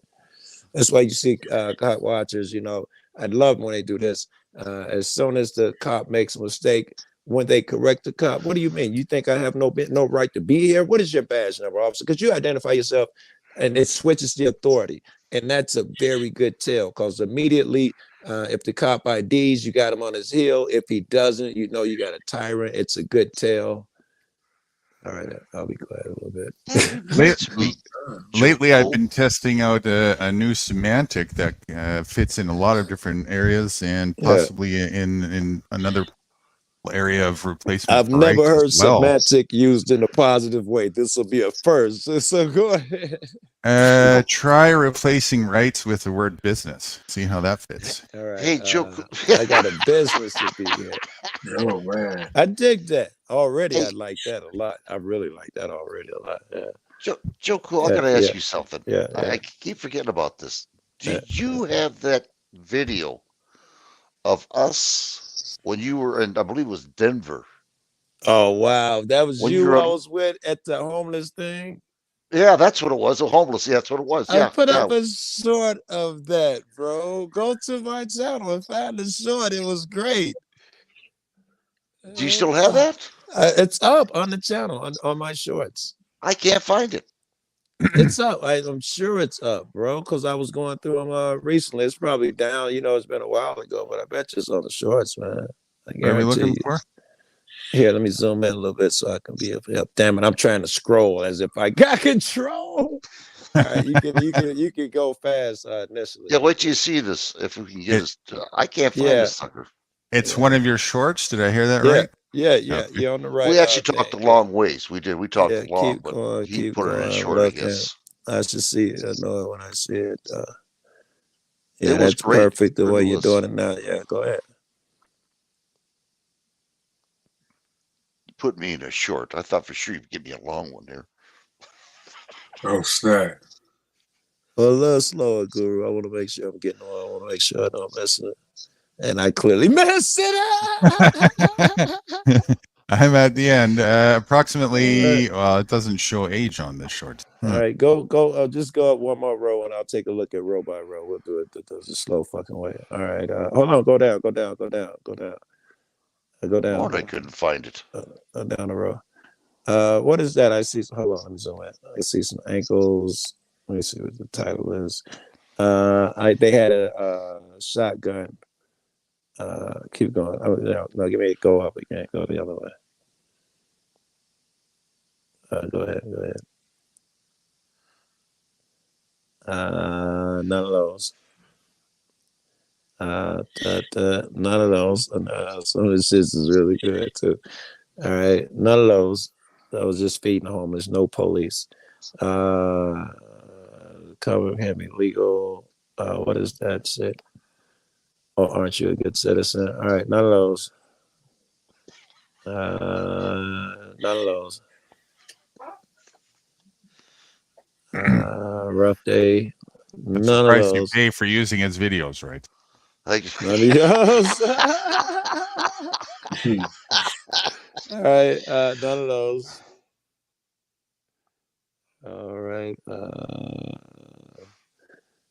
none of those. Fuck, where is it?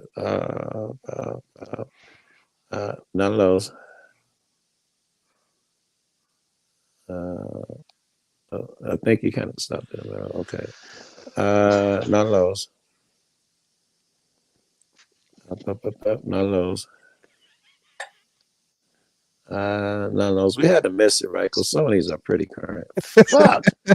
What the hell? I Do know you remember it's what? up. Fuck that. You remember what the title might be called? Okay, let me think. Fuck, and I know I saw it recently. That's gonna freak me out if it's not up. I wouldn't be up.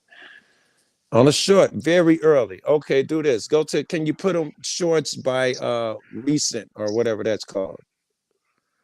And go I to don't the. know, It would have dude. been one of my first 5 or 10, and Well, go these, by right there. yeah, It's already by latest. All right, go all the way to the bottom of the list. It's got all to the be way one to of the the very, bottom. all the way to the bottom, the oldest. I want the Okay. oldest. It was a It'll while be, ago. Yeah, yeah, it's the one like the first week that I was there. Go ahead, go to the next list. Go to the Okay. next row. It'll be the first week. All right, let me see the titles. Make sure I can see the titles. 14, shoot at will. Cop 6, window. Hit a tree or some shit. No, go ahead. Yeah, I remember these are old. Yeah, these are very old. Cop corrects. Is weed legal? Go ahead. Do you YouTube? Go ahead. All right, I bet it's right. Having fun while making donations. The blue one, homeless in Denver. This one? Yeah. How much out of waters? Yeah. They're free.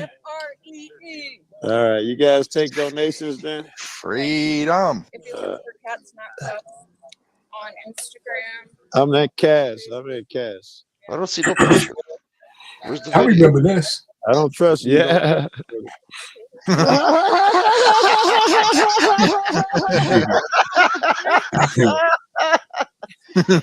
As she throws a water bottle at him. I was just having fun. and gives him a bill. Holy shit. Oh, snap. Oh, Joe. Oh shit. Can I have one of these pop? I had no idea you recorded that. I paid enough for it, damn it. I'm kidding. I'm kidding.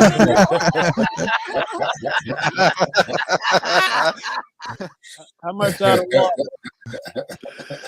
Classic. Classic. Funny. That's funny shit. It is. Fuck. I'll be right back, guy. I'm gonna go fix me something to eat. All right. Yeah. That sound like me, right? And they cocoa. Guys. Oh, that was interesting. That's from GTA. I don't know if you do the video game shit. I was took a clip of the devil. No, is it the devil? No, whoever comes to get your soul. I forget who it is. Death. Of death if he was a cop watcher. That's what that is. Guys, what's your name? Do not approach. I'm not telling you my. At first, I thought it was another audit. That's pretty good. Grim Reaper audits. If Grim Reaper was an auditor. Fellas, listen. I got a job to do. You Do got not a take job one to do, more okay? step, or I'm hitting you with this beanbag. Oh, what the fuck? Face your vehicle and get on your knees. That's really weird. You busted my bones here. Come on. Every time with you guys. Always do the, get on the ground. Marcus, far away. Keep it going. Sir, this is a restricted area right now. You'll not to leave. Oh, it's quite all right. It's quite all right. I'm here for other purposes. You sound like an I'm auditor. here to deal with you guys. I'm here to do my business. Okay, I'm doing my job. You do your job. All right. I'm giving you a lawful order. All right. You guys put people into prison. Dot. Wish my teleporter worked. Taser, taser, taser. Are you kidding me? Guys, this is ridiculous. Guys, what's your name? I'm not telling you my name. Fellas, listen. I got a job to do. You Do got not a take job one to do, more okay? step, or I'm hitting you with this beanbag. Yeah. What the fuck? Face your vehicle and get on your knees. That's really weird. You busted my bones here. Come on. Every time. Right, that was early on, man. I was still experimenting with what a short was and shit. Yeah, that's the old days, bro. Oh, the one from the date. Show that one. I was way on there. Posted one, the latest one. Show the latest short. Okay. Yeah. Pretty good. How are you, What man? are you doing up here all the way I from knew it was Portland? gonna be you. You're not coming in. Why not? Just go on the FAA website. How come I'm not coming in? Because who are you here to see? I'm here to do a Freedom of Information Act Okay, request. who are you here to see then? Whoever the PRO is. Public relations Well, officer. see, here's the problem. Sure, go ahead. The FAA isn't here. Sorry. He can come to the federal building and conduct business, give him a contact, something like that. But there's nothing out here that says that this building's closed to appointments only. I understand. So the building's not closed. I am going to come inside. I'm absolutely going through that. Good for you. So let's get that process on, okay? Yeah. I'm going to make this real clear to you. Are you going to deny me access or not? Are you? What are you? Are you my dad? Let's get it straight. The answer was yes. You tell me what I need to do? Yeah, absolutely. Oh, good for you. So are you going to prevent me from going in or not? He needs to be processed in. Perfect. Welcome to the FAA. Pretty good. How are I you? thought that was great. Cops was great. never do that fucking job, right? And this cop went in there and told him, you gotta let him in. Ain't no signs out there, man. No, it's That is appointment rarity. only. Yeah, the title of the cop is super rare video cop doing his job. So it is. I thought rarity too. Yeah. All right, that's enough. Joe, cool guys. Yeah, we That mayor did. shit. Wait, I was wrong. The mayor. Do the mayor. I think I posted that one 2 days ago. That's a good story. The black lady in the middle. You make almost $300,000 between your two elected I do positions. not. I do not.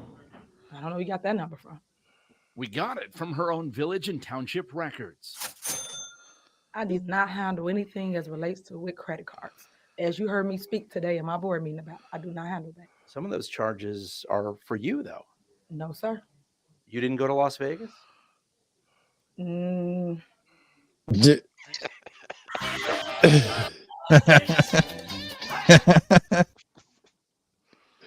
What is that? no comment. You don't know if you were in Las Vegas? Answer questions. I do. Right. It's not paid by them. Did you fly first class to Las Vegas? Any other questions? $1,000 between your two elected I do positions. Busted. Yeah. Wow. One of the first two female black mayors somewhere, and both of them under fire. That one, I forgot the figure. I forgot. It was a lot how much she in debt already. Brand new mayor. How much money she spent already. And the people who are supposed to look at the records, they told them to look at them. As soon as they said, yeah, this does look weird, we'll look into it. She took away their ability to enter the computers. The comptroller or whoever it is said something against her. She locked her out of her office. The news came to do a broadcast about it because it was so crazy. The mayor cannot lock you out. And the way they did it was shitty. They called and said, yes, I got locked out of my office. Can you change the locks? And the locksmith called her and was like, yeah, I heard you got locked out. I changed your locks. She's like, I didn't call you. And she went and she's locked out. And it went, yes, right? It hit the fucking news. And the mayor got so angry, she locked out everybody out the entire office. All of their offices in the fucking whole comptroller's office or whatever that department was called. She's a beast, bro. She's still there? She's still there. She's surviving a bunch of shitty news stories. There are more. She took when she came into office. She started a cancer foundation to help motherfuckers with breast cancer, and she said she's gonna do a drive. And the first thing she did was open up some type of account, put $10,000 of the taxpayer money into her shit, and then she took a trip across like 4 states, buying hotel rooms for her and her friends and all that nonsense, all on the taxpayers' dime. Freaking And didn't do shit. When they was like, listen, you stop giving us receipts for all this shit. And like, hey man, listen, man, people need their roofs fixed and people need to get cold. They need their furnaces fixed. They like, we agree. Well, you won't give us one fucking receipt. How can we say that this is what you're doing? Yeah, she's, oh, I don't know, man. Power corrupts absolutely, apparently. Oh, it does. It sure does. And you know what? She'll probably get voted in next election. You know. We should probably vote. Is that what you said? No. I'm just saying, wherever she's at, they'll probably vote her back in again. Guru found that really funny. Yeah, after all this, that's the last thing you would say after 2 years of talking to me. Yeah, you're right. We should vote. Yeah. Why didn't I think of that? Really hard. Really hard. Vote harder, right? I did that with, what is that chick name? I came out of retirement and voted for Lori Lightfoot. I didn't even vote at the time. I was already over it. And I was like, you know what? Let's give this a shot just because she's black, a female, lesbian, Indian last name. I was like, let's just throw something different in there and shake it up. Dumbest shit I ever did. Dumbest shit. I ended up picking at her house about 3 times and showing stories. I hated her. Oh, fuck. Yeah, she was bogus. I remember she made a rule where you couldn't film on her entire block, right? And like, you know, like she's God or something. But you know, she made it illegal to film on her entire block. And immediately, me and a friend of mine went down there and filmed on her block and all that. She was gone away. They got a flag on the house like they do at the White House. One flag means she's there, or it means she's not there, or whatever. They got a code to tell if she's in the house. It was the police posted outside her crib. He was like, "No, she's not here." He ain't say shit about the filming on the block rule. Same way when she instituted those curfews, we would run out. My phone would ring. Did you hear? No, come on, let's go. We would run out and break that fucking curfew. Okay, Rights. Pop quiz time. Are you ready? No, I gotta go. So we've been having extreme education. Rights graduated from grade 1. No, it was, yeah, he's in grade 2 now. Yes. Yes. So we got a little more intense. Congratulations, Rice. Congratulations. Thank you. Thank you. It took only 2 years. Only 2 years. Tough class, bro. Tough class. Woo. I'm a fast learner. I'm fast. He's a quick learner. Tough class. All right. What is the primary thing that the cops are going after when they engage with you, Mr. Rights? Pop quiz. Well, the first thing they want the first thing they want is my license. Why? Well, if I do that, that means I'm part of the what's the name of it? Oh, I got it. Hold on there. I'm part of the system. Fuck, what's the name of that damn thing? Guru, do you agree with him? Is he right? Almost. There's a more fundamental reason why they want your license. There are a host of because reasons. I'm accepting where you're going. I'm accepting their What are they trying to get from you? Say I'm part of the government, the contract, all that. Yes. Yeah. They're trying to get you to confess and give testimony on the record that you what?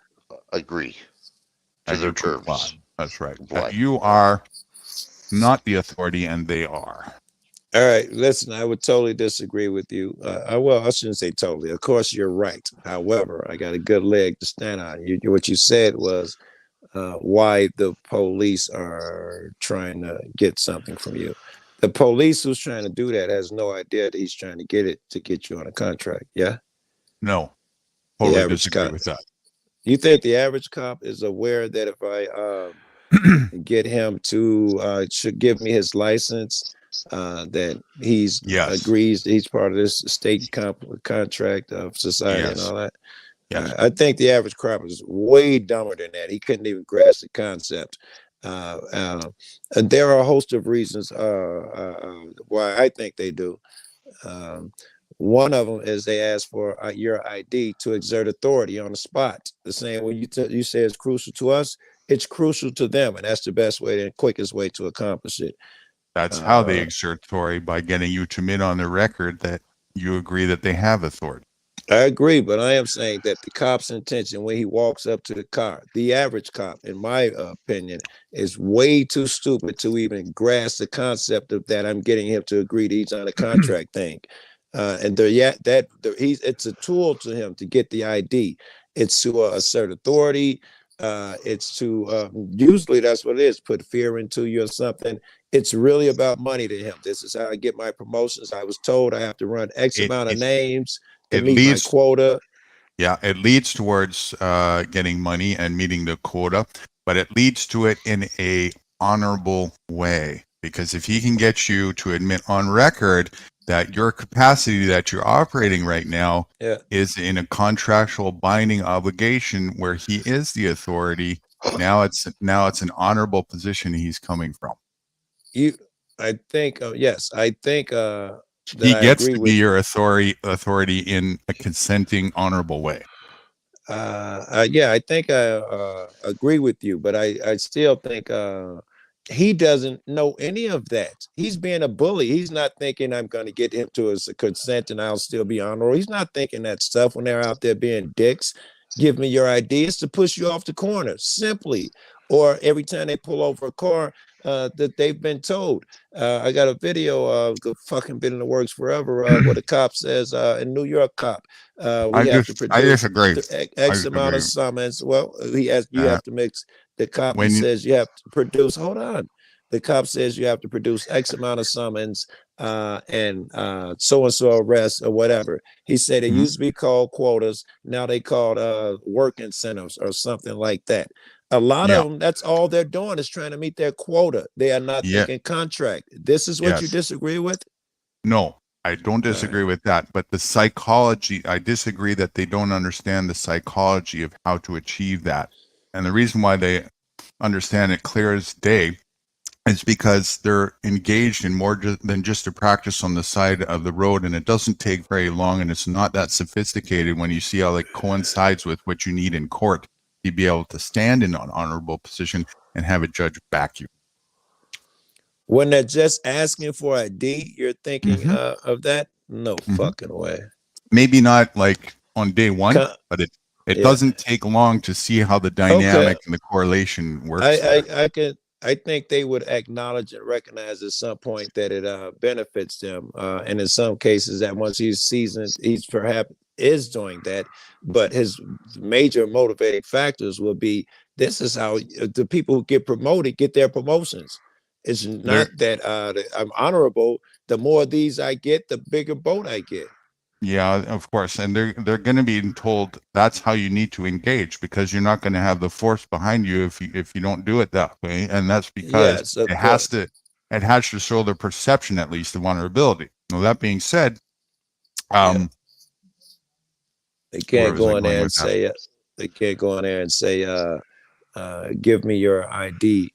Or understand that you have a Fifth Amendment right, a Fourth Amendment right not to give up your possessions. You have a Fifth Amendment right to remain quiet. Right. Everybody will be like, nah, I'd rather not give my ID. Thank you, officer, for your kind suggestion. And okay, so where I was going with that is on the flip side, you'll see, and that's what I was highlighting, even in your own videos, you'll see that when the presumption of authority is contested, and to who it's contested to remains vigilant at being the authority, they Yes, lose the battle yes. quite quickly. Why Well, does that happen? maybe I didn't understand you. Say it again. When the presumption of authority is contested, Right. and it's challenged to the person that is contested, whoever that may be, and that person remains vigilant at being the authority. Okay. 9 times out of 10, it's game over. And I highlighted a couple of your videos and Yes. some other videos Yes. to showcase that. Why is Yes. that? If I had some in my video, since mine just happened to be here, and in my video, it's probably because I knew I wasn't on solid legal footing. If I'm on solid legal footing, that's not a thing. I don't give a fuck what. But if I'm not on solid legal footing and I or just double park my car somewhere and shit like that, I'll test the motherfucker. But I realized that I'm in New York and I got to meet someone in an hour, and no, I'm not gonna go to jail type shit. What I'm saying But is, what? why is it that the cop it's game over with them, and they tend to just walk away when you Oh, when remain vigilant in being the authority in the situation? Okay, I thought you were calling the cop the authority, the guy who No. thought he was authority through the gate. No. All right. Yes. Some of that's God related. I don't know if you want to get into that, but some of that's true because some of it is something inside of them recognizes that you are true authority and you're speaking truth. On another level, it hits them. When it does, that's the level it hits them on. And it works with other ways, right? Because some of them have been trained to be obedient. They obey authority. You yell at them, it's like it's what they're used to with their boss, and suddenly they acquiesce. There's different reasons. Mostly it's because they know they don't have legal standing when you do that. Yes, the same way I back down with my car, or if I'm really on private property and there's some shit. Yeah. And legal standing is the equivalent of honorability in their system. So that's why. So when you remain vigilant in your position as the authority, they can't be the authority if you are. It's one or the other, right? Otherwise, it's non-consensual, and then they would be forcing their will over you, and then that's slavery. That's the way it ends up, though, right? That's the way it ends up. It really doesn't matter how the law on your side. It's who is the best dancer. You got to read that guy's energy. When they're bad at it, those guys go to jail a lot. Yeah. So what they're trying to do first and foremost is that they're expecting you, because they don't typically come under contestment. Yes, never. You can tell they're running. Yeah. Some of them have never been contested. Right, and they're just running a script that tends to work all day long, over and over again. It's work. You can tell how often that script has worked from them, because some of them you can see the shock in their eyes. Excuse me? Mm-hmm. They've never been contested ever. Right. Yeah. Right. And it's so, you're right there too. Right. And so, just that alone pretty much puts them so off their tracks, where you've already won the battle pretty much before it's already over before it started, if you know what you're doing. But again, back to the point in hand here. What they're trying to do is they're trying to get you to testify on the record that there's joinder between you and state. Yes. And that's why they asked for your ID. Because I if see you that more in that, tickets. With there's tickets, a I presumption. think they're conscious of it when they're writing tickets. I always think they're conscious of it. That's why I didn't use tickets. All right. Then they're definitely sure they're getting you on the record. All of them are aware of it, the signature shit, but merely asking for ID, I think some of those were different cases. Yeah, but again, mostly they know that, they're using the psychology of presumption, because most people won't contest the presumption, and it works. Yes. That'll hold as fact in their system, right? Yes, they've been tried in court. Yep. If it's uncontested, yes. So they're used to that, and so that's why they come at you right away from that position of presumption, asserting as if they're a position of authority. But if you contest that right from the get-go, and they don't get that, oh, wait a second here, I'm in a different jurisdiction, I better think twice before I engage. Or you get the really dumb cop, like James Freeman put out a video today. You guys play video and you got nothing but time. You mind watching the James I Friedman video? don't mind. Very good. Don't And mind at hopefully all. it's his latest I'm not going to be video. charged for this, though, am I? With James Freeman now? What the Rights, hell? you're charged for everything. Are you kidding? What kind of question Have is you that? not caught on by now? All right? You're our fucking mule for money over here, right? So we use you to get money. We're gonna So attack James and be like, I play your bids everywhere. You owe me. There that's goes my on his authority. channel directly, is All it? right, ask me. Hold on. Let me see. Hold on. Yeah, that one right there on the left with the black cop on the right and the white kid with the hair on the left. Yeah. Yeah. Oh, this is so great, bro. What's the relevance? Why did I suggest we play this? What were we just talking about? We were talking about how the state wants to create joinder with you and get you to contest on the record. Yes, and whether the cop, I was just saying, every really dumb cop who has no idea what the law is, you get that guy and you end up in jail. All right, so check this video out. This is a real dumb cop. He's the chief too. Arrest, sir. Now you're trespassing on public property.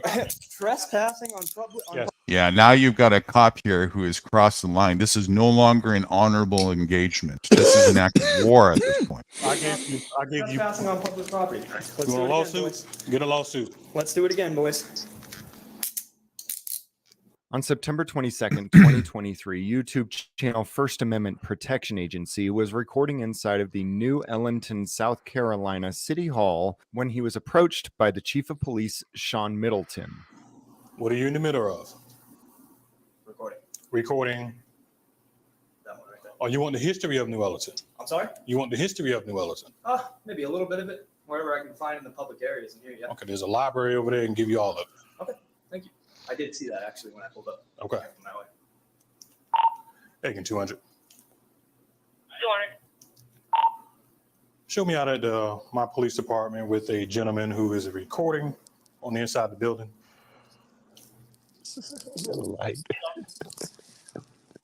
No, sir. Are you? Restricted area. Where does it say that? Okay. Yeah, okay. Sir, if you don't mind, please No, exit. I do. That's Exit, please. no, thank you. I'm only going to give you one more opportunity. And then what's gonna happen? Okay. Exit the building. No, thank you. Not right now. I'm not. As soon as I'm done. Come on, sir.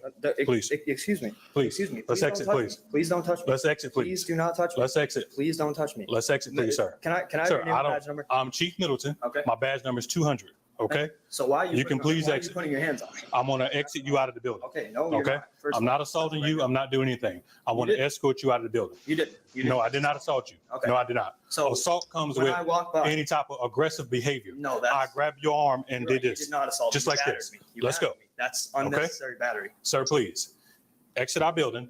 This is enough. No, thank you. I'm gonna walk by now. You're not going to walk by.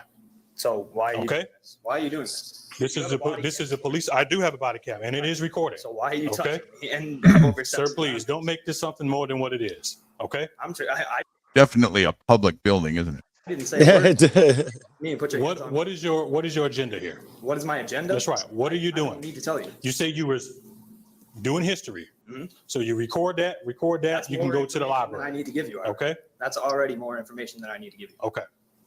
Sir, you're making this more difficult than what it is. And sorry, Okay. at the very same time. No, it's not.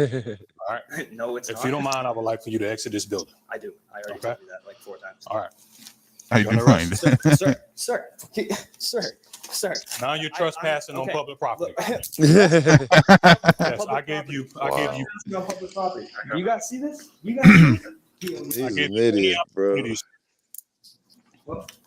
That's like breaking and entering into somebody's house and say, "Get out! You're trespassing in your house." Yes, I be coming into my own crib. How the fuck I break in my own crib? The logic is just illusion. Okay.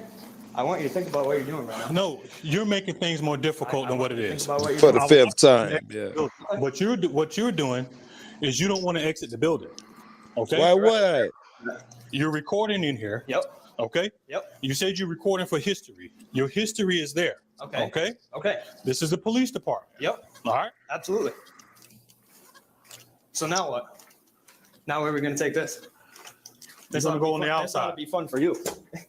and then you're gonna leave. No, I'm not going anywhere. I ain't going anywhere. I'm gonna step right back in as soon as you take these cuffs off of me because you know you're making a mistake right now. You know you're making a mistake. I asked you to exit, and you did not exit. Look, this is gonna be illegal search and seizure. It's not illegal search and seizure. Oh, why is that? Because I don't have to search you. Because I detained you so you can get out of my building. My phone. Is that what you My detained me building. to get Wow. out of the building? To get you out of my building. You know, you Because it's a public building. were at the football game a couple He's weeks ago. confused. Huge mistake, my man. Thank you for taking the cuffs off me. Appreciate that. Dude, like I'm going right back in. Yes, sir.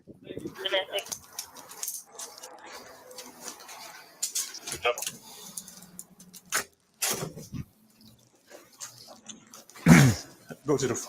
Rights is learning what you do in the future when you get to grade 4. Sounds good to me. He's gonna come back. Try to come back. In 6 years from now. This guy.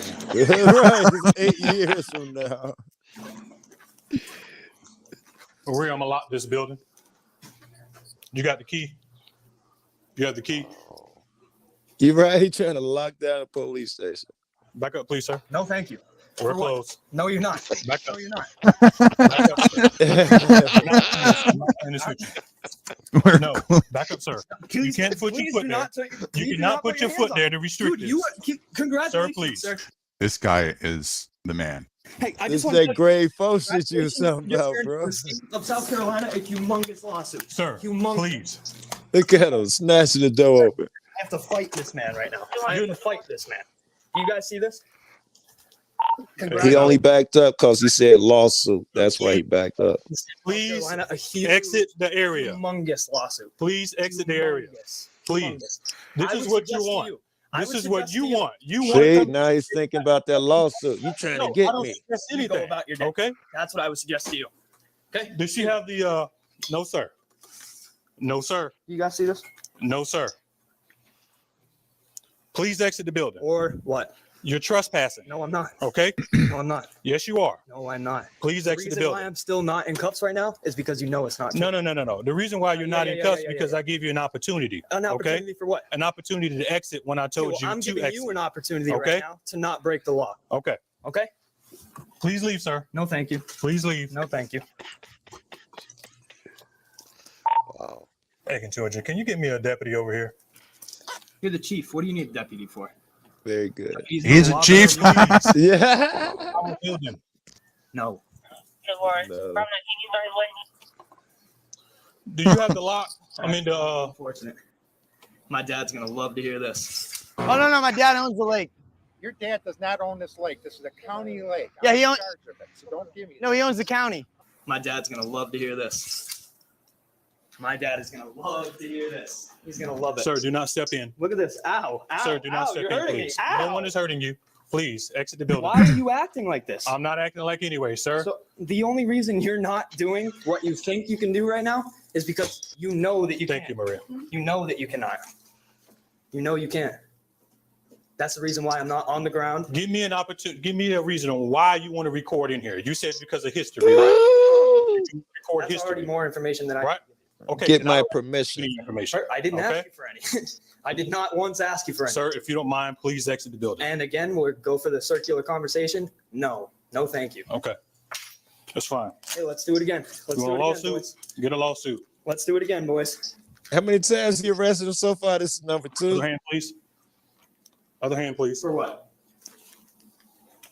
Okay. Here we go, guys. Egg and 200. I got one detained. Got the smile. Let's try again. Yeah, now what? Smart ass. You gonna put him out the building again? Thank you. You just became my new best friend. I didn't know you that well before, but now you really are. And not in jest. You are my new personal best friend. You are my new Let's have him personal sit best right friend. So why am I not going to the Have a seat. county? No, I'm good. Have a seat, please. No, thank you. Right? He say, no, I'm not sitting down. I love it. No cameras in here. There's a body camera right here. I don't care. I don't Okay. trust you or your. Okay, that's fine. Where you want to sit? You Got want a to rest of the I want to sit right here. He say, oh no, ain't no cameras in there. I ain't going in there. That was smart. He know the game. Well, at least this is more. Yeah. Rather this. That's fine. I know. That's fine. And so pause, catch your breath, regroup. Say goodbye to your qualified. Yeah, as long as you got time. Yeah. Okay. That's unfortunate, man. How long you been doing this? You want to just take the cuffs off me? I might give you an opportunity. No. I might give you an opportunity. You in the state of South Carolina. He knows. He's playing that lawsuit card when he says that. Yes, yes, he is. Yes, I do. So what do you want to do at this point? I already told you I'm standing right here talking to Okay. you. All right, that's fine. Stand right there then. Perfect. Can you fix my sunglasses for me? Because you got rudely messed them up. Can you just push them off my face for a second? No? Can't help me out? Don't want to touch me again? I like it. Don't want to touch me again. Like, nigga, you been wanting to touch me. You don't want to touch me now. I like that line.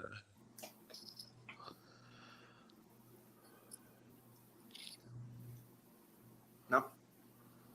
Not very well anymore? You had like a rough morning this morning? You wake up on the wrong side of the bed or something? No? Are they requesting Who is a this to you? 25 at Buford or at Warren Street? Is this your son or something? Hopefully. That was dope. He looked in his office. You're not going to teach him much of anything anymore because you're qualified to do this now. It's unfortunate. I didn't think I would be able to get you with it. I really didn't think so. That's crazy. My dad's going to love to hear it. That's the lawsuit shit again. He'll think it's fucking hilarious. Hilarious. He will think this whole thing is hilarious. I think it's working too, man, because he gonna let him go again. This is great. By the way, I want I need a FOIA request on the body cam. A lawyer. After this, whenever you want to get that for me. Sound good? Am I free to go? No. Right? That was good. Free to go. That was good. You're not going to tell me why I'm not free to Detained. go. For what? No, you don't want to tell me anything or why you want to be here What am I or anything detained? like that. For what reason Okay. am I detained? No, not For okay. trespassing. On Okay. what? Trespassing? Trespassing. That's Okay. right. I've asked you to leave several times. You would not leave. Why did you ask me Okay? to leave? Why did you ask me to leave? There you go. I'm not doing this.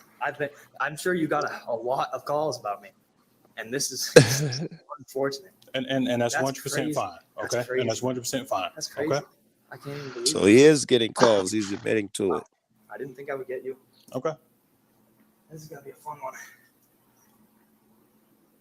So you're just gonna continue to make this worse for you in the state of South Carolina? Who are you? Your worst What is fucking your nightmare. purpose? You can call me. To right now, yes. And what is your purpose here within the city of New Ellerton? Well, as of right now, I'm talking to you Okay. So we're talking to you. Okay. with handcuffs on. With cuffs on. You're in trouble. Okay. And you know it. That's fine. And you know it. That's fine. So I'm just gonna sit here as long as you want me to sit here. That's fine. You know, Aiken is Under a fast- duress. Can you please push my sunglasses No, up? I'm not Clearly. going to put my glasses up. Is my phone over there? Give me that. Not that one. The other one.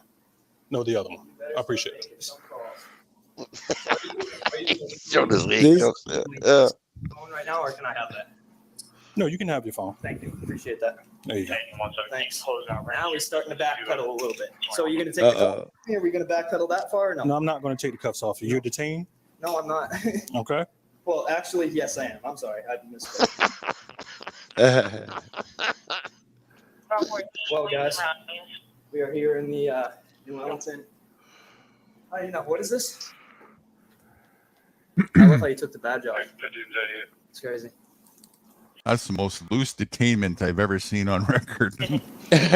Crazy, man. Walking around, You're indeed. jumping jacks. In and out of rooms and Got a shit. question for you.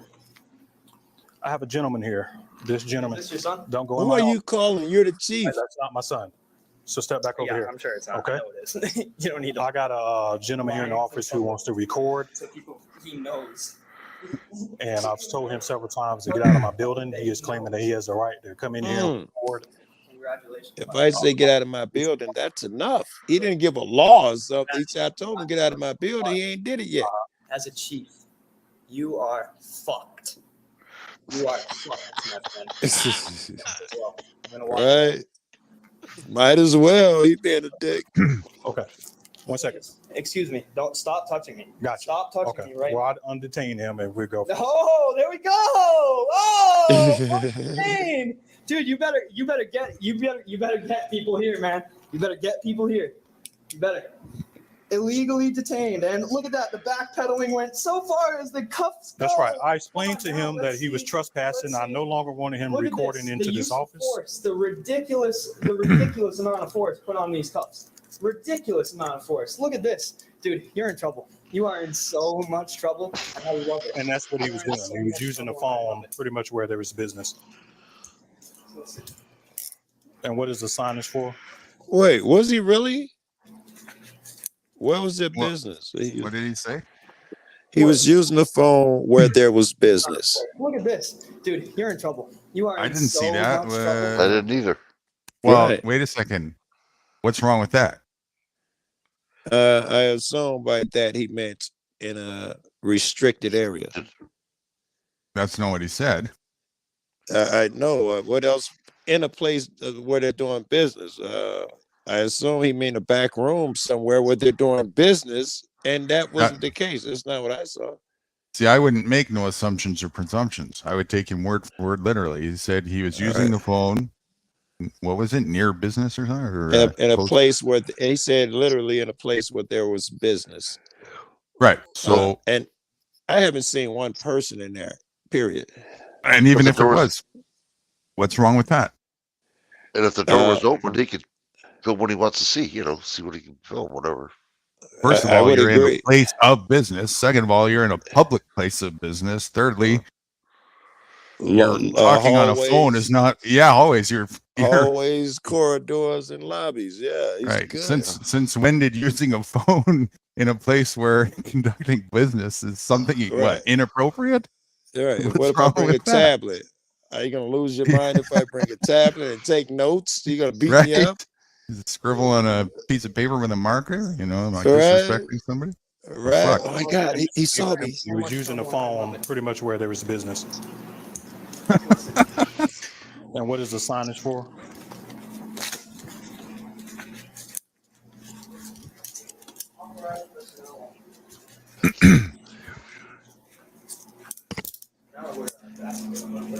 Okay. Sorry, you guys missed that. That was probably about 10 minutes of me being illegally detained and held against my will, asking to be let go, being hurt in the process. I can't even breathe correctly. That's right. Crushed my ribs into Closed his office door because his kid saw his picture of his son on his desk. Yeah, and That that's pissed him off. he was detained, or what the case may be. And I'm like, dude, you about to go to jail because or what the case may be. And you can hear him, hey, you cannot curse in this building. I can say whatever I want to you. I can say whatever I want to you. Can't curse in this building. Can't There you be go talking on a again. phone with business and you can't curse in the building. And you curse it. You just breaking all these weird rules that I believe in. Right? That's Wow. disrespectful. How dare you? Such a crime. There we go And he's again. arrested. All right. Here we go again. Let's go, baby. Third time's a charm. Third time's a charm. All right. This is a building you cannot curse. No, I can't. It's disorderly conduct. Okay. No, it's not. This is a building. You cannot curse. Oh, that law. Two different cases now. Two different cases. The statute that says inside are you four gonna walls illegally- cursing is illegal. You're going to illegally Yes. phone again. No, I'm not Again. illegally seizing anything. Okay, here we go. See you later, guys. Have fun. All right. Let's go. Let's go. Let's go. The kid's not done. I didn't think today was the day, and not even you, man. Is he being I'm happy, but I'm kind of disappointed. handcuffed again? Man, Yep. I had so much respect for you. So much respect for you. So much. So much respect. It's not gone. I love it. I love you right now, actually. Here you go. Have a seat. I'm so happy. Oh my goodness. Have a seat, please, sir. I feel threatened right now. I don't really feel like listening. How? You can show me around to that well-being check. How? It's none of these are lawful order. But you're under arrest for disorderly conduct. For disorderly conduct. Okay. You'd like, let's try to. No, I'm not going to use force. Yeah, listen to the semantics of this disorderly conduct. Since when did following orders become some sort of obligation for me? Yes. Disorderly. He totally assumes he has authority. So few people have challenged and he's lost so few battles that he really believes that at this point you owe him authority and he is an authority figure above you. He really believes that nonsense. Right. I'm definitely gonna be disorderly because this is my business and I don't serve anybody unless if I want to. So if you're gonna give me an order, I'm gonna give you a hefty price tag and you're probably not gonna like that. And if you don't like the price, don't take my business. You gotta pay in some fucking way. Yeah, if you give me shit in my place. Even if I sense that you think it's your place, my arrogance is going to kick in. I'm going to have to show you that it's just my place. Stop asking me, what are you doing here? I'm checking up on you. That arrogance shit, if I smell that, they think that they have that sense of authority, a trigger. When they give you an order, do you know that's an order for service? I don't know what an order for service is. Like telling my gardener to go cut my grass.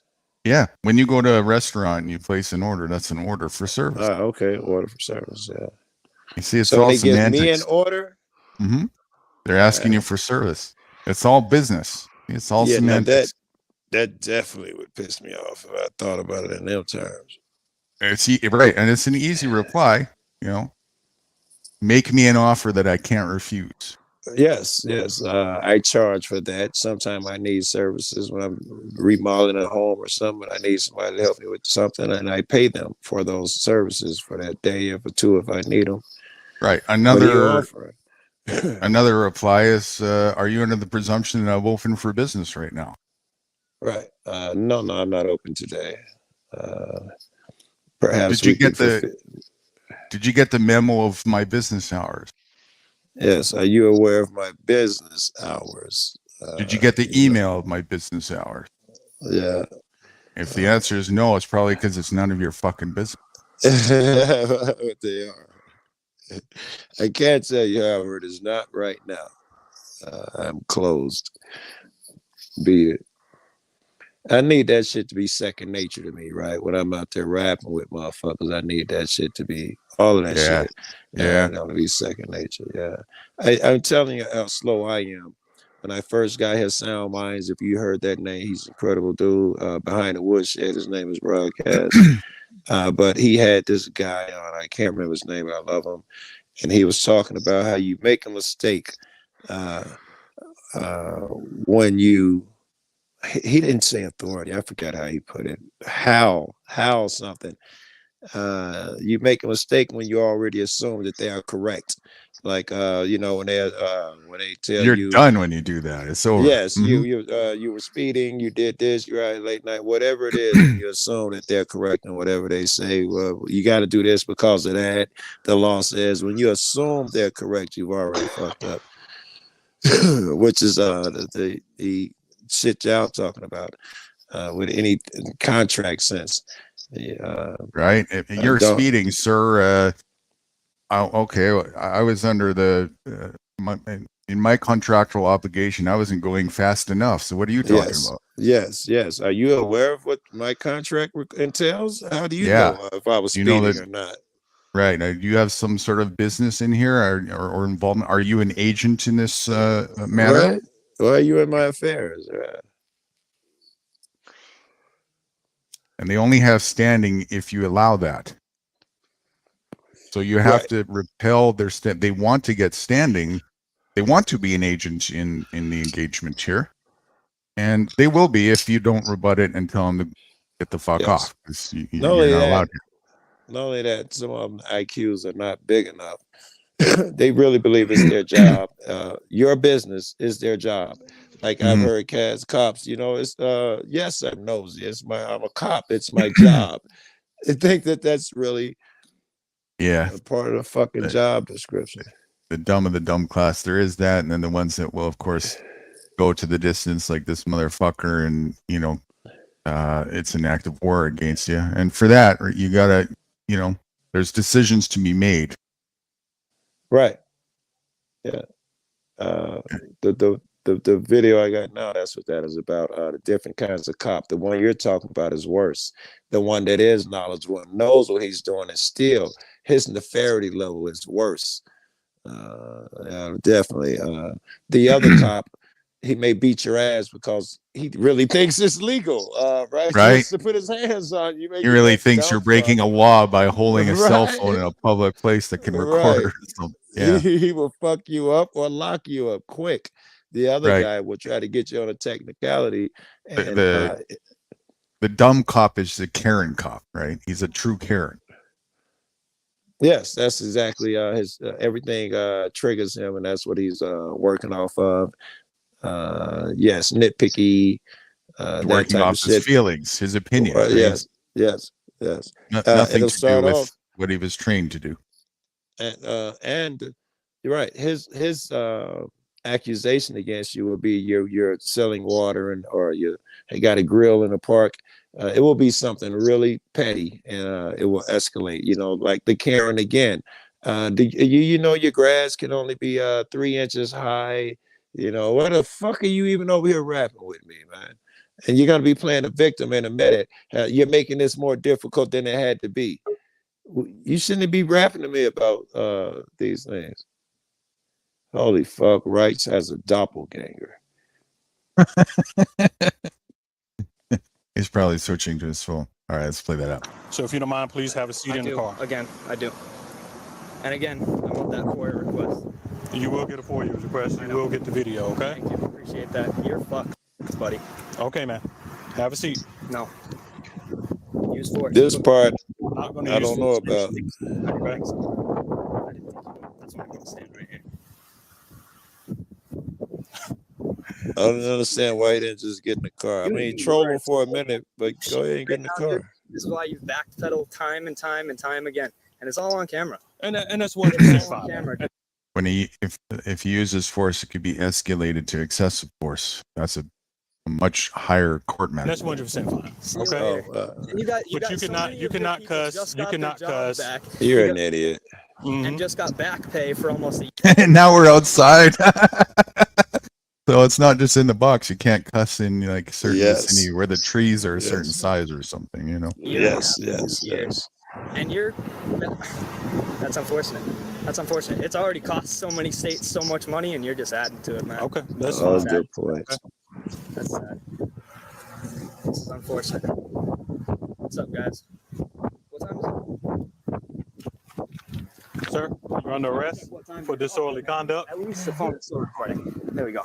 You're under arrest for disorderly conduct, so please have a seat in the Okay, video. put me in the car then.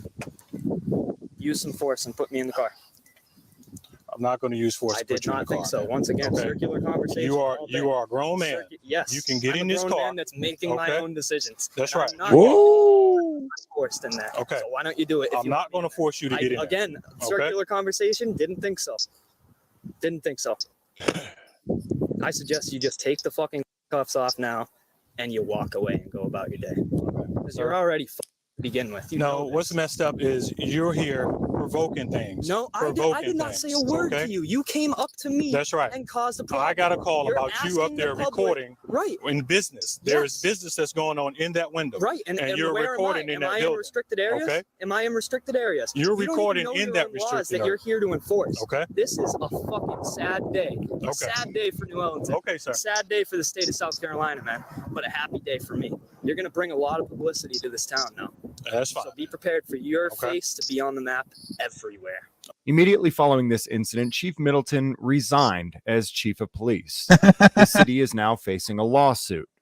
About a week or two later, rumors started flying that the new police chief arrested First Amendment Protection Agency again, this time at a post office. However, Wow. this is inaccurate. It was actually the chief of police of Allendale Police Department, a neighboring city, that arrested him at the post office. The new interim police chief is actually Joshua Solomon, and his first order of business after being appointed chief was to dismiss the disorderly conduct charges, following which all city employees were trained on First Amendment rights in an attempt to prevent this from happening again. That's how you get out ahead of shit. Actually resigned as a result of the incidents in this video, though.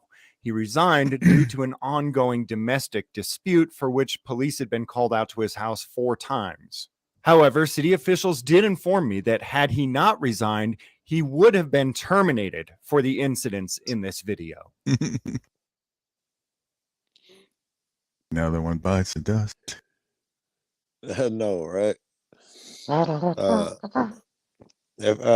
But they say That's grade 4, right?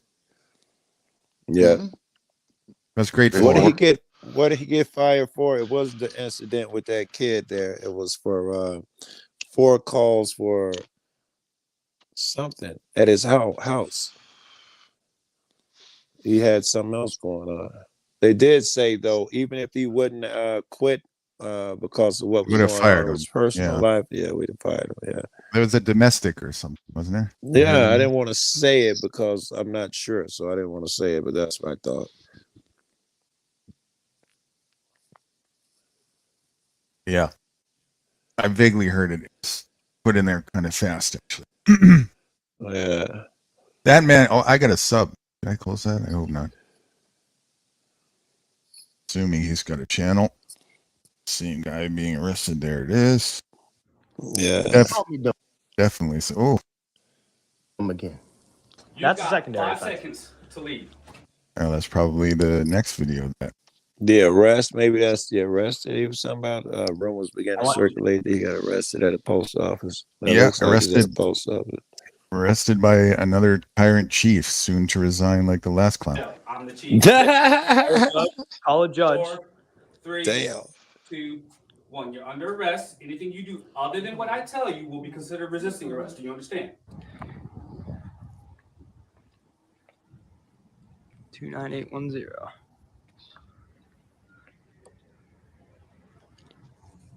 Got somebody coming in.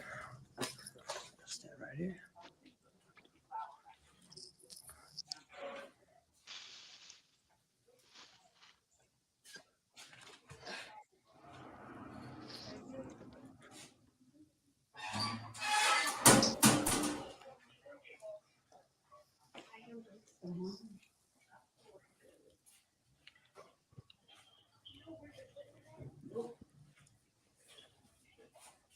Seven.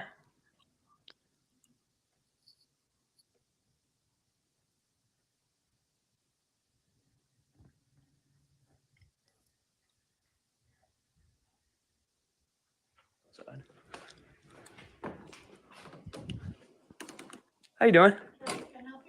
Yes, I'll be up there in 1 second.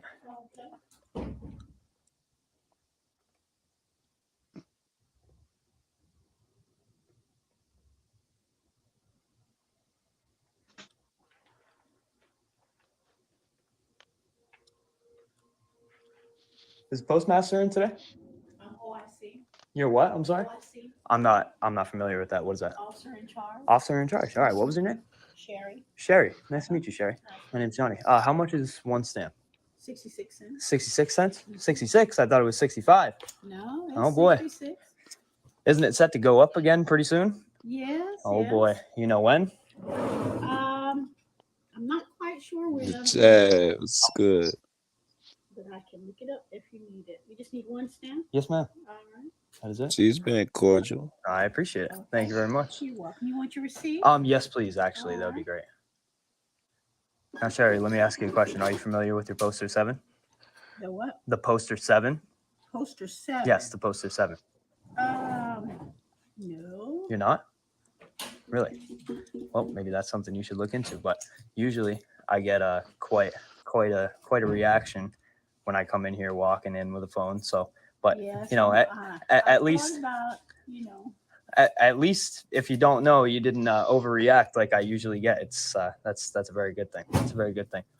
But Well, I'm doing my job, so Well- I don't have any reason to overreact. you'd think not. You would think not. I hope not.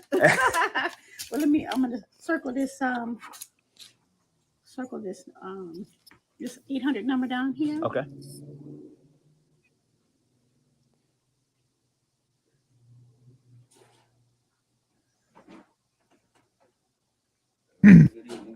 How you doing? Hey, how you doing? You gotta get permission to take pictures of me, man. No, The no. fuck he Wah, said? wah, wah, wah, wah, wah, wah, wah. He said, you got to get permission to video me, man. This crazy guy in here. It's crazy. Who's this crazy guy? Who's this crazy guy who thinks he's got freedom to do what he wants around here? Are you insane? You need my permission. I'm a guy like these cops and everyone else over you. The man's on drugs. It's racist, right? Yeah. That's right. Only racist people bring a phone in a post office.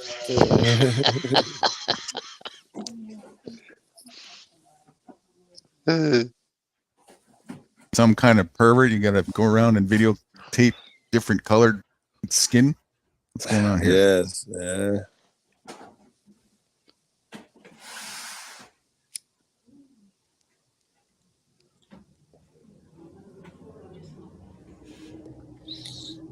What's up, Shay? How you doing? You all right? This is interesting to me just because I'm wondering if he's keeping his back turned because a little bit because he made an ass out of himself and he's gonna have to re-engage if he looks at the camera. Okay. I got rights too. You just can't be feminine. No, I can't. No. What do you say? You just can't be what? Feminine? Filming. Oh, filming. Yeah. I got rights too. You just can't be feminine. No, I can't. No. I know you can't. Let me get out of town. Go out flip. Yeah, I know what you can and can't do. No, apparently not. Apparently, I know you can't be feminine without me knowing. Oh, you know now.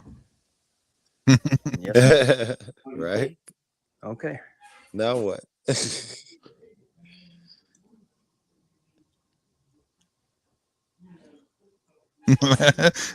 Walk in here, causing If I don't know it, you can't do it.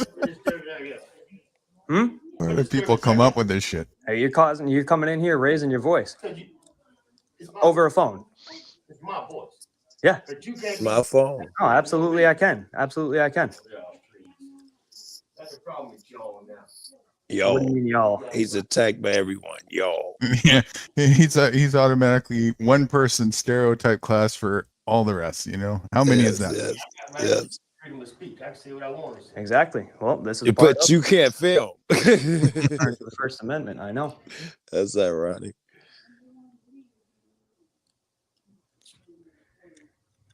Oh boy, Sherry, this is going a lot better in the beginning. You gotta let people know what you No, I don't. Okay. Okay. I guarantee you. Let me He know, already like knows. You can't, I like guarantee you can't that- see that big ass camera. What do you mean? You gotta let people Stick know. around for free education. Maybe the cops are coming. I don't know. Oh, it's not going to be for me. It'll be from the cops that come. I don't need no education from you. Maybe you didn't hear me. I said it will be the. Maybe you didn't hear me what I said. Yeah, he's bad now. He's bad. I know, and you seem to be the dumb one. Call me dumb again. Oh, here we go. Dum. Call me dumb again. I don't think he's gonna do it. And they get that close to him. I don't think he's gonna do it. Now he might do it. Dummy. As he walks away.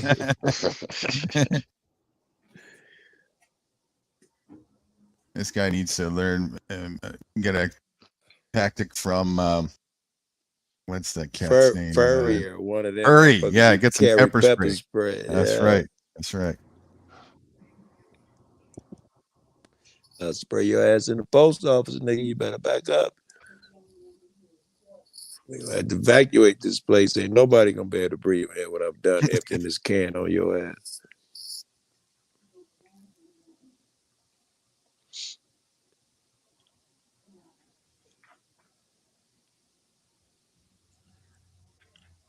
Well, this started off a lot better, guys. We're about to have a very nice, cordial conversation with Sherry, but now this has turned to a different situation.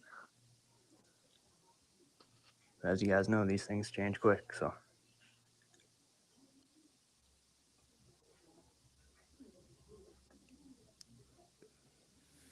you would think that the cops would leave that ego and been educating people. They be on a campaign to educate people. Don't call us about cameras. It's You would totally think, legal. especially after the amount of times it keeps happening. You know, I mean, Careful. I wouldn't take your phone out.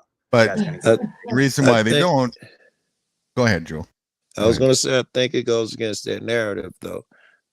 They need to tell everybody if someone has a camera, they may kill you. That's how they get paid. We'll be your security. You're close. They get paid. Call for service equals revenue. Yeah. Call for service equals statistics. We need more revenue next round. We've got calls for service coming out of our union. It doesn't matter if they're legit or not. That doesn't count either way. I think on another level too, right? This started, in my opinion, all because they want to tell you that if someone's filming, they may be trying to blow up the World Trade Center or some shit like that. That's a great narrative. You can get money out of motherfuckers, out of that shit endlessly. It's hard to go back on that because it's another revenue stream. You scared the shit out of people. You can make laws and shit now. Oh man, I could have a heyday going in that direction. Come up with all kinds of things. Where the hell's the service? I don't even see the lady up and about. I wouldn't do it. Oh, right. What's happened to her? Yeah, shit. You right to get a stamp or whatever it is. You've been there a while and mail a letter or whatever it is. Okay. Yeah. You think it was a restaurant as long as he been there. I'm just in here recording, looking for weapons of mass destruction, people. With my cannon. Be careful. What understand? Cities really can't do nothing. City can't do nothing on property, on the government property, unless they have an agreement. City cop. Yeah, I agree with that shit, but I've seen them arrest niggas and kick niggas off of it all day long. City cops. Yeah. Wow. Even if they're told you have no jurisdiction yet, man, call the post office cop or federal cop, they still just kick them out, if not arrest them. So they don't know their own laws, or it benefits them to play ignorant.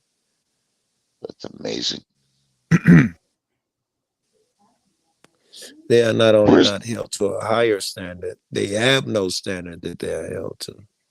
Well, that's because it's their own corporation. So from an honor yourself. Right. And even from an honorability standpoint, they have no laws because they get to write them as they see fit and change them as they see fit. Yeah, so that's right.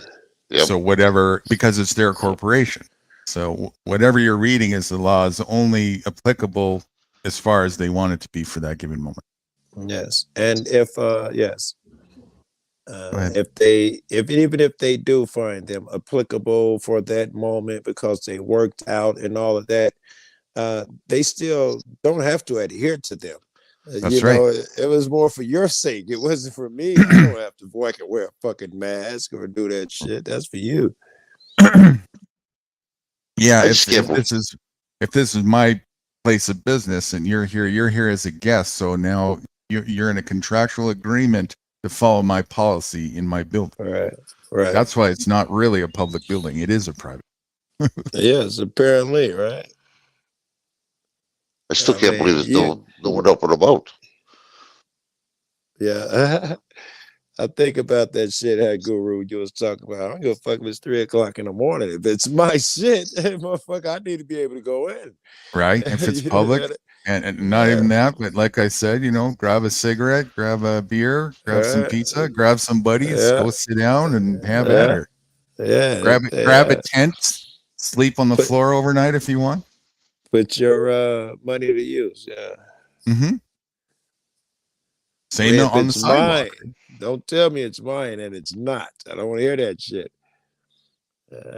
I need somewhere to store my records. You sold me on that as part of our contract.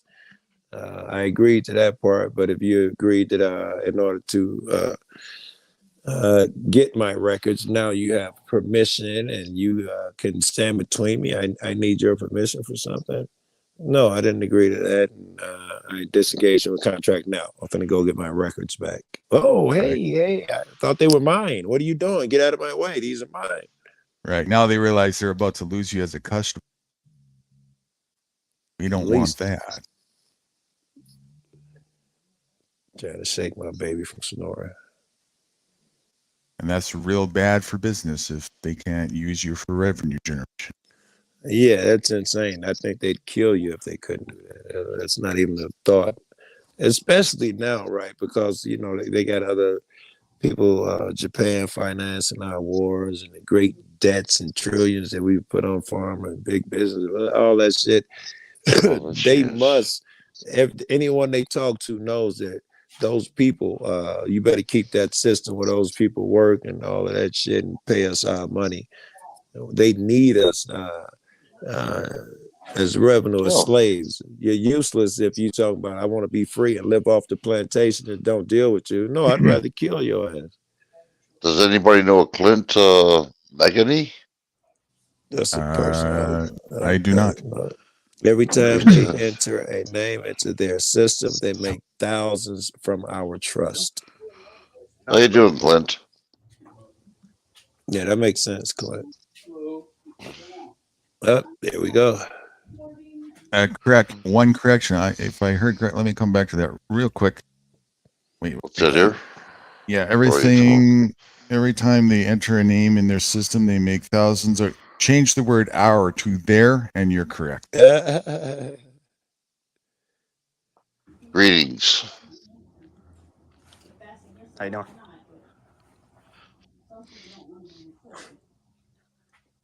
Doesn't know if it's against the law or not, but she figured she'd call the police. How brilliant.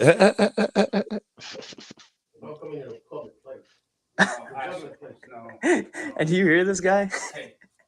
I done told you these problems. Go ahead, do something. Do something in front of this guy. Go ahead. Oh, you're already- tough with the Come on, cops video. there. No, relax. He's tough now. The cops are there. Relax, buddy. Stop it. By the law to have consented to be recorded. So I don't have to tell you if my body camera's on. You're in a public place, you can be recorded. Now, if there's an issue with the post office, okay, if there's a policy of the post office, you know, and you want them gone, then you can ask them to leave. Really? You have asked them to leave. Do you have any legitimate business? Are you transacting? I do have legitimate business here. I already did transact. Yes. Okay, so now you're loitering. No. Yeah. No. Wow. You're making I'm here. assumptions. I'm here collecting information That's not up to his determination. Yeah. Not his jurisdiction. for a story Yeah. and to disseminate it to the public. Okay, well, that's fine, but you got to do it outside. No, I don't. So, man, have you asked him to leave yet? Now he's soliciting a trespass. Yet. Have you asked him yet? So, if you don't want him here, you can ask him to leave. Now I'm going to ask you a question.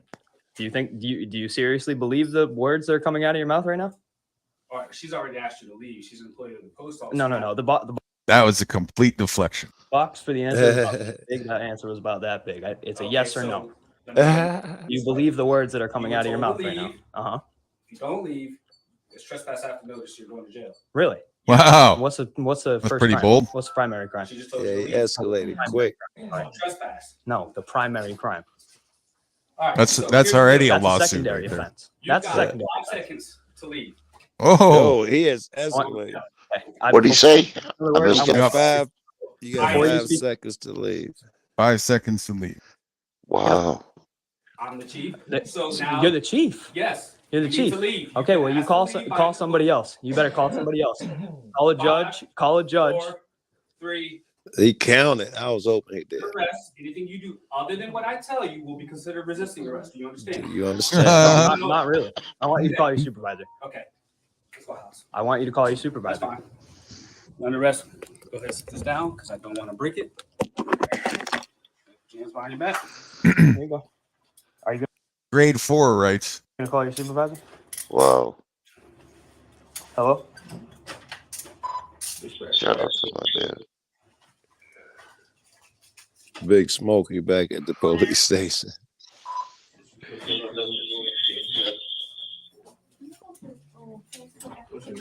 You got some idea? No, I don't. All right. Please don't stop the recording. That's going to be a bigger problem if you do. Oh, that's it? Come on. Like, I guess the cop stopped the recording.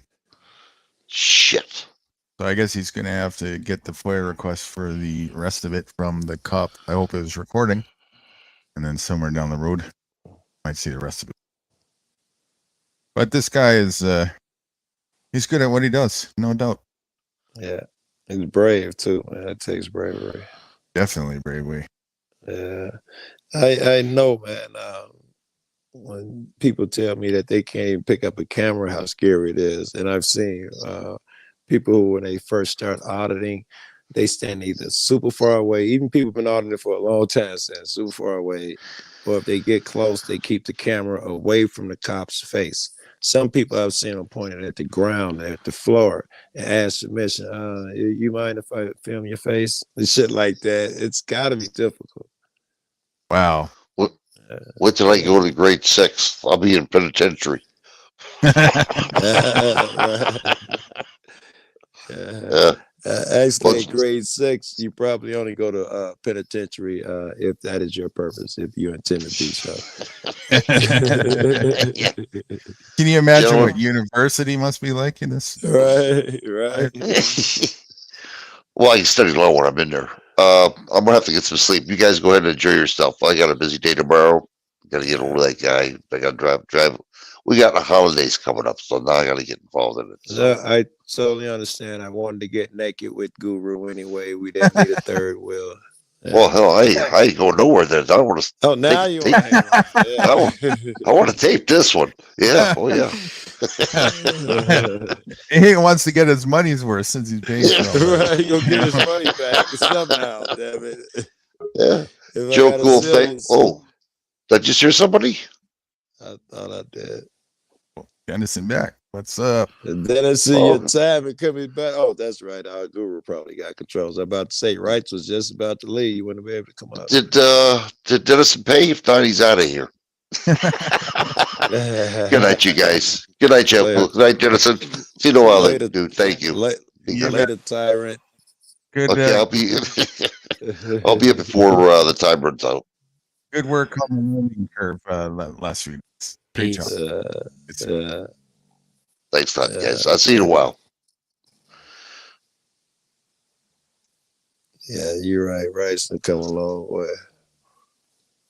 He's getting there. You know, I would have thought, man, I fight Big Nick on just that what is he? He's a separation of military. I fight him on that all the time. In my opinion, his cognitive dissonance is thick in that area. And this dude, like, he sees shit, you know, you can tell him once and he'll see, you know, the logic in it. Yeah, well, like you said, he's got that machined military, right? That's his background. Yeah. I can't even remember exactly what he always tells me. He doesn't say in the military. He says Navy or whatever the fuck he was in all the time. And we just talked about it recently, which was right at the forefront of my mind. He was telling me how if shit hits the fan, we're going to be okay because the black admirals and generals would never turn the military or let the military be turned on against its own citizens. So I think you're crazy. How'd that work out with the black police officers? Did you see a bunch of black big police come out during a protest and help motherfuckers? No. Right. Yeah, well, there'd be enough to where it won't be completely successful, though. But no black motherfuckers stand up. I don't think there'd be one. No, I think it'd be more white people actually. Which is ironic if you think about it, because one of my favorite things, one of the reasons why almost all my friends are black is because I don't have to explain to them how I feel about the government. They already grew up the same way, right? Like, we're simpatical, you know what I'm saying? So that's why I just naturally get along in groups of black people easier than I do with white people. And then I'd say Mexicans probably easier than white people too. Right. Because they already know. They already know the deal. But when it comes to revolution, though, I think that's when it switches, you know. White folks do not like being told what to do. Yes, I dig that, right? even among white people, I categorize them differently, right? that corporate structure type individual, that person as a white motherfucker, I just cannot get along with. You know, the person of the free thinking, free spirit. If anything strikes me as free and I'm my own person, certainly, you know, I love this guy or chick. It was when it comes to white motherfuckers, like I could see some motherfucker, man, with a, I don't know, hippie looking outfit on, like he don't give a fuck, and some sandals or some Crocs or something, man. I feel like that's my brother. I see some corporate motherfucker, you know what I'm saying? Listen, the officer's right, and I hate him. Not that really hate him.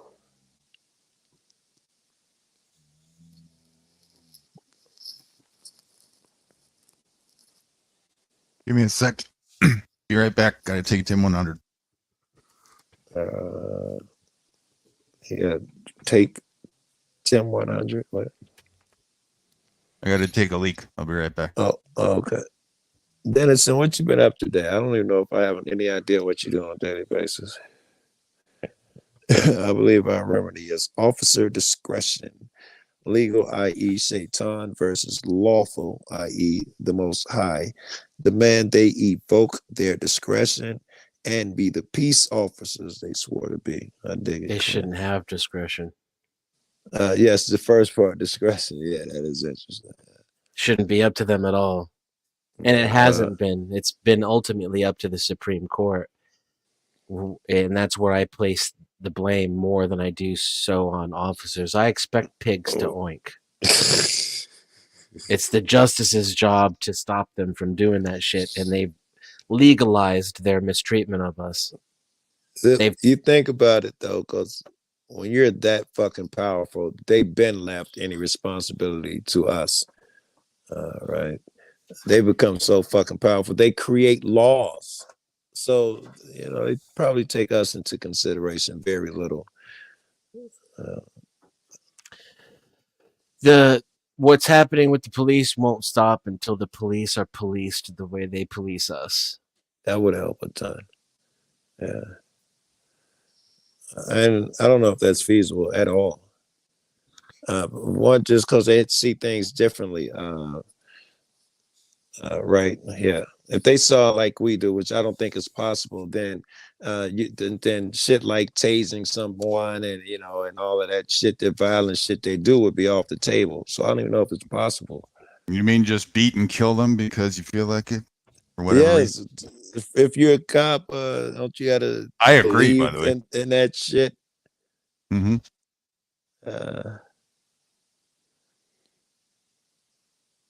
Yeah, the whole costume thing, that's where people are all backwards, right? Whatever color you're wearing, whatever color of your shirt, I don't give a shit. You're just a man to me. Yeah, yeah. I had a good clip where I tell the motherfucker, I don't see that because you're wearing that uniform. I don't think I say costume or whatever. I don't see that myth, that magic that other people see because you're wearing that uniform. That shit was dope, though. Whatever rant I was on, that shit was dope. But that's what it is. You know, they expect to come up on you. And because they even buy it to some degree, at least most of them, till you snap them back to reality.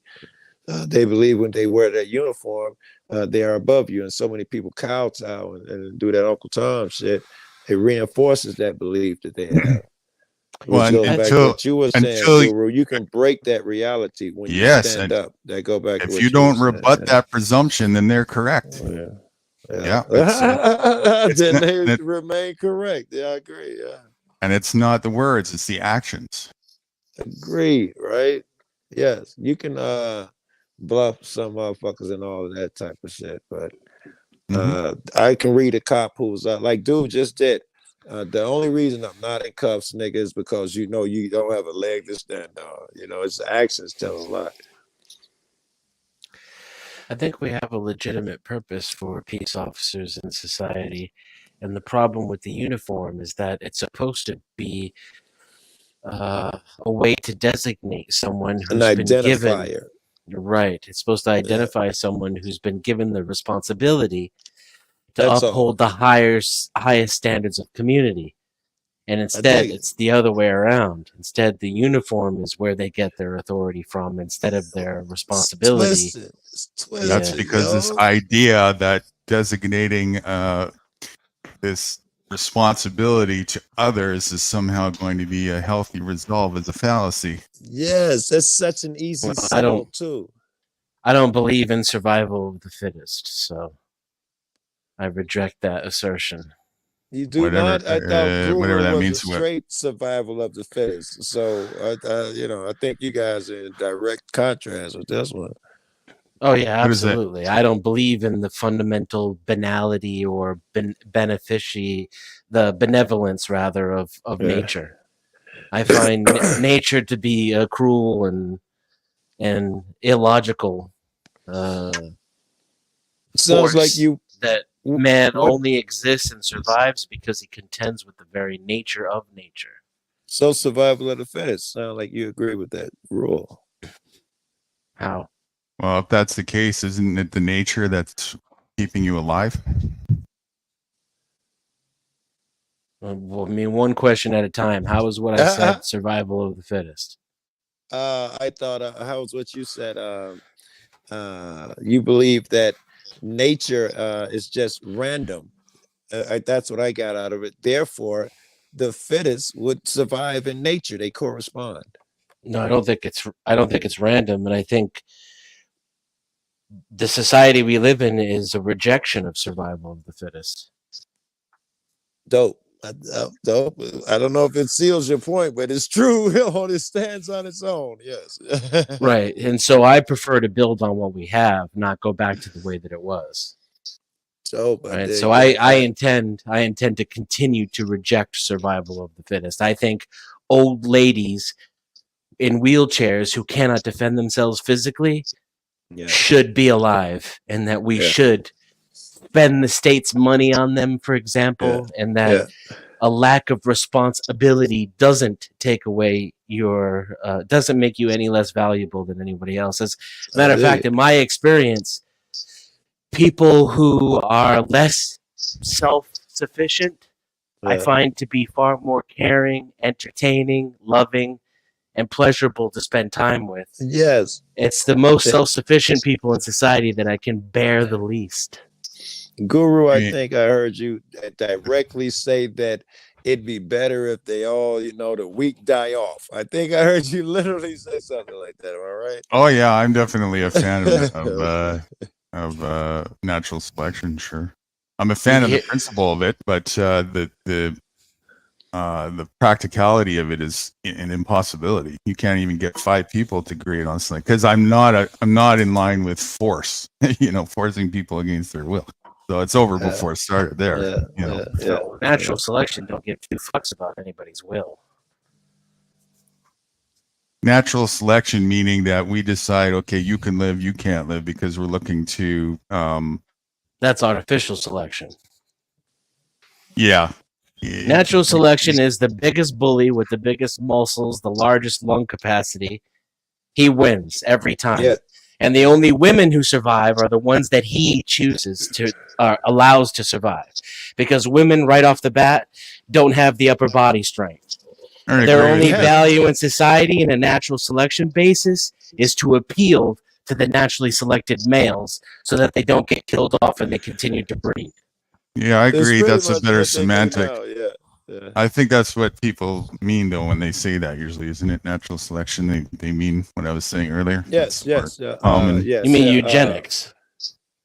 Yeah, something that would be one way to do that, I guess. Yeah, I wouldn't necessarily agree with that, but that's the opposite of natural selection, right? Well, it's a context, right? It's the ideology or the philosophy. What people would use that context in definition would be to select who gets to carry on. Right. That's why it's still selection, right? But it's artificial selection of humans. Like cats and dogs are the result of artificial selection. Yeah. Modern man is the result of natural selection. Right. I agree with you. It'd be a better semantic to say that, for sure. I don't think most people would understand, but Right. I think when we say natural selection, most people think might makes right. You know, if you got the biggest gang, that's still part of natural Yeah, selection. correct. Yeah. But anyway, that's isn't not, it? That's not selecting people, though. That's nature determining who survives. That's without any selection. That's why it's natural selection, because the selection process is a bit of misnomer. So that's the survival of the fittest thing, right? It's survival of the fittest. Natural selection is survival of the fittest. Right. Artificial selection is survival of what we choose. Mm-hmm.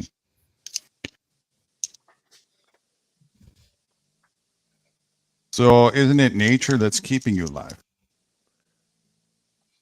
I think that's obvious. So this must be a trick question. That was my question from earlier, where both of us asked a question at the same time. Okay. No, it's me resisting nature. It's the fact that somebody put up walls around here so that I don't die from heat exhaustion.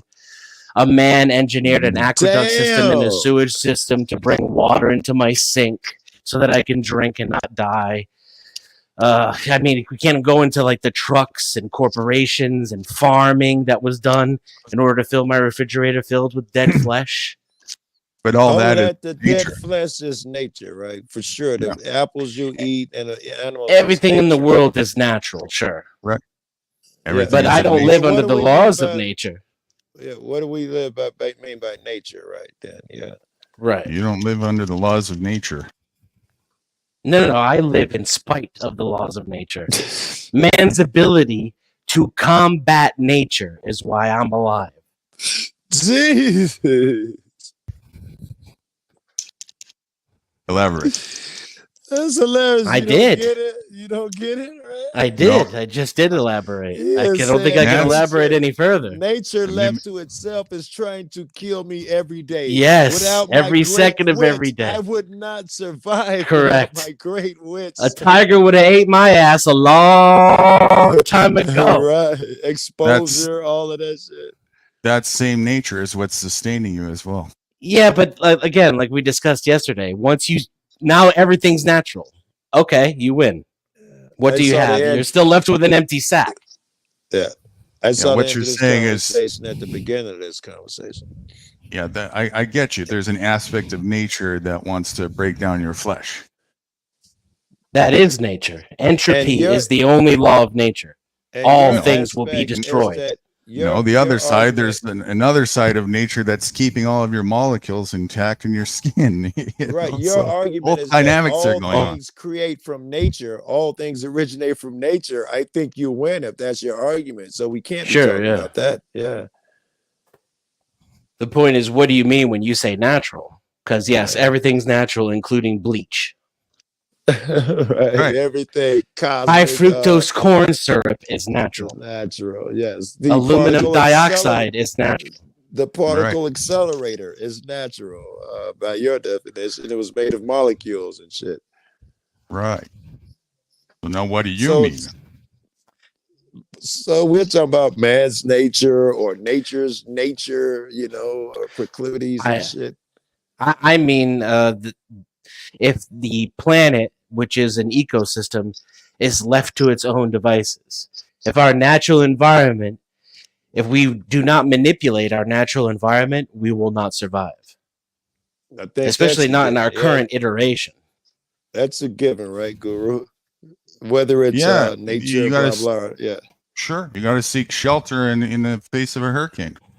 Yes. And Guru. And nature's one big, lifelong fucking hurricane trying to kill your ass every second of every day. I don't Guru's experience argument, and I know he's here, is that nature are the log trees that will keep you that shit from happening. Nature provides for you as well. Is the food that will sustain you from dying. He's got an argument too. I don't experience that. I experience it come in waves. The dynamic. You experience a what? What comes in waves dynamic? The storms that want to dismantle you and stuff. I don't find myself being up against that 24 hours a day, 7 days a week. I don't know. You live in Canada. Mm-hmm. There isn't any spot in your entire nation where you could stay outside all day, every day, the entire year and not die. No, not that's without not shelter. true. It is. That's not true. I'm in you the would spot have where to. you can't. You would have. It absolutely is true.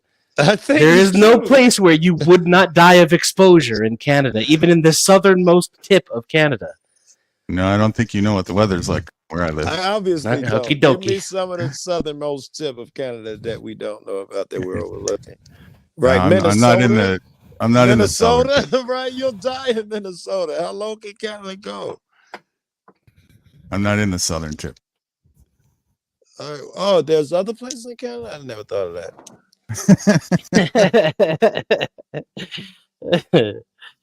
I'm on the west coast.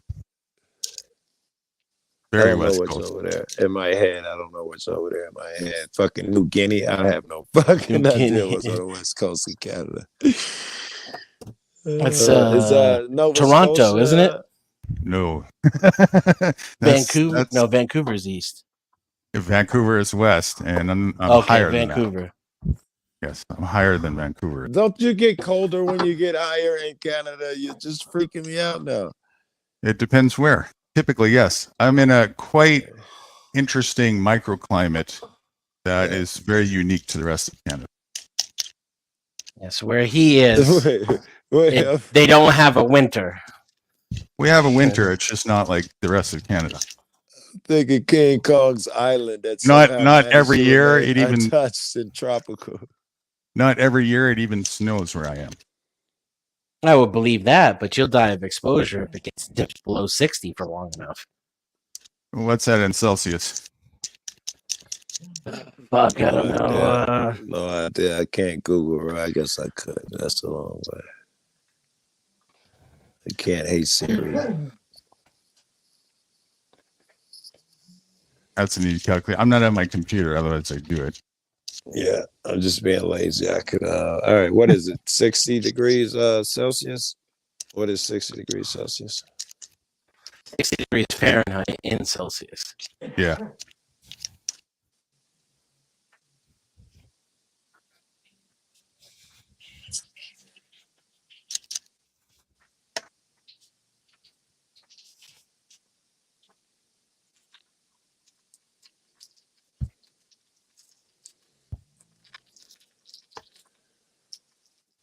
$15.56 degrees Celsius. Yeah, I was going to say 15.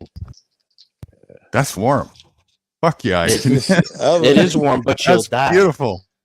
60 is good. You will die you're if you exposed at 15 degrees. Are you kidding me? Are you Man. if you sleep outside in 50-degree weather with no clothes and no shelter, you will not wake up that next day. Oh yeah, probably without something. Especially if it gets a little wet on the ground. Sure.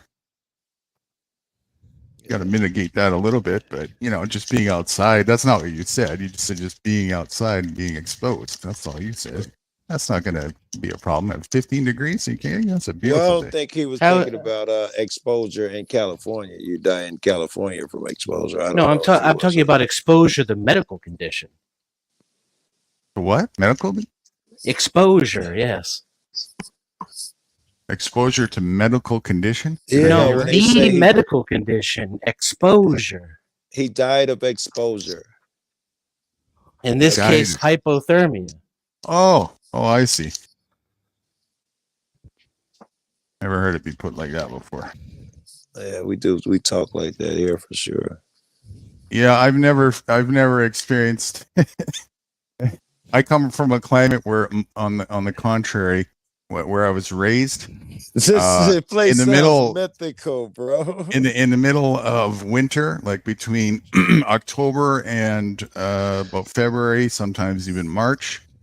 Minus 30 Celsius is a warm day. That's where I come from. So 15 degrees Celsius. You're not sleeping outside in your skivvies on that day. That's what I know for a fact. Okay. And I'm soft. Shit, 72 is starting to get chilly with me. I'm soft.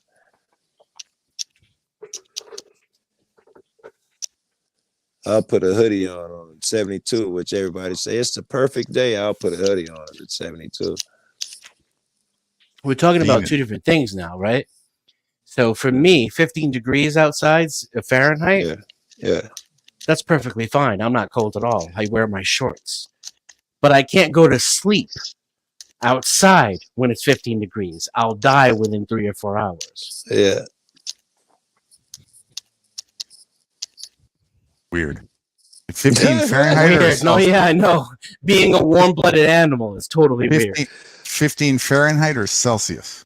Fahrenheit. Oh, no, that's different. 15 said Fahrenheit, 15 Celsius. I did not. 15 Yes, you Celsius. I did not. You can go back and listen to it. 15 Celsius, you might die the other way. What other way? Heat Too hot? exhaustion. Are you kidding me? That's a mild average temperature. Are you kidding me? Heat exhaustion at 15 degrees Celsius. 15 degrees Celsius is 60 degrees Fahrenheit. Remember. There we go. You gotta get your calculations right, Dennis. That's I don't have any calculations. I don't know how to equate the two. Yeah, Google is how I equate the two. Man, someone showed me how they do math now. It's not like we used to do it. It's really trippy. They use subtraction to do multiplication. It's really trippy. You subtract one from each number and then you add them up or something. I don't know, but it's so much faster and easier. It's like 2 steps. I'm like, I want to, break my teachers all their knuckles and shit. Why didn't y'all figure this shit out when I was in school? I'd have got so much further. Instead of memorizing Nationalism. tables like that. Nationalism. Nationalism. They just literally made up their own shit, the imperial standard. The Brits did it. And the Americans inherited because we are a British colony. And we just never let it go. And the rest of the world moved on. They never encourage individuality, right? You think if they loved you and gave a fuck about you, that'd be part of the fucking requirement system, curriculum. Yeah.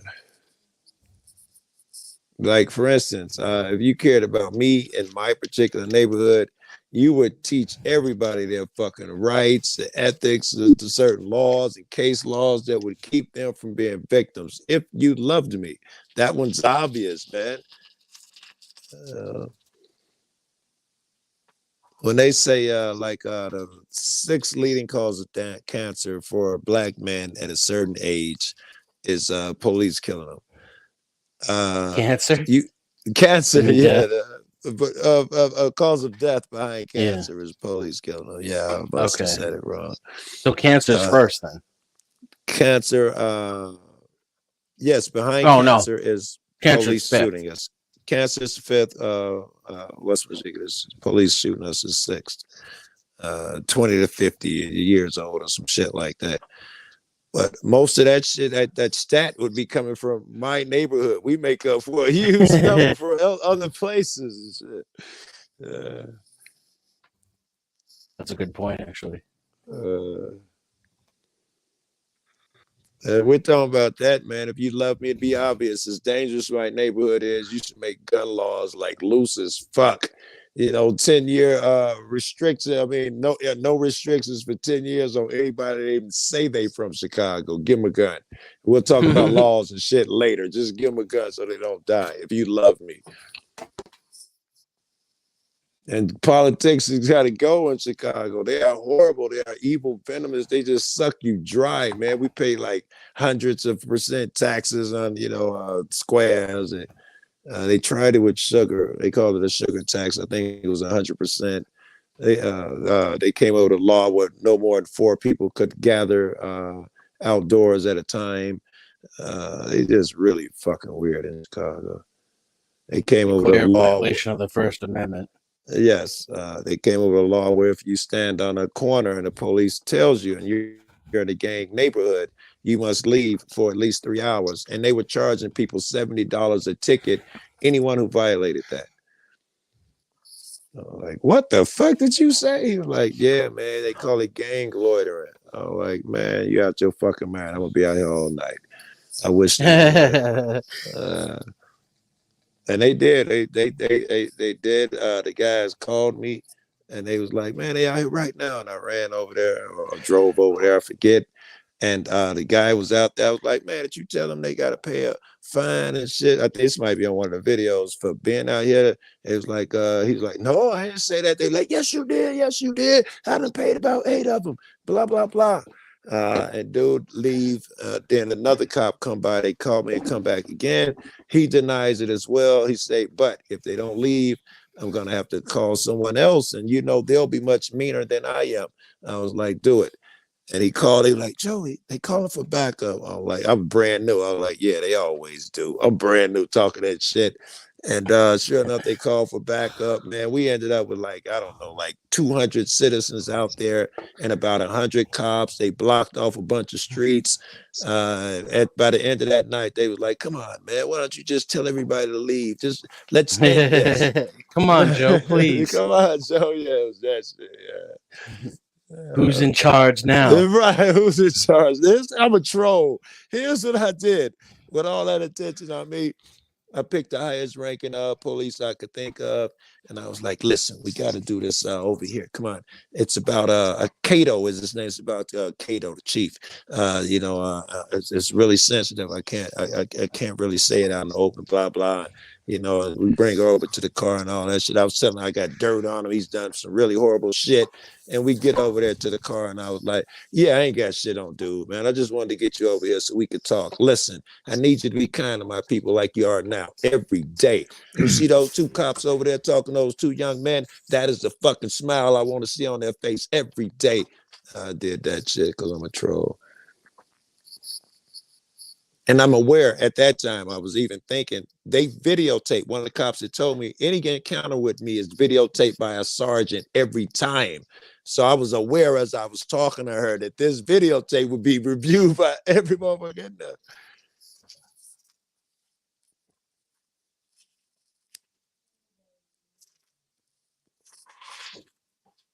there. Guru, I'm thinking if you're still here, I got to make a video called The Most Dangerous Game.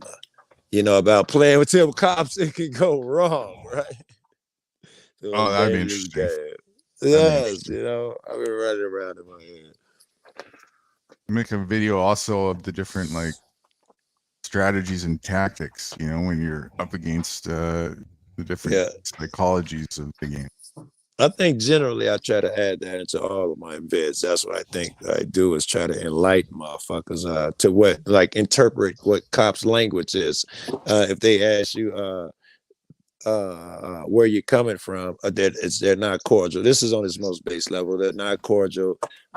They are trying to determine, what your business is and what they can catch you up on.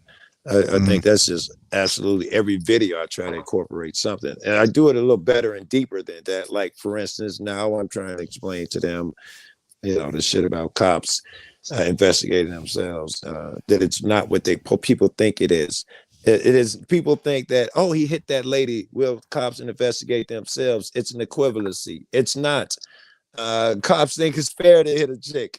You can do that by cop standard. You investigate themselves, ain't nothing you can do wrong. You damn near got to kill a motherfucker, and that's got to be on videotape. And you might get away with that. Yeah. Oh yeah, they think it's justified to kill people too. Yes, he could be in the back, and he still gets away with it on tape somehow. I was just watching a video from New Mexico. The police responded to this guy who jumped out of the back of a truck. And the cop shows up, and the guy's walking in the middle of the road. It's like pitch black out. And he starts talking to him. He gets his name. He finds out he's on LSD and marijuana. He's the one who jumped out of the truck. And the cop's following him, trying to talk to him. And I'm thinking, I guess this can be fake, but this sounds like the kind of police officer we want on the job. His behavior was exemplary. He didn't threaten him. He didn't yell at him. He was just following him, trying to have a dialogue and have a conversation to see how he could resolve the situation. Right. Then the statey showed up. And as soon as he gets out of his car, I'm like, here we go. Just because the way he's walking. Then he opens his pig mouth, and I'm like, that's it. This is going to turn into a fucking shit show. Just because the way he was talking. And within seconds, it turned into a shootout. Within seconds. This previous cop is following him down the road. They're having a conversation. He's updating dispatch. Hey, his name is this. He's from here. This is what he says he's on. Whoop-de-whoop. I need an ambulance. Everything's calm. It's drawn out. There's so much potential to resolve the situation. Stady shows up. Boom. Shootout. Less than a minute. Yeah, right. It was the perfect dichotomy and an example, demonstration of how their shit attitude escalates every fucking situation they come in contact with. Yeah. All he had to do was show up on the scene, and shit went straight to hell. Yeah, he make me think of Laquan, somebody Daniels or whatever his name in Chicago, where he had a knife or a screwdriver, and the cops were out there talking to him, and he was talking to him and shit. And this one guy go past all the police where they're standing and talking to him, bail out the car, and immediately pow, pow, pow, pow, pow, shoot the guy down.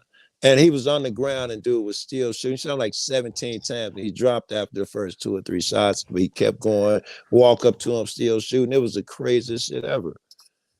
And it took 5 years for him to go to jail and get caught because they hid the tape for 5 years. I don't even know how it came out. Everybody lost their job. The mayor, the state's attorney, everybody lost their job that year. Yeah, that was what took Rahm Emanuel down, wasn't it? Was Rahm there? That was Rahm. He's the mayor who lost his job that year. And the state's attorney, Kim Fox, lost her job that year too.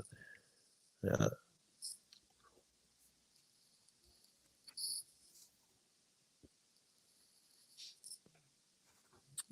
Here's another little trick I did. I saw a guy. I got a friend in Texas, and she just believes, down here everybody carry a gun, blah blah blah.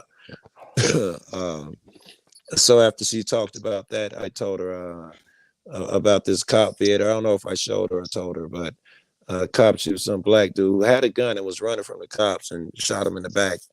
And I was like, yeah, and he had a gun though in his waistbands. And then she was like, yeah, it's supposed to shoot him. He had a gun. I was trying to point out that here it's obvious he had a gun. You shoot him. In Texas, fuck you mean? Everybody carry a gun. Why would you fuck with somebody who has a gun? It should have stood out on his own. I shouldn't have to point shit like that out. If you could snap your fingers and magically there was either no police force or an altered version of the police force, would you do that? And what would that look like either way? I'm okay with go ahead, Jennifer. That's all I can do when I snap my fingers, or I get everything I want. Is there a third option? What else? What else do you want to be an option there? Maybe. Like, can I change everything about human nature that I need to in order to make police unnecessary, or I can only choose no police or better police? No police or an alternate version of police, and the rest of society is the way that it is. I thought you left no police out on purpose. Okay. Probably alternate. Okay. And what would that look like? No police, it goes the exact opposite way. Then there's no accountability. See, we take psychopaths, murderers, people who have low self-esteem, quick to anger. They're not very bright. We take them and we give them guns and badges. That's the problem with society. But ultimately, we know their name. We know where they work. Sometimes they can be held probably about 3% accountable. Yeah. If you just take that away and they just let the fucking psychotic monkeys run amok out in the streets with no accountability, that's what it looks like with no police. And like I said before, I value people with Down syndrome and old grandmothers more than I do big, strong men who can cut down trees. So I don't want to live in a society where everybody has to protect themselves. I would have thought altered version as well. In a society I envision, someone will kick your ass if you fuck with the old lady next door. You can call the cops if you want to. So altered version, yeah. Interesting. And I don't know if I got what it looked like from you, Dennison, correctly. What it looked like is what? Basically just zero accountability. Everybody just does himself in. Is that the gist of it? Without police? He didn't say no police. That's not what he said. I think that's not what I would pick. No, I'm saying if that's the case, did I hear you correctly? If it was that way, if it was the society is the way that it is with zero police at all, then that would turn into without Mike any Max, accountability, right. just everybody does each other in. Yeah. If you follow the logic all the way to its fullest extent, it just becomes pure chaos. And even if it's not everybody does everybody in, there's enough strong people who does everybody in. And here's what I'll say. This is something I think a lot of anarchists don't get. Now, I'm not saying you're an anarchist. I'm saying I think this police thing fits into that. And that's why I'm going to add the caveat in case the same thing is happening here. If you're going to say that certain members of the community will step up and do the right thing and protect the weak and the innocent, and that becomes their responsibility, you've just created a police force. Yes, right? I agree. So maybe we don't call them cops. Maybe they don't have uniforms. As a matter of fact, I don't think they should have uniforms. Right. But one of the biggest problems that happened with the guy I was talking about walking on the highway in the desert is the guy that the Stady looked like a fucking demon to me, and I wasn't even on acid. He had this big, pointy, weird shaped fucking hat on, fucking black garb, and guns all around him. Like, I'd be scared, and I wasn't even on acid. So if you snapped and there was no police force, you don't see anybody stepping up to fulfill that role. I think that once you allow people to step up and fulfill that role, you've created a police force. Mm-hmm. So ultimately, it would be the same thing either way. Right. We can be honest about what their real job should be and hire people with a propensity for that. The kind of people who like to step up. We teach them that their job is always to avoid force, to avoid compliance, to avoid putting someone in handcuffs. You know, we educate, train, and hire police for the exact opposite of what we do now. And you take people like me and make them cops. Someone who has an aversion to telling someone else what to do.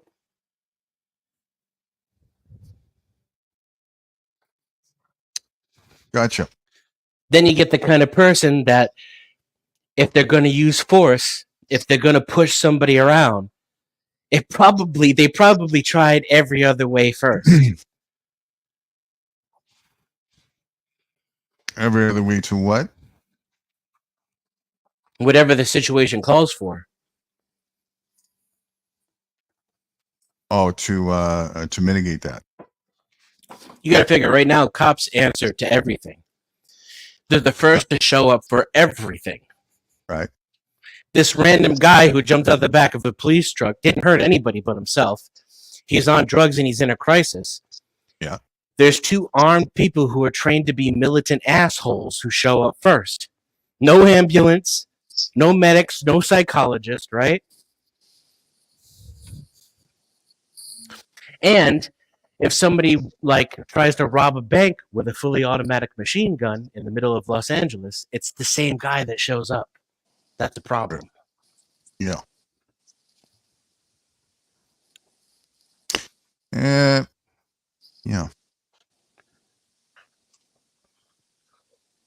I think that's the real root there of it all is that people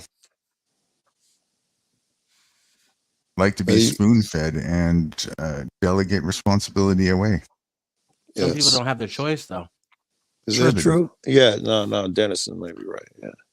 And I'll tell you personally, call it spoon-fed, call it whatever those terms you just used is. I won't even argue against it. The fact that it's true matters. Like me personally, I don't give a fuck about the bank. Did you say some people or did you say people don't have it? Some people don't have a choice. I agree with that. Some people are in a predicament where it's pretty difficult.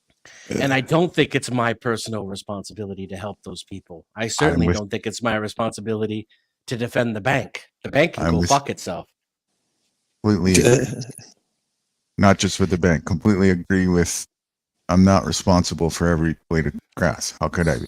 And why would I want? So the state needs some representation.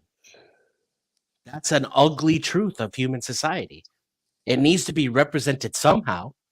Otherwise, it's just the biggest, baddest, meanest motherfucker wins every single time. And I don't want to live in that world. Okay, in this, when you say the state, are you talking about like right now? Like, what do you mean by the state? Can Any you define form that of for me? opposition, any opposition that you form to stop these things, he's calling the state. Yeah, once you decide that there is a collective will, once a community gets together and says, we believe in these things. We need to do this. Yeah. Okay. Once that happens, you've just created a government. Is that a government or is that people with a equal ideology? It's Isn't it a government government, when state, you police. delegate certain amount of people to enforce an ideology? How is it not? Rather than everybody as a whole sticks to an ideology. That's not a thing. Like I said, if I could snap my finger and make that a thing, that would have been my choice. But you didn't give me that. Oh, no, we're not in the same question anymore. We've left that. We're not in the question I asked earlier. Yeah, about the cops. Oh, sure, yeah. Once people, every single human being on the face of the planet decides to stop acting the way that humans act, we'll have no need for government, 100%. Oh, no. Does it have to be like that? Or can it just be, a group of 5 or 10 people that go out and exist? No, it's got to be like that. You might get away with 85% instead of 100. You're not going to get away with 2%, 1%, 0.5%. No. But 5 or 10 people can't go out and just coexist amongst themselves in that fashion by themselves? Sure, given the current state that there is. Yes. Given the current state. What do you Is mean? 5 or 10 people even relevant though, right? If we're talking about a bunch of people here in our proposition, 5 or 10 people damn near irrelevant. Not only are they irrelevant, but they can only do that because of the state. That's the problem with the collectivist view. They still get bullied. Those 5 I don't look still at the get collectivist view. I'm an individual, and I find people to cooperate with. I go in and out of arrangements with that as I see fit. And very Neither fluid. do I. I'm an individualist extremist. I just also admit that collectivism is the natural state of humans. I don't know. Look, I submit if your numbers get high enough and someone acts out, you guys are going to get together and get some men to set them straight. You form police. Force is the ultimate arbiter of all things. We can write down as much shit as we want to on paper and give great speeches and blow smoke up our ass all day long, but the state is a monopoly on force. And that's where it gets its legitimacy from.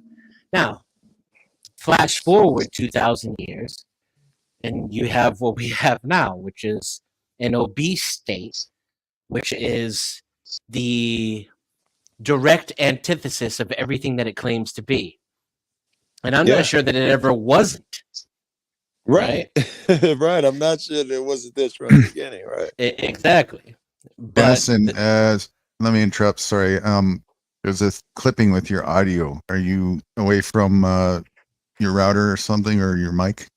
It's a bit of clipping and I'm a on bit the of other warble. side of the house. Yeah, my favorite troll there is get closer to the Starbucks or move your cardboard box closer to the McDonald's. We can barely hear you. Your internet's fucking up. The volume's okay. It was just kind of cloggy and warbly. Yeah, I'm on a wireless headset. Immediately better. You're already better. Yeah. Anyway, all right. You're Continue. better than Guru now. You control Guru now. You're better than Guru. Well, shit, he's sitting outside without any technology. Right, He's got himself tuned to the correct frequency so that he can transmit the internet through his body. He's got a couple tree branches and some water and a pond. Right. As I got my feet in a bathtub, It's all just molecules, bitch. Right. Not my fault. You don't know how. Diet magnesium. What are y'all doing? Right. Put some Yes, copper in your bath water. Got this manifestation fallacy down pat, That's manifestation fallacy. Let's talk about that. You and Kat. That's you, right? Was it Dennison who's absolutely doesn't believe in the that's Dennison who doesn't believe in that manifestation shit. And I don't want to set Dennison off, so fuck it. We ain't gotta talk about it. That's me. Well, that is you. It's an absolute fallacy. No such thing. I'm packing my bowl. It's already packed. All right. I'm not entirely convinced of that. Tell me about it. Kick it off, man. Well, I'll kick it off. I am a child of God, God's creator. Not in the sense he manifests shit out of nothing. I got a little of those creative skills. I can move some of these molecules around and play like my dad and create some things. Yeah, what? So far, I shouldn't have said nothing you disagree with. Like I could be talking about a car so far. I was just chuckling because you said play like my dad. Oh. I liked it. All right. And perhaps some of my abilities outside of my physical abilities are mental abilities. I can think of a thing and get a person to call me or think about me or come aid me or something. What do you think? Does that equate to manifest somehow? Yeah, I think he agrees with that. All you're doing is manipulating the molecules in between. Yes, down the line it may go to manifestation. So do you agree that I can use just by will or thought alone without touching shit physically that I could make someone think of me or pick up the phone and call me? Yes. All right. So what is our definition of what can I manifest? Because I think I got enough already to manifest some shit. Well, let's start with that. What is your definition of manifest? I think that just make things happen. Like, let's say I want to date this girl. Now, if you agree that just by thought alone, I can have that girl call me, am I not manifesting in a way that Kat says? No. Okay, what is Kat talking about then? Bringing something that didn't exist into existence. But that's not even a thing. If that's what you're saying, if I'm not right and you're right, that's not a thing. Because he'll say you can't even manifest a car. Right. From nothing. Well, yes. In those terms, yes. She doesn't have a leg to stand on. I thought she was talking about something else. I'm pretty sure she's talking about something else. She talks about something else, but they agree on that. The difference would be he's saying you're just manipulating the molecules in between the two people and transmutating the message across great distances. You're not actually creating something out of nothing. Right. Yeah, and you're that's sure that she thinks she's creating something out of nothing. You're sure of that? Yes. Okay. You think she brings something out of nothing? You talk to her enough. And she thinks you know. And she thinks you do that with your mind. It's a mind focus, and you have to will hard enough and some other practices or whatever it is, and you don't think that without the manifestation? I don't know. What's that? You don't agree with her minus the manifestation part? Yeah. When it comes to like mentally focusing on creating things without the word create? No. But you still agree that I can mentally make a motherfucker call me? You can definitely send vibratory influential signals, for sure. That could be picked up by another individual. Absolutely. That could even be measured. All right, right on.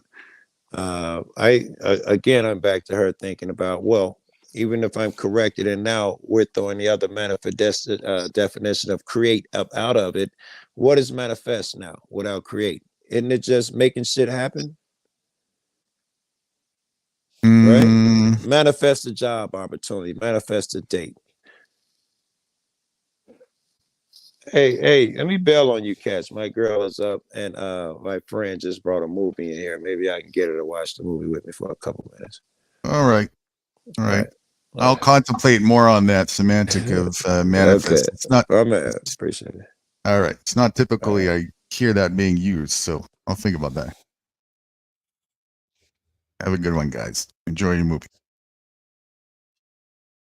In that context of manifest, I don't know. There's still something missing there. It's just too easily equated with the other on first thought, you know, too easily equated with from nothing to something. That's all I typically hear it being used when I hear people say that. You know? I don't even know if Kat is saying it's from nothing to something. She is, and she's trying to get the gist of what I'm saying when I talk about the law of resonation, and that's a totally different thing. And she still doesn't understand that. The law of resignation? Resonation. Resonation. Yeah. What's So that? she's touting, this is what you were trying to say earlier. She's touting from, forget the name of the individual, but they wrote the book The Secret or whatever, and that's the law of attraction stuff. Mm-hmm. And it's totally a miscalculation in the way that they put that. There's an aspect of something in there that, if it was understood, has some correctness, and that's what I've been trying to get across to Kat. But because people completely miss what I would say would be more accurately put as the law of resonation, what you resonate with, an aspect of exactly what you experience, it's reflectionary at any given time.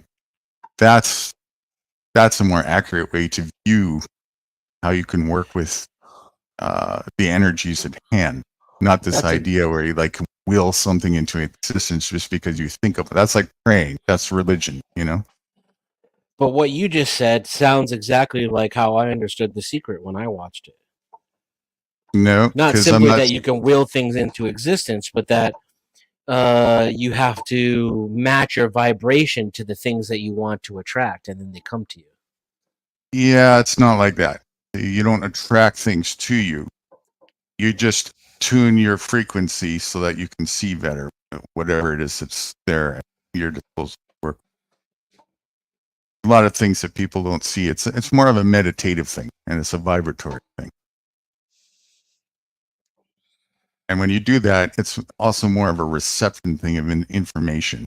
You can tune into the informational field that's everywhere, and that's how we receive information and have thought. Can you manipulate it? What do you mean by that? Well, the same way a radio works, right? All a radio does is receive. Yeah. So you can't through that make a sandcastle all of a sudden build itself. It doesn't work. None of that happens. It's receiving information that gives you an awareness of paths and wisdoms that you have at your disposal. Where does the information come from? Everywhere. It's just the information is there. It's the same thing as where does the thought come from? It's just What present. created the information? It's always there. No such thing as create. So the invention of the automobile was always just in the ether. Yeah, the capacity, at least. Well, for sure, the capacity, right? Yeah, the capacity and but the idea materials itself was already being transmitted. Somebody just had to tune themselves to it. Yes. So what is the source of that? Frequency itself. What's the source of the frequency? The frequency is. So it's just always existed. Yep. And can you transmit? We're doing it all the time. We're both a receiver and a transmitter. But you can't transmit anything new. Correct. And none of it is mine. Only the awareness that I'm having and working with. The thought is not mine. The idea is not mine. Frequency is not mine. Perception, I can view it from different angles, but what I'm viewing is not mine. It's just there. Even a song isn't mine if I make one. I just assembled out of what was there, right? So are people even capable of aligning information into new thought patterns? Define new thought. What? Just using patterns that were already there in a different way that wasn't done before? Yeah, it's I creating a don't new know. thing that didn't exist. Well, how do we even know that was never done before, you know? And You when don't, was but you'd still be able to. If you're able to. That's what I'm asking. We've already determined that no one does it because everything comes that's already existed. well, But it's a could problem. they if they wanted to? I'm not sure because I don't even know how you would calculate that because we don't have the capacity to even get close to seeing if it was ever done before. You know, I don't know. What would that accomplish if the answer was yes or no? Oh, I don't think it would accomplish anything. What motivated the question? What I'm trying to get Curiosity at. as to what you think.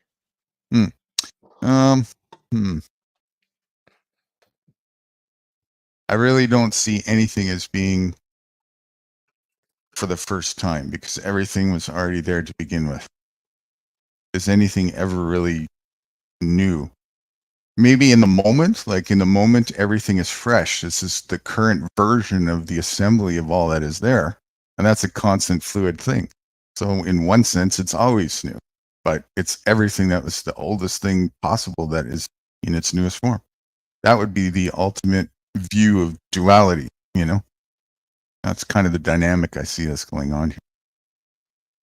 I think the idea of this, you doing something new, more falls in line with, but you tout a lot with,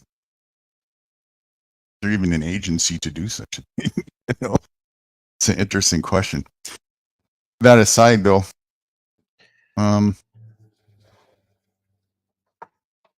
I really don't think so. But I can't disprove either way, or prove it either way. What leads you to believe any of that? Any of which? Any of it. Anything you've said in the last 7 minutes. That Oh, it's people just- can send and receive, that everything was already there, that it has no source, that it's always existed. Oh, it's the how things work. It's not a belief.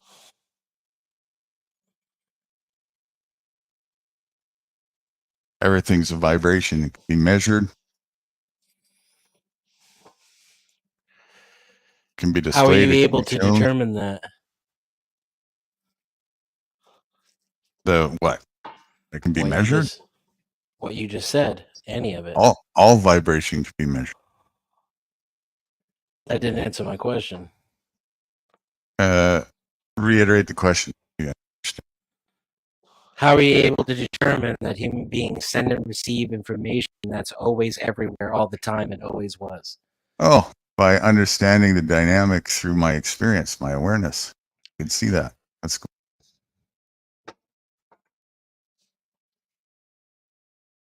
By understanding the dynamic by your awareness? Yeah, and seeing what's going on through me by knowing myself. Oh, so you can send and receive information. Yeah, and I see that's how we get thoughts. We're receivers. But yet you believe in free will. I don't know if I believe in free will. Okay.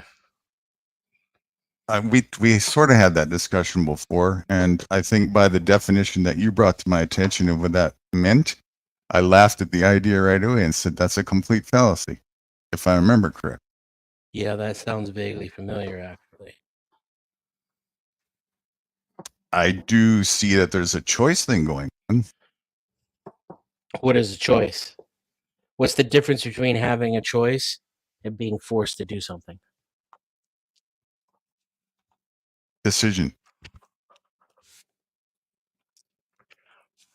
What's the ability to difference between decide. making a decision and not having one?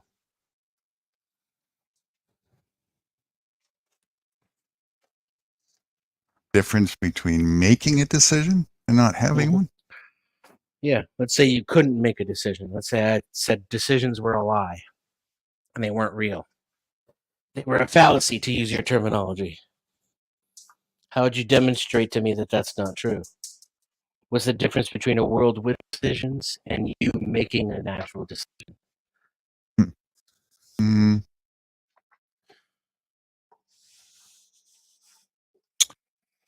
Um,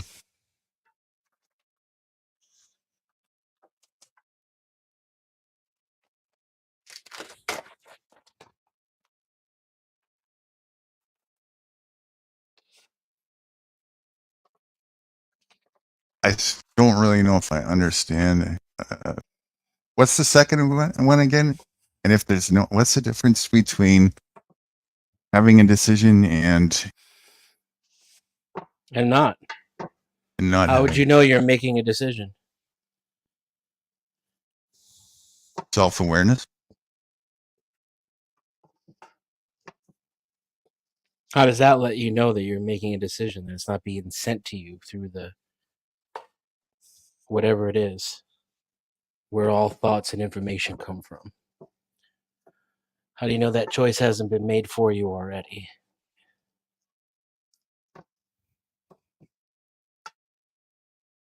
How do I know that choice hasn't been made for me anyway? Well, that would have to be that somebody's in complete control of everything about me.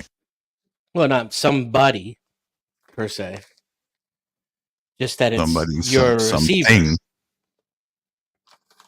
I'm a receiver of information. Yeah, what if your choices and decisions are on that same wave?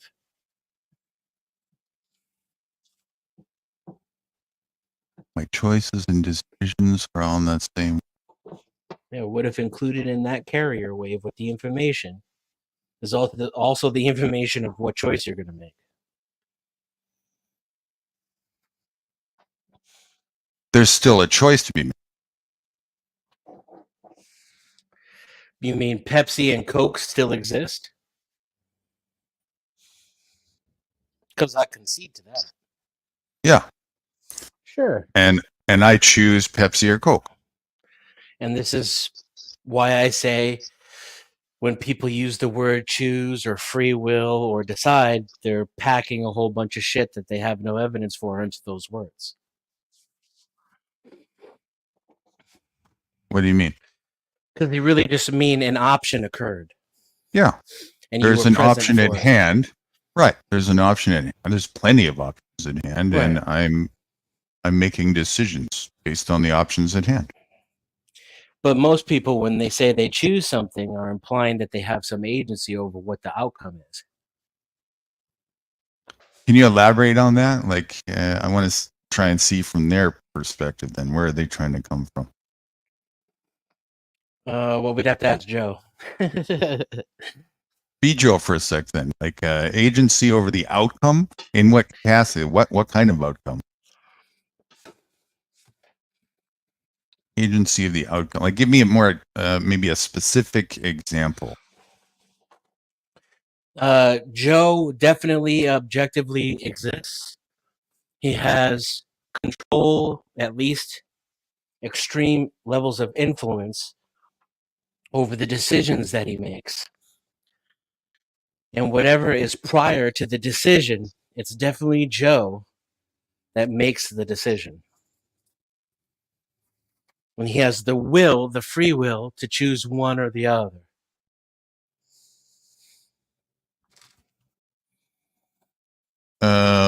Where is the, I don't know if I'm lost in the analogy here. Where's the in control of the outcome?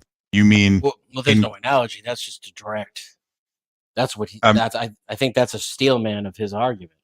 When you said earlier in control of the outcome part, that's give me an example. What the of choice that. or decision is. Oh, but the choice or the decision? No choice in what? Choice over the choices? Definitely not that. We already agreed to that yesterday. Pragmatically, we have no choices or free will. We already agreed to that. I encouraged him to take that like a rope and follow it into the dark cave where he thinks that his free will exists.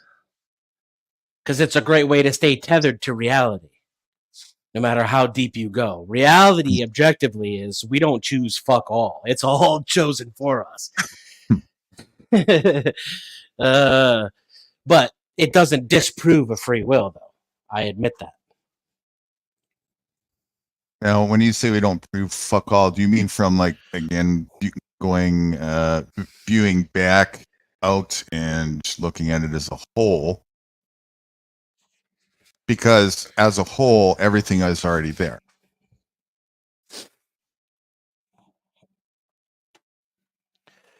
Yeah, I mean, I don't subscribe 100% of the implications of that when you say it, but I think it conforms to my assertion about pragmatically how we have no choice. You can only choose what's available to you, and you don't have any control over that.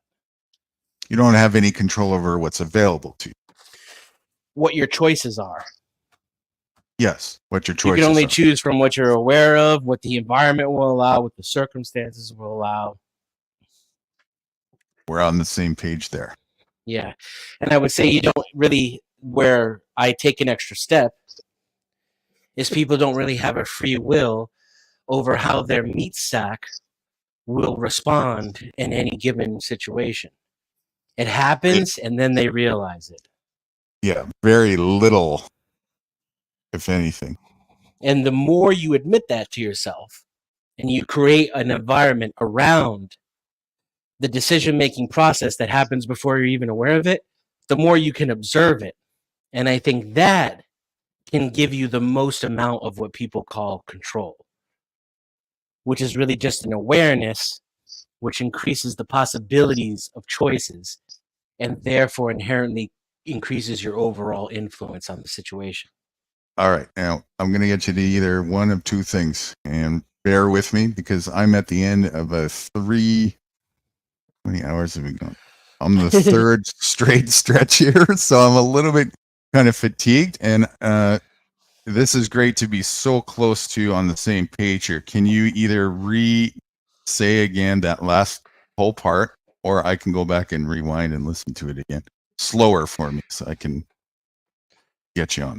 If we are, as I suspect, merely observing ourselves downstream, the more practiced you become at observing that process that you cannot exert free will over, the more aware of it you become.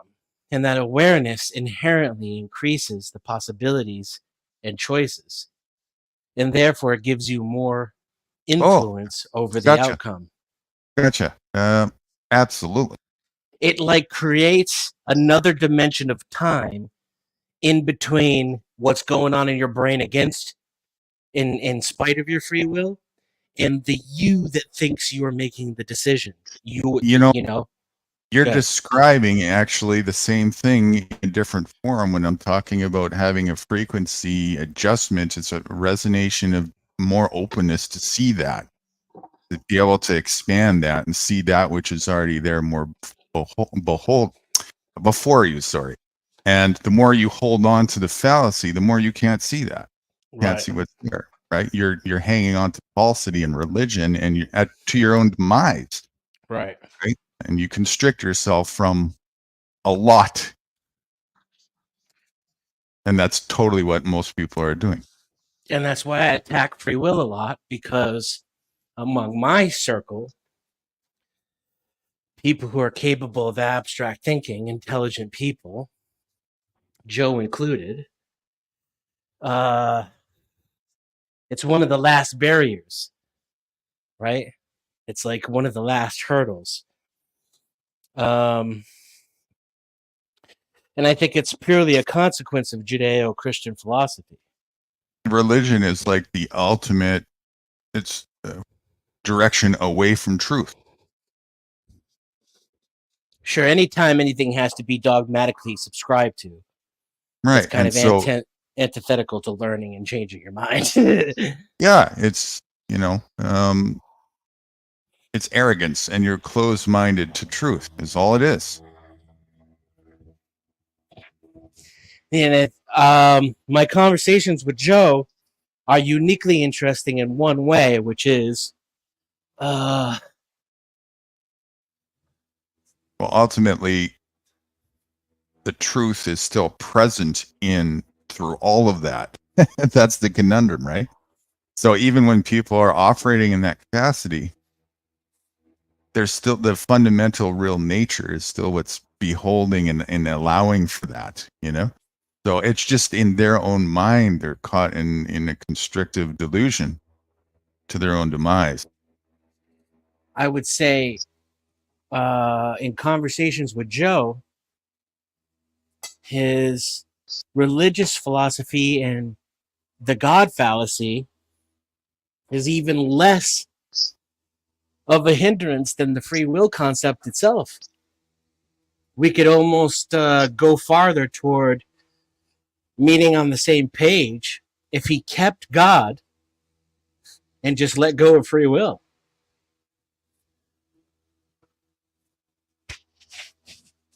Usually that's not the case. Most people are dogmatically religious, and their And ideas of God are just typically it goes hand in hand in the way that they think, right? And because they're given that free will from the God that they're worshiping on top of it, right? So yeah, they're in quite a pickle.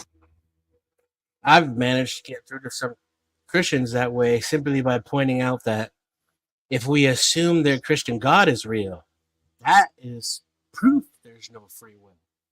See, I'm out here with just a couple of neurological studies, right? And it doesn't really prove anything. We could find out more next year that proves everything we know now incorrect. I don't believe we don't have free will. I am strongly starting to suspect that we don't, and I find no evidence of free will whatsoever, so I've rejected it. But that could flip around. As the digger we deep, we might find another layer. That's been our story, since we started digging. But if you assume the Christian God is real, well, then logically it's impossible to have free will. It doesn't exist. Of course. Or any God that you're beholden as a superior over your will. It's the ultimate oxymoron to the ideology. Yeah, and it's so obvious. It's just so obvious. But to a non-objective mind that has to hold on to their religion, you're presenting what will probably trigger fear very quickly. I would reckon probably a lot of fear reactions, and trigger reactions, as is typical with attachments to fallacies. I've But noticed that one in particular, because how do you even debate the logic behind that if you were so stuck? That's so easy to see, right? At least to me, it is. I'm just trying to look at it through an totally indoctrinated mind for a second. How could even that not be obvious? I relish the experiences I've had with my Christian friends because you can immediately tell the thinkers who just are really emotionally attached to their God, because it doesn't take long.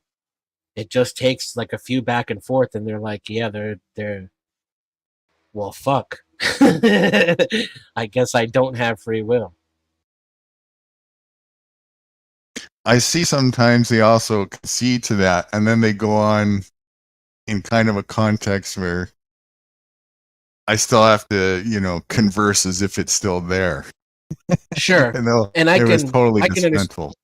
I can understand the argument as though we need to frame a society in a certain way as though it existed. I get that. And I wouldn't necessarily oppose it either if we were honest with ourselves about the fact that it's a fairy tale.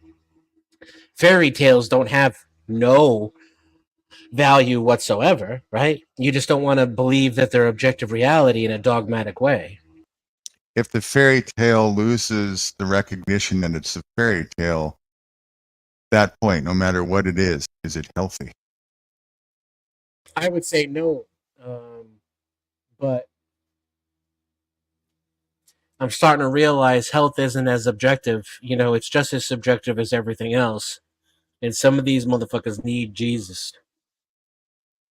Well, I think that's the conundrum they're in when they've lost sight so bad that, we were talking about that earlier. It's like somebody who's on heroin or crack, if they stop too fast, they could get sick and die really quickly. I used to think that too, but I don't know if they've lost sight. I don't think they ever had it, and I doubt their ability to gain it now. And that's based upon me trying to reduce my level of arrogance. It's not a byproduct of my arrogance. It's when I realized, when I thought everybody was just as capable as I was, and that all I needed to do was show them reality and they would jump on the reality bandwagon. That was my arrogance. For sure. Completely. Oh, and it was when I realized I wasn't able to do simple tasks that less observant and intelligent analytical people were able to do easily. Like, it's extremely difficult for me to go with my gut, and it's practically impossible for me to make a decision with conflicting information. It's like watching an android short circuit. It blew my mind at my inability to do so. I can understand the second one, but the first one, what makes it so difficult for you to go with your gut? Because Or there's always more information that can be obtained in order to have a clearer resolution. you don't see your instincts as being very accurate? No, definitely not.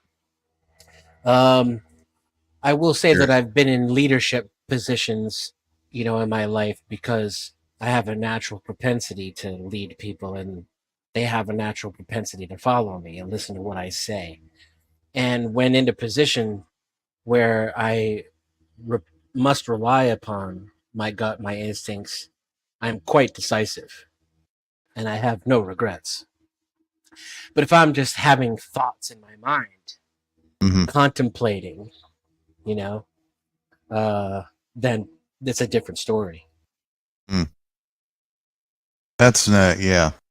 That is a different story. That's a completely different brain. That is an instinct.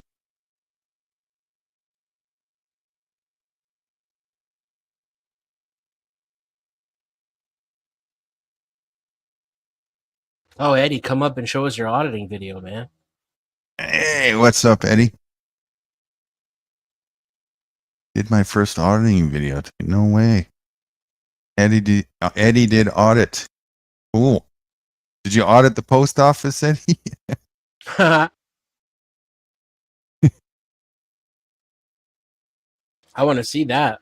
Yeah, Ashcan was in the house a bit ago. I don't know if you're still here, Ashcan. Good to see you, man. Eddie, feel free to come up if you want. Let me roll up. Oh, it doesn't look like the link was posted for some time. And forgive me if my energy seems a bit flagged. I'm on my third round here, 12-hour sessions, back to back. And I'll catch another one here shortly.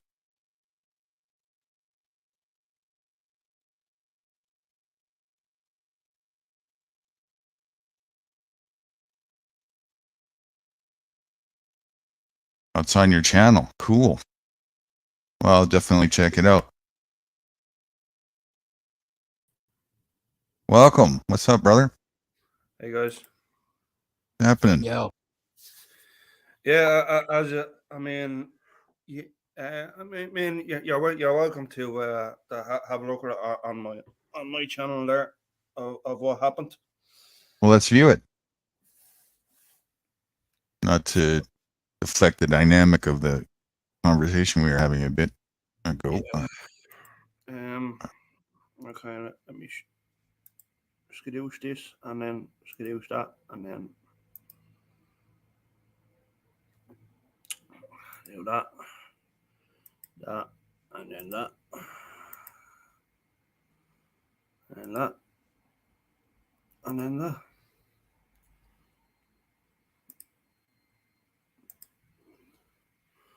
Okay.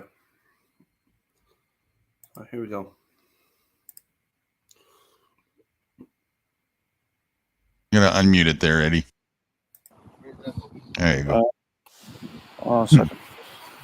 This man is keeping my card illegally, and like I want it back, and like he's not like it's illegal to take someone's property, and he's like I've called the guards, and he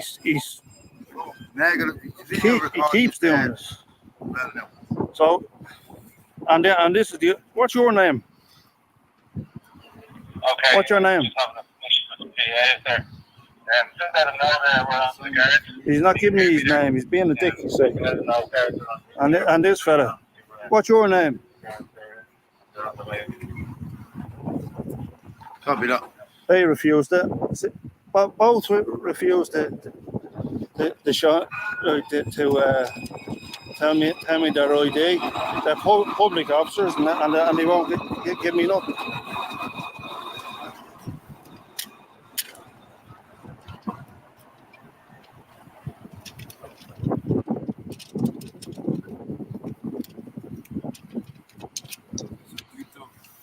You don't want the toll, you see? On the glass they put there.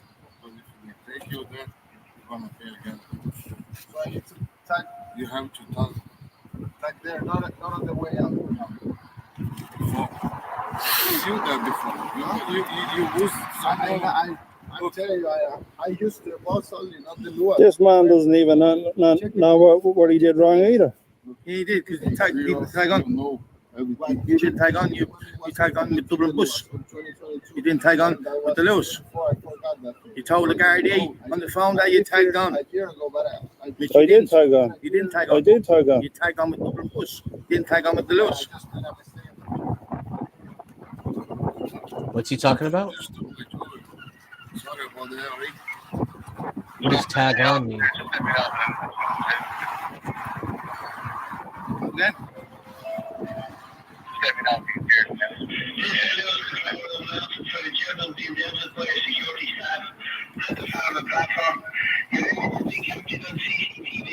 Yeah, and so is yours.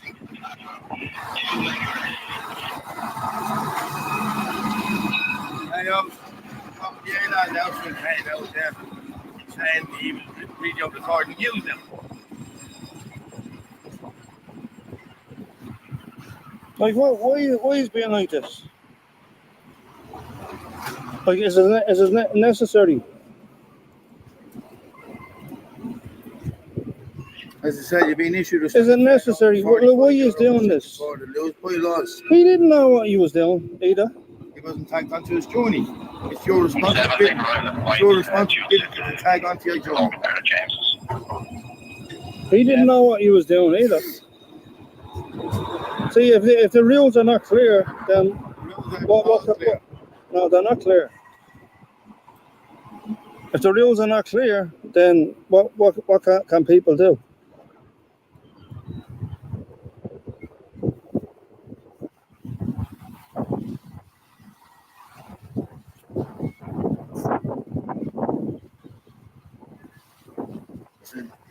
All you do is just give us details. A whole lot, everything be all good. But you've refused to give us any details on the tramp. That was a long Details pause of what? before answering. Name, address, the whole lot. Name, address.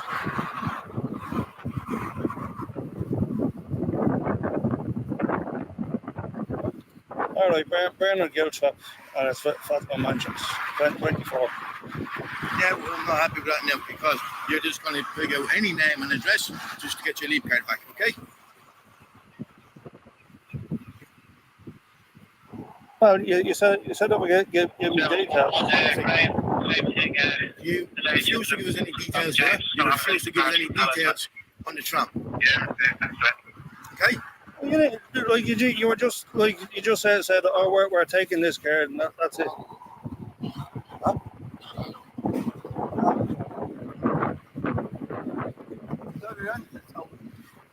To the guards.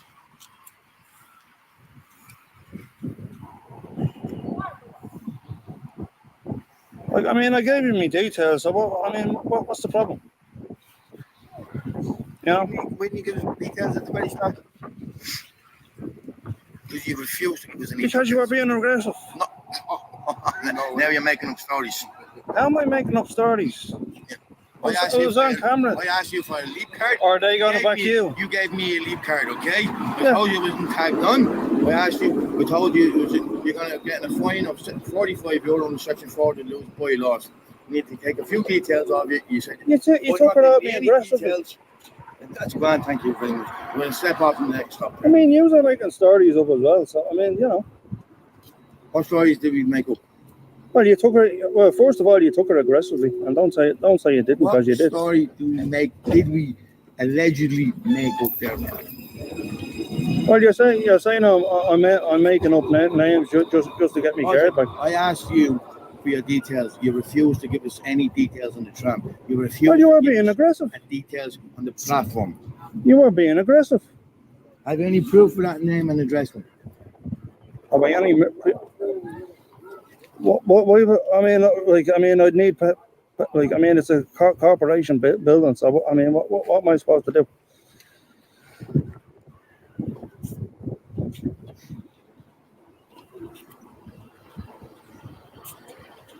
I gave you a name. I gave you an address. You know. You have your PPS guy there. What's your name on it? So.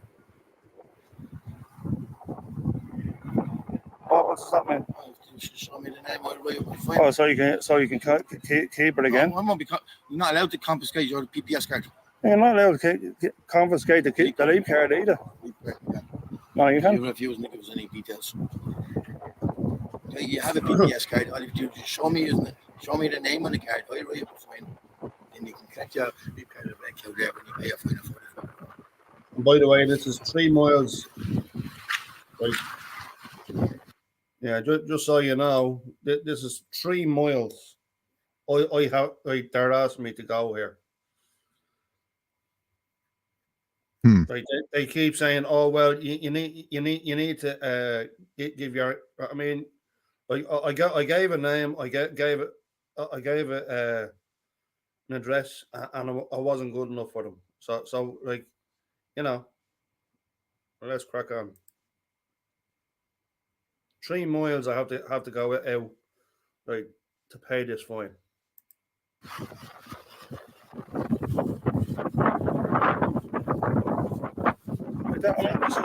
This is unfair, like, and it is unfair. It is unfair. You tagged on the bus. Okay, you told the guardie that you were tagged on. You're not tagged on with the lures.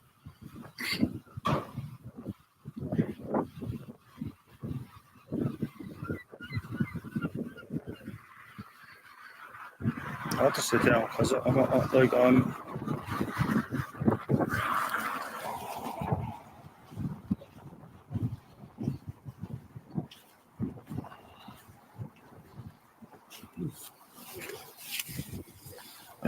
My back is busted, so I can't stand long. Yeah. By the way, I called the guards before this, and I said to them, I said, listen, what am I supposed to do? And they said, oh well, these two officers have every right to stop you, and you know, and it's pure fucking bullshit. I mean, instead of being assholes about it, I mean, just give us the card, will you? You're not giving us any details. I'm not giving you details. Listen, when I asked you for your details on the phone, you refused point blank to give me any details. Yeah, because you took it on me aggressively. Yeah, because you don't have to. Go ahead. Yeah, that's over there with that individual. Negative care control. I gave me my name and details. They get that.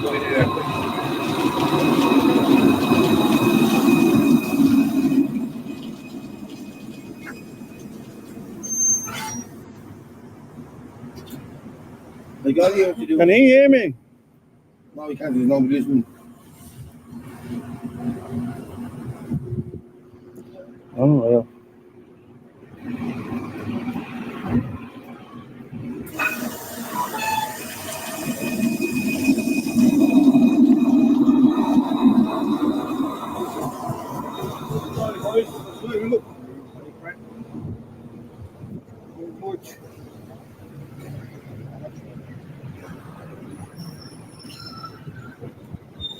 Oh, I'm not fine for this. Man, gee, I'm not to give me and me name. I'm not to get. You just show me the name on the PPS card. I write up the fine. You can collect the Lewis card from the red cow there when you pay off fine of 45 euro. Like that, I mean, the rules are not clear. I mean, that I thought I went over this.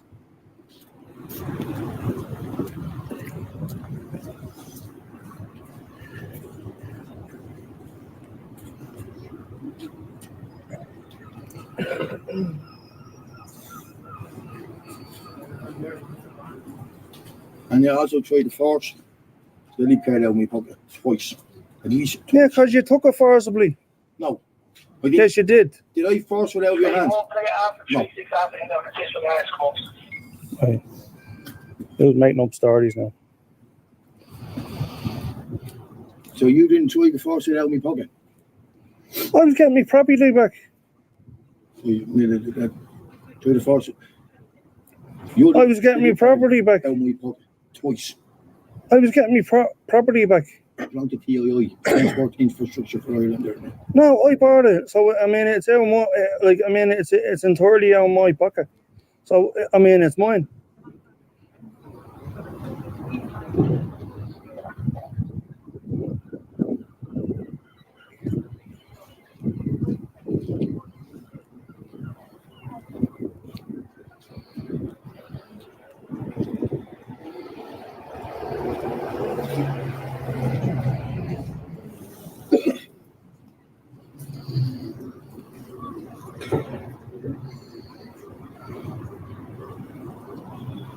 Control.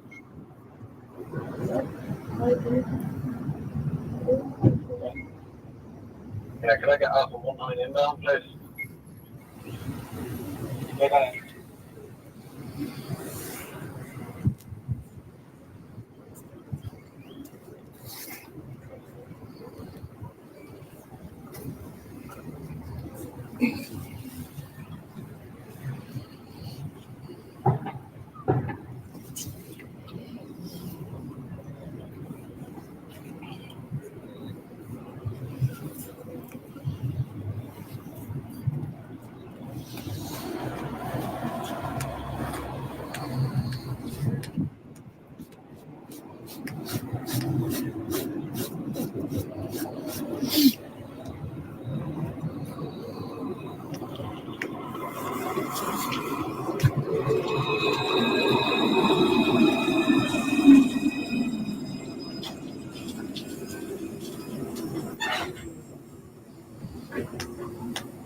These are street cars.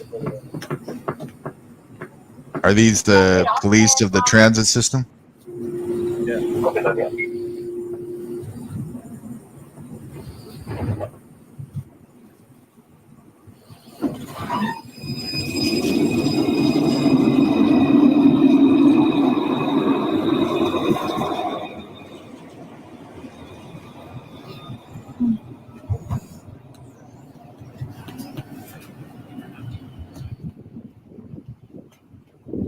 Said all you have to do is to show me the name on it. You have to show the card like that. I'll write up the details.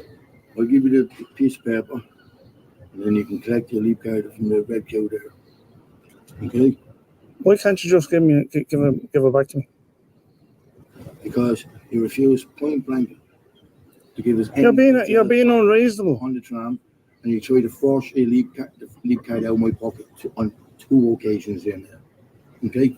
Yeah, because you just took it at me and put it straight in your pocket. You gave it to me. I didn't give it to you. You handed it to me on the tram. Okay? I scanned Yeah, it. so you can scan it. Dublin bus. Okay? Not the Lewis. I explained it to you, it's your responsibility to tag on with the Lewis.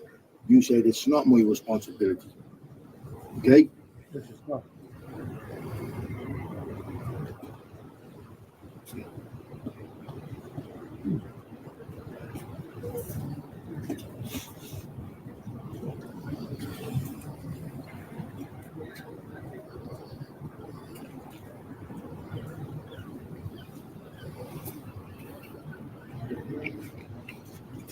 There. Okay, I'm not going to look. I have to look at it now. I'm not going to go touch the card, and I've said it live on your phone. I'm not touching that PPS card. All I'm doing is looking at the name. Okay.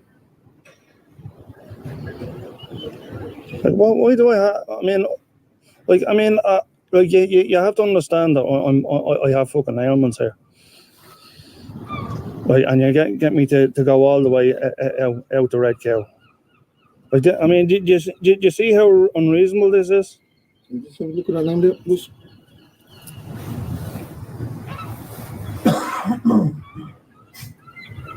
You just done that and then put the card back down again. Yeah, that's what you said. Do. Look, I want to look at the card.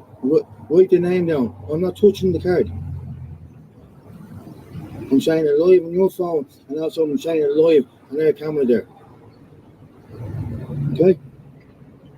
Yeah.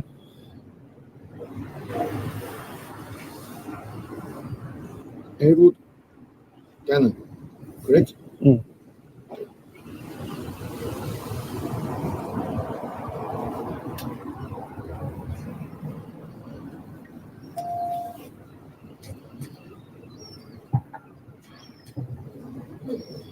Okay, if you want to sit down here away from other people giving us your address, that's up to you. I'm not here.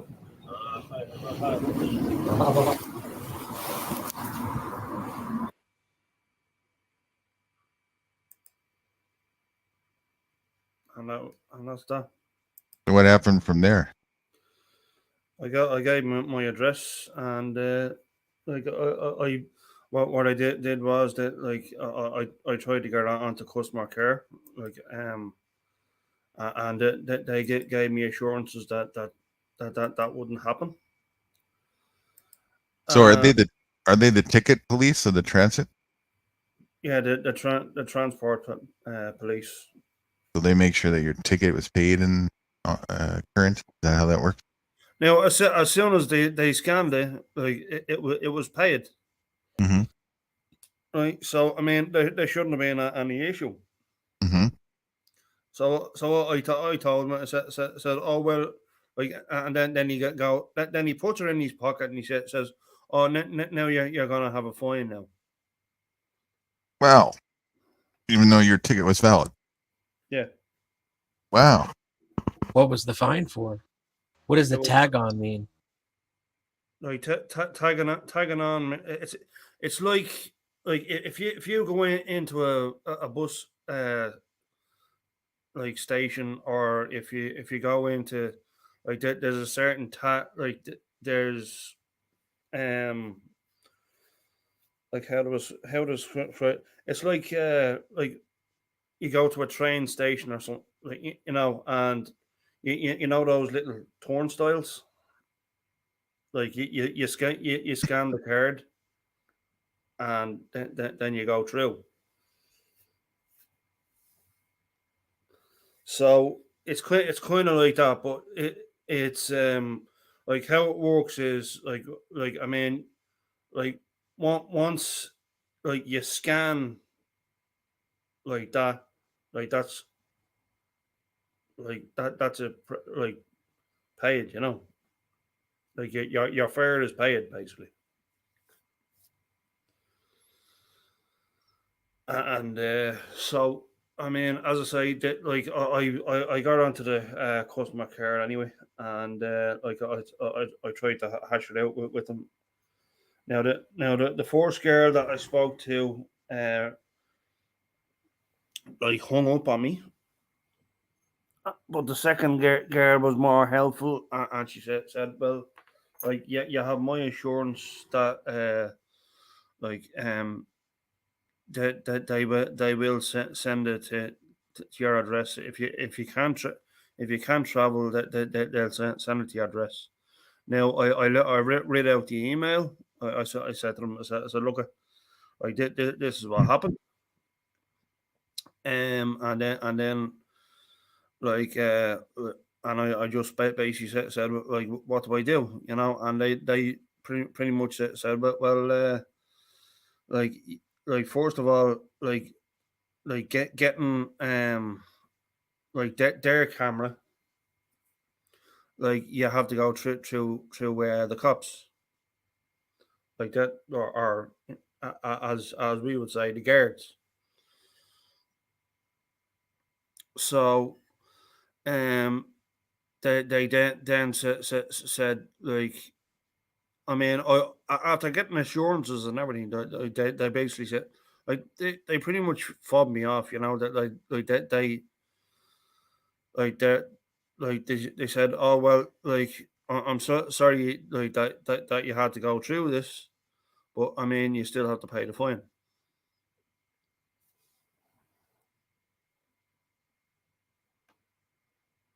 Interesting. So is tag on like displaying your ticket or something? Yeah, pretty much. You're But like supposed to like have it on. I have like I mean basically I top up a card, like it's a travel pass card, right? Right. Like a bus pass. Yeah.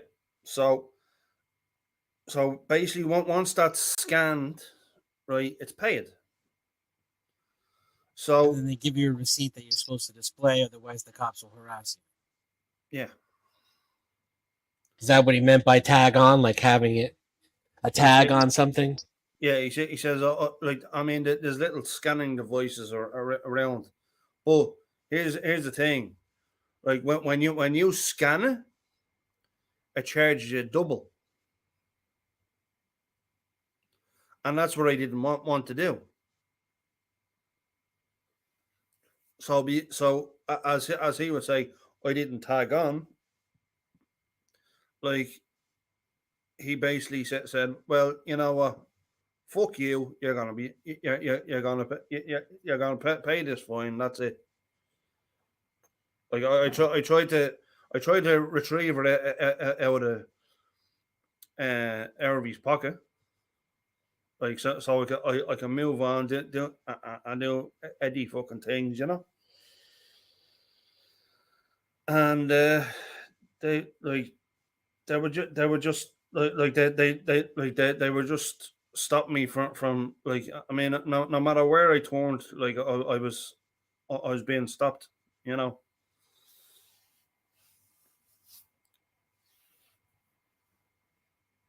So I mean, I asked for the camera footage, like their camera footage, and they said I have to go through the cops to do it. Now in saying that, I got onto the cops. They says, oh well, there's nothing we can do.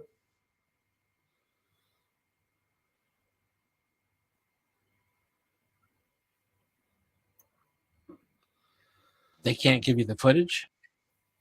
They can't, like, I mean, they refuse to give me the footage. Are they required to by law?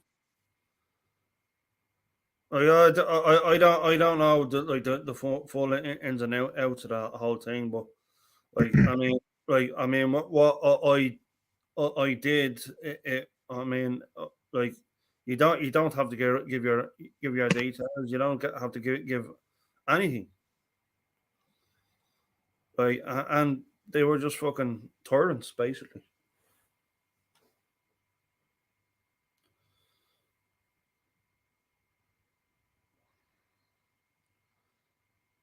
And in the end, they got that they got me details, but they didn't get the fine.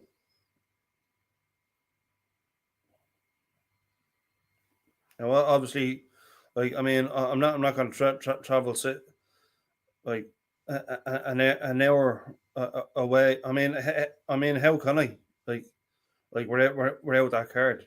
I can't travel anywhere like without that card. Like I mean, it saves like problems with like more problems with me back.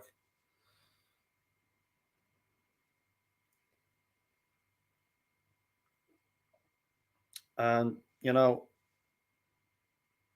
they took the card anyway and told me to pay the fine.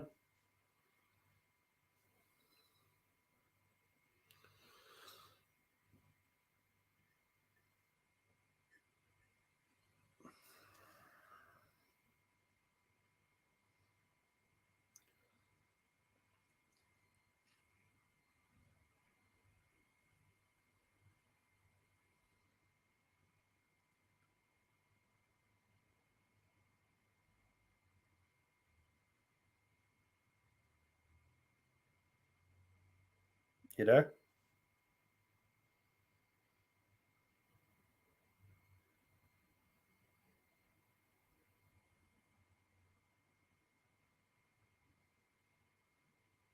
Hello?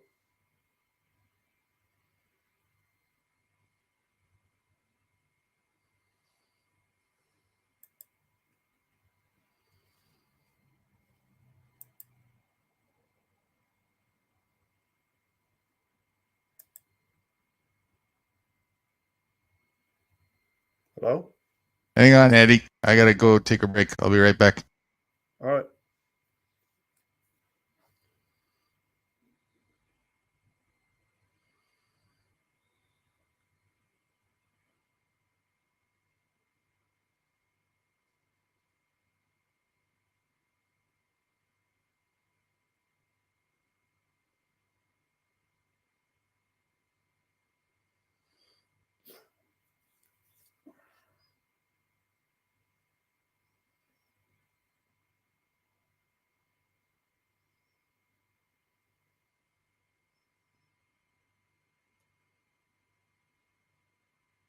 You there? You getting sound?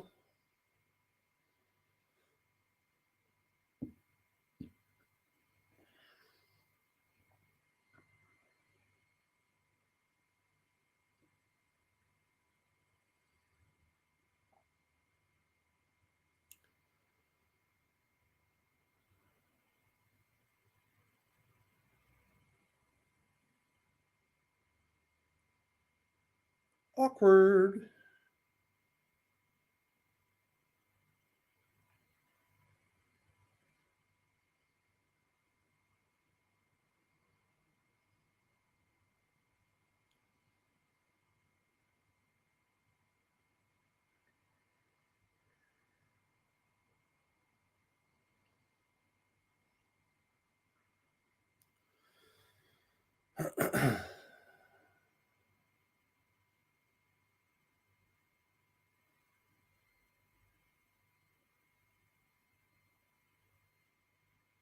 Dennis, come back up if you can.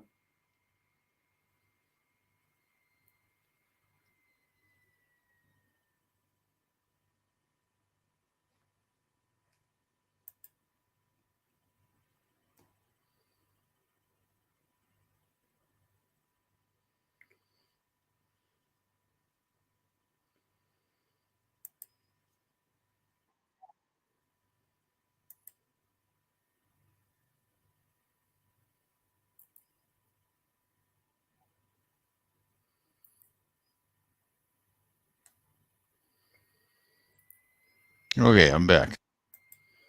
Good.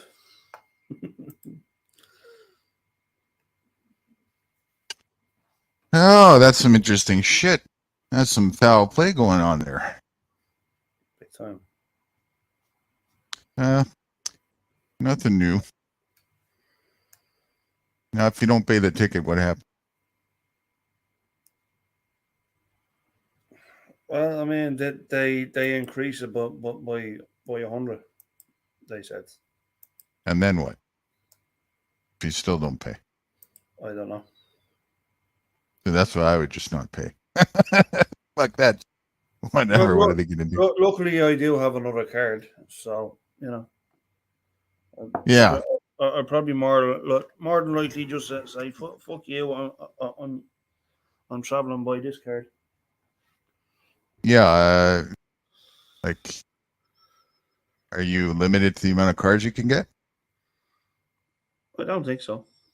So fuck it then. It's all a bluff.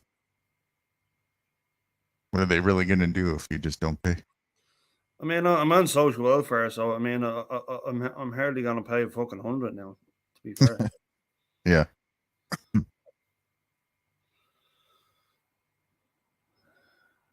Yeah, that's what I would do. Just walk away from it now, whatever. Well, like I say, I mean, they like, I mean, they were standing there like fucking statues, like, I mean, you saw it yourself. Mm-hmm. Wouldn't give me their fucking details. Did you think to ask for their superior? I didn't actually. That could have been in a direction of interest, maybe. They might not have called it for you. And of course, you got this on video. Another possible step would have been you try to call for their superior directly somehow. Even if it wasn't right on the spot, go to their superior and say, "Hey, look how your little minions acted here." Show the video and then file a complaint.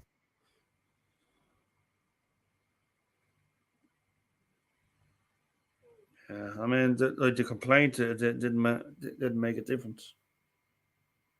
I don't know if it will or not. Like, probably not one, but they might get scolded, right? Like, they do have a reputation that they're supposed to keep. And if nobody keeps them in check at all, then they'll just keep doing that, right? So it may have some little effect. Obviously, it's just a band-aid, one way or another.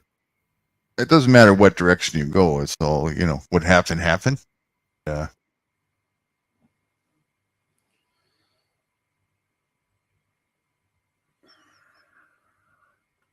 There is no true remedy.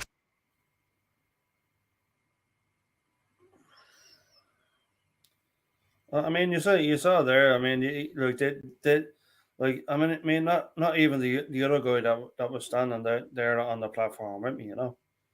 Like he didn't even know what was going on. And he's foreign. I fucking I actually stood up like to them, and that's what he didn't like. That's why he didn't like hand it over like straight away.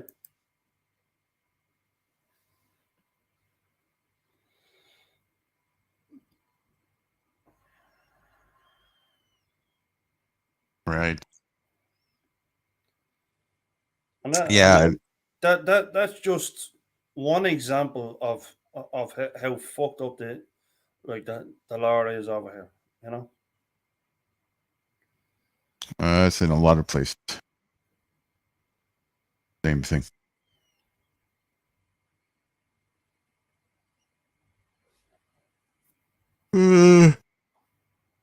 Yeah, more so in metropolis cities. How many people in your neck of the woods there? I mean, let's say, I mean, in Dublin alone, you're talking maybe a 1.5 million.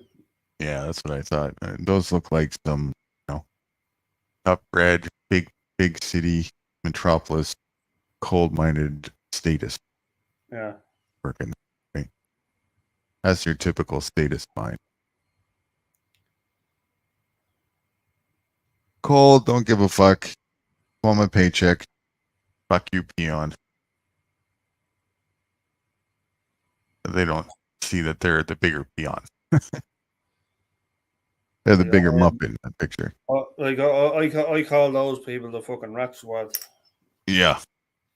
That's what they are. Fucking rat squads. And bottom feeders.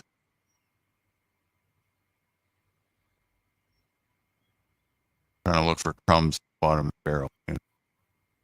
And look at the tactics they go to get it. What he did to you. Okay. Nothing honorable about that whatsoever. But you got it on camera, and that's fucking what a guy. Right on camera, and No shame whatsoever. This fucker.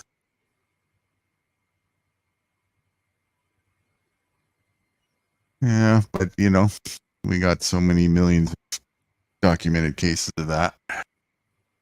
Yeah. Oh, I've seen them. Lackluster and fucking what was it? What's the other one? Crime. What's a crime to crime or something like that? It's what? What is it? Oh, like I'm just thinking of a couple of channels. Audit the audit. Audit the audit. That's one. The one, yeah.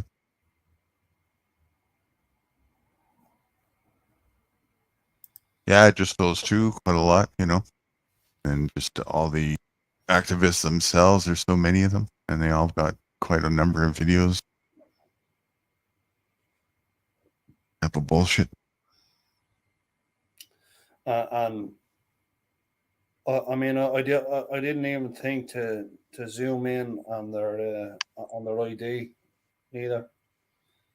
I didn't even notice that it was. I didn't see it on their uniform. Did they have it? No, they had it.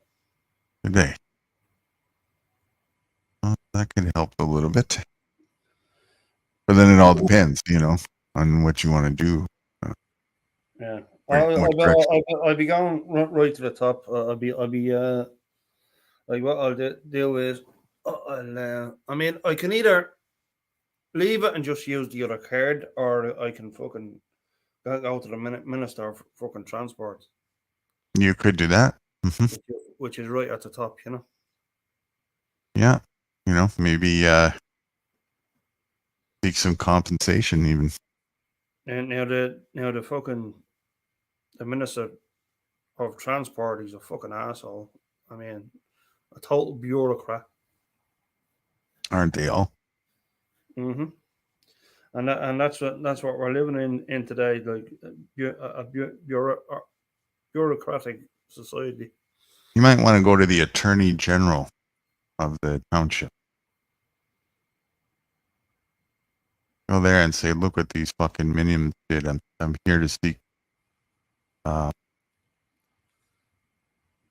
reconciliation, either in the form of monetary compensation or something equivalent. I'm open negotiation on that. What have you got? Just lay it out right directly with the attorney general. Yeah. Skip the bullshit. Go right to source. Who's got legal authority, right? The attorney general has legal authority. That's usually what it's called. That might not be the exact title over there, but I'm pretty sure it'll be something close. Well, I mean, you might as well say like he. I mean, I could go to the fucking minister of law. I could go to fucking. As I say again, I say again, like they're both fucking bureaucrats. So. Oh, of course, they all are. But it's the minister of law. That might be the same thing that I'm referring to. Is the minister of law a local thing, like in the municipality, or is that more of a in the I parliament? think. I mean, I suppose. I guess I could go to the like the police ombudsman. I wouldn't. Yeah, I wouldn't probably go that way. Is it called a mayor where you are? A mayor. Yeah, there's various mayors. I mean, Now you could go to the mayor's office and go to the legal department, the mayor's office. Here, that would be called the attorney general. Unfortunately, it's like the mayor's office is all the way on the other side of the sea. So. Oh, I'll call them. Call them and ask for whatever the legal department is called, attorney general or whatever equivalent, you know, the legal department of the mayor's headquarters there. Speak to them. You can even try and speak to the mayor, but usually they're really busy. especially small matters. So probably just reverted over to the legal department anyway, you know.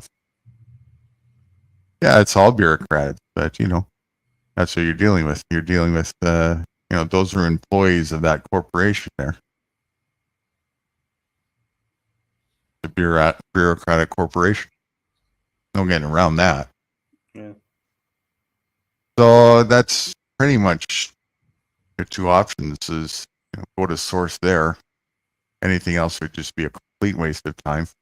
Or just drop it and go on with the other card. Yeah.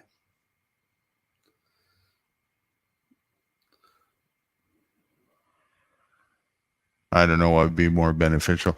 Depends on what you feel is worth your time, you know. Yeah.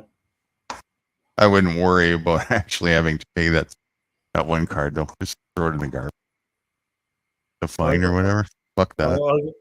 I mean that slip that like the that the other guy gave the other gentleman, like he like he gave the same thing to me in the end, but I ripped it up and fucked it in the bin.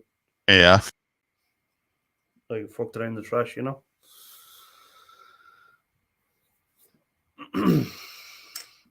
So I mean I still have the SNF number or whatever it is.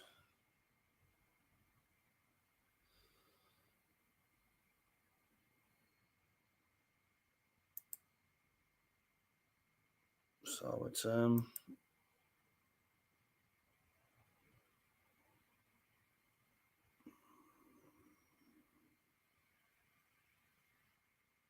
Right. yeah. So as I say, I went through it and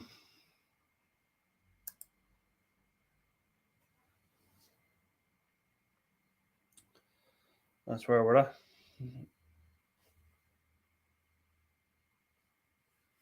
Interesting. Well, you got your first audit anyway. Or if you want to call it that. I mean, it wasn't really an audit, it was more of a making a record of a fraud that was going on by a public servant. He committed fraud right there. Yeah, it was a Thornton video anyway. And a blatantly fraudulent, completely fraudulent. That's not even just arrogance or whatever. That's absolute fraud, what they just did. Yeah. And on camera too. And then didn't even try and retrace it. That's funny.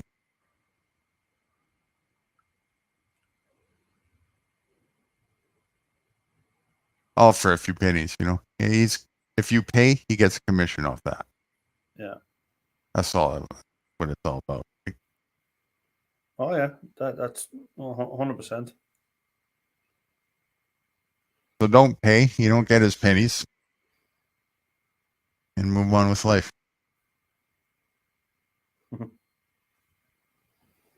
Because you know, can you really, other than that little fraudy thing there? I don't know. Whatever compensation you give, that would really be worth its while. Other than that, it's not like he did anything really to harm you. You know, he didn't really hold you against your will or, you know, use any force.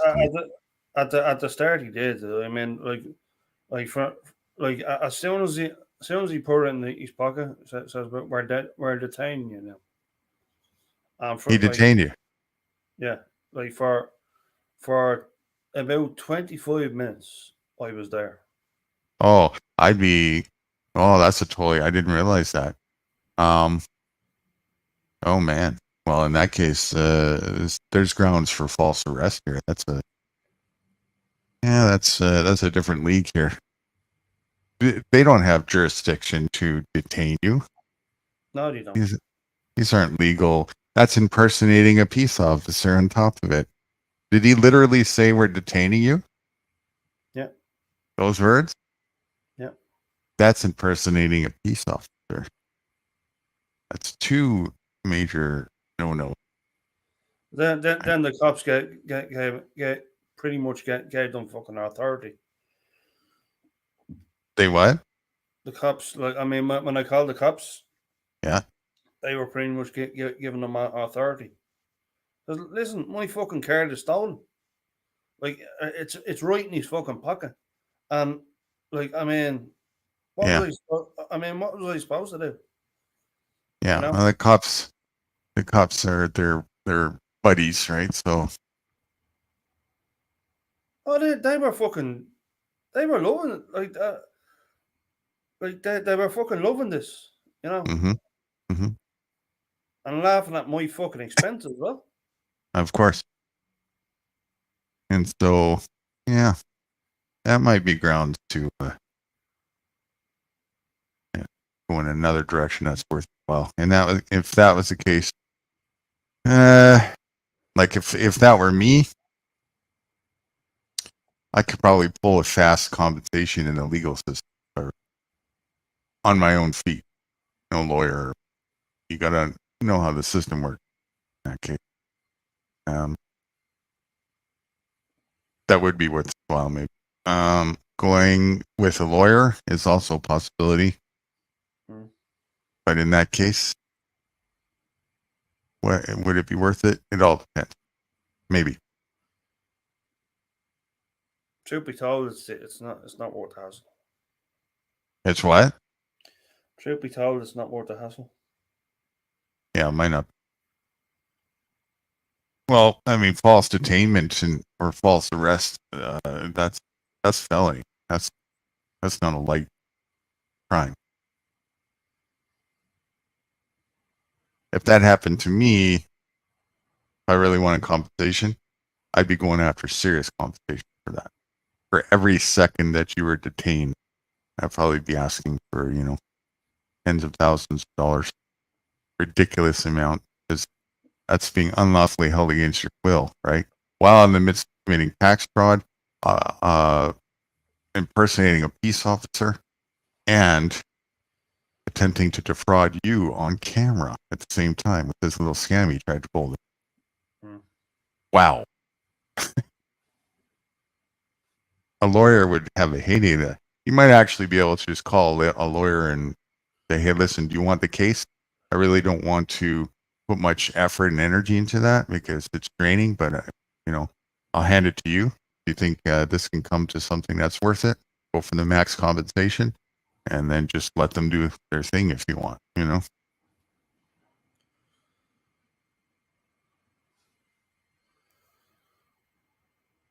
Or just drop it and move on. That's the other thing,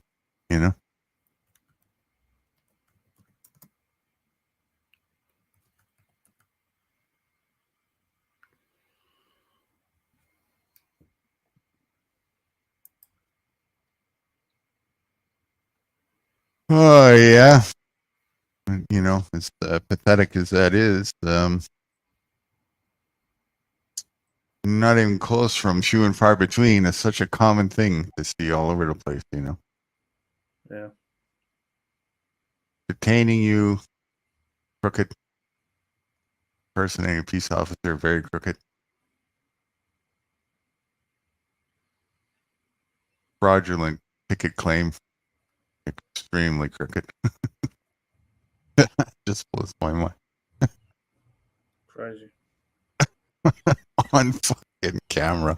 Oh, shit. Not too bright. Not too fucking bright.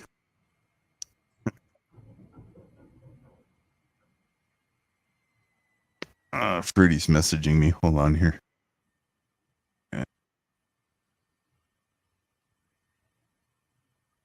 Okay. Eddie, I think I'm going to call it a day. I got to go and do something with Fruity here before I totally run out of steam and go to bed. All right, no worries. All right. So thanks for being up. Thanks for sharing that with us. That was very interesting. And everybody, anybody else who's still in chat, thanks for being with us. All the guests today over the last 3 in a row streams. Appreciate everybody's participation. It was fun and awesome. Always a blast to be with you guys and share wisdom and knowledge. So I bid everybody do well, and we'll see everybody soon again on the next one. If not this coming Friday, as usual, sometime in the afternoon, possibly even sooner. Take care, everyone. Later, Chuck.